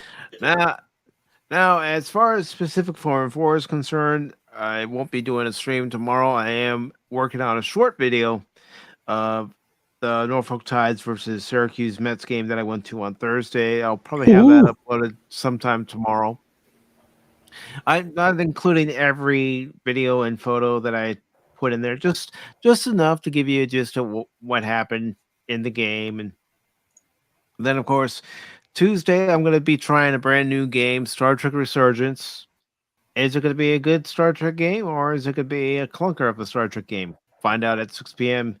Eastern Time on Tuesday. And then, of course, Wednesday will be another edition of PACIFIC414 Pop Talk. That will be the second and last open panel for the month of May. Thursday, yes, I'm doing more than 3 streams this week. Busy man. Thursday at 6 p.m. Eastern, I am doing a 46th anniversary Star Wars stream, and we will discuss all things Star Wars. Can't wait. Primarily talking about what everybody knows now as A New Hope, but I still call Star Wars, just like Empire Strikes Back. I call it Empire. Return of the Jedi. I call it Jedi. Yeah, some might say, but what about The Last Jedi? Yeah, what about it? Yeah, we don't talk about that, motherfucker. That movie makes my blood boil. My coworkers likes to tell me how it was a great movie, and I just try to get through the day. Everybody says that. But that is what's coming up on the channel. I might do a stream on the weekend next Saturday. I haven't decided yet. Yes, it will probably be Jedi Survivor if I end up doing anything. Of course, I still have Scars Above to play. But I'm looking forward to doing the Star Wars stream on Thursday because Darren's going to be there. Cash is going to be there. Of course, Padawannabe is going to be there. Apion, you're going to be there. Oh yeah. And I know a little bit about Star Wars. I've got to find a way to get in contact with Kathy Skywalker so I can send her invite. And of course, Troy Pacelli, he's also going to be there. So that's what's coming up. And before I leave you, because I do try to make sure that I thank everybody who was here. Of course, I want to thank Baron for being here, Cash for being here, Brandon Looney Tunes fan 2000 for being here, Padawannabe, thank you for being here, Whoopa, thank you for being here, Rocco, thank you for joining us, Apion, thank you for joining us, Resolute Germ was here earlier, Superfan Adam Shawhan was here earlier on the panel, and these were also the members of the chat who were here, great supporters of not just this channel, but many channels here on YouTube. We had Jet Sparks 373 here. And of course, the previously mentioned Resolute Germ. Yay. Pat S was here. Padawannabe. Whoopa Troopa. God, that was at the Apion. beginning. That seems so long ago. Captain Phantom Nerd, it was good to see the captain. It's been a while. Yeah. Low Spec Linux Laptop. Cool. And Joker Voice was here. He's going to see Fast X, or by this time he's probably already seen it. Probably, yeah. I want to see that too. Man. And our resident troll, yes. Yeah, the troll of trolls, Phil McCracken. He's still talking about DJ Ronnie G's white shirt. Yeah. I hope DJ Ronnie G was able to catch his turtles. Yeah, get those turtles. Oh, that's right. You got that turtle. Yeah. I got them all. And DJ Ronnie G was here. And oh, Arwen. of course, Nice. lovely Arwen Avalon was here. Very cool. And Miss you Belly wouldn't Games was here. Cash if you showed up on time. What about showing up on time? But you said, she was here. I said, hey, you know that if you show up on time, buddy. That's true. That's a fair point. Bush McFadden was here. And of course, everybody's favorite Hogwarts student, Anonymous. You gotta find those lesbians in Hogwarts, man. They're there. That whole town. And don't ask to see his wand. Yeah, don't ask to see his wand. It's not there. Or the Chamber of Secrets. And Wolverine was here as well. Cool. We also had a visit from the Nerdporial Life Form. Yes. And the lovely Leia Rose was here. Nice. We also had Dallas Wolfen. Good to see you, brother. Sweet. He sticked around for a bit. Yep. Good guy. For a little bit. and real quick, Cap, I'm going to get your link. And I'm going to put that in the chat for anybody who may not be subscribed to you. So if you're still watching on Baron's channel, Apion's channel, or PACIFIC414, here's the link to Captain Phantom Nerd. Mm-hmm. I'm not sure when he's doing his next stream, but he does a lot of morning streams, and he has a variety of guests on there, and they discuss a variety of topics. So go check him out and give him a sub. Mm-hmm. And I forgot to do this when you mentioned Phil's name. No coupons for you, Phil. Well, that didn't come through right. I think I got to restart my computer. All right, John. I'm sorry. I just don't know who's still here, who might still be lurking, and who said, "Okay, I gotta get stuff done." But thank you all for watching. I hope you enjoyed what you saw, and I look forward to seeing you on Tuesday playing Star Trek Resurgence. Of course, Wednesday and Thursday's live streams as well. And have yourselves a great week. And remember, I'm not just a baseball guy. I'm an all-around guy. Take care, all. Bye, everyone. Adios. Thanks, Mike. Bye-bye. Not a problem.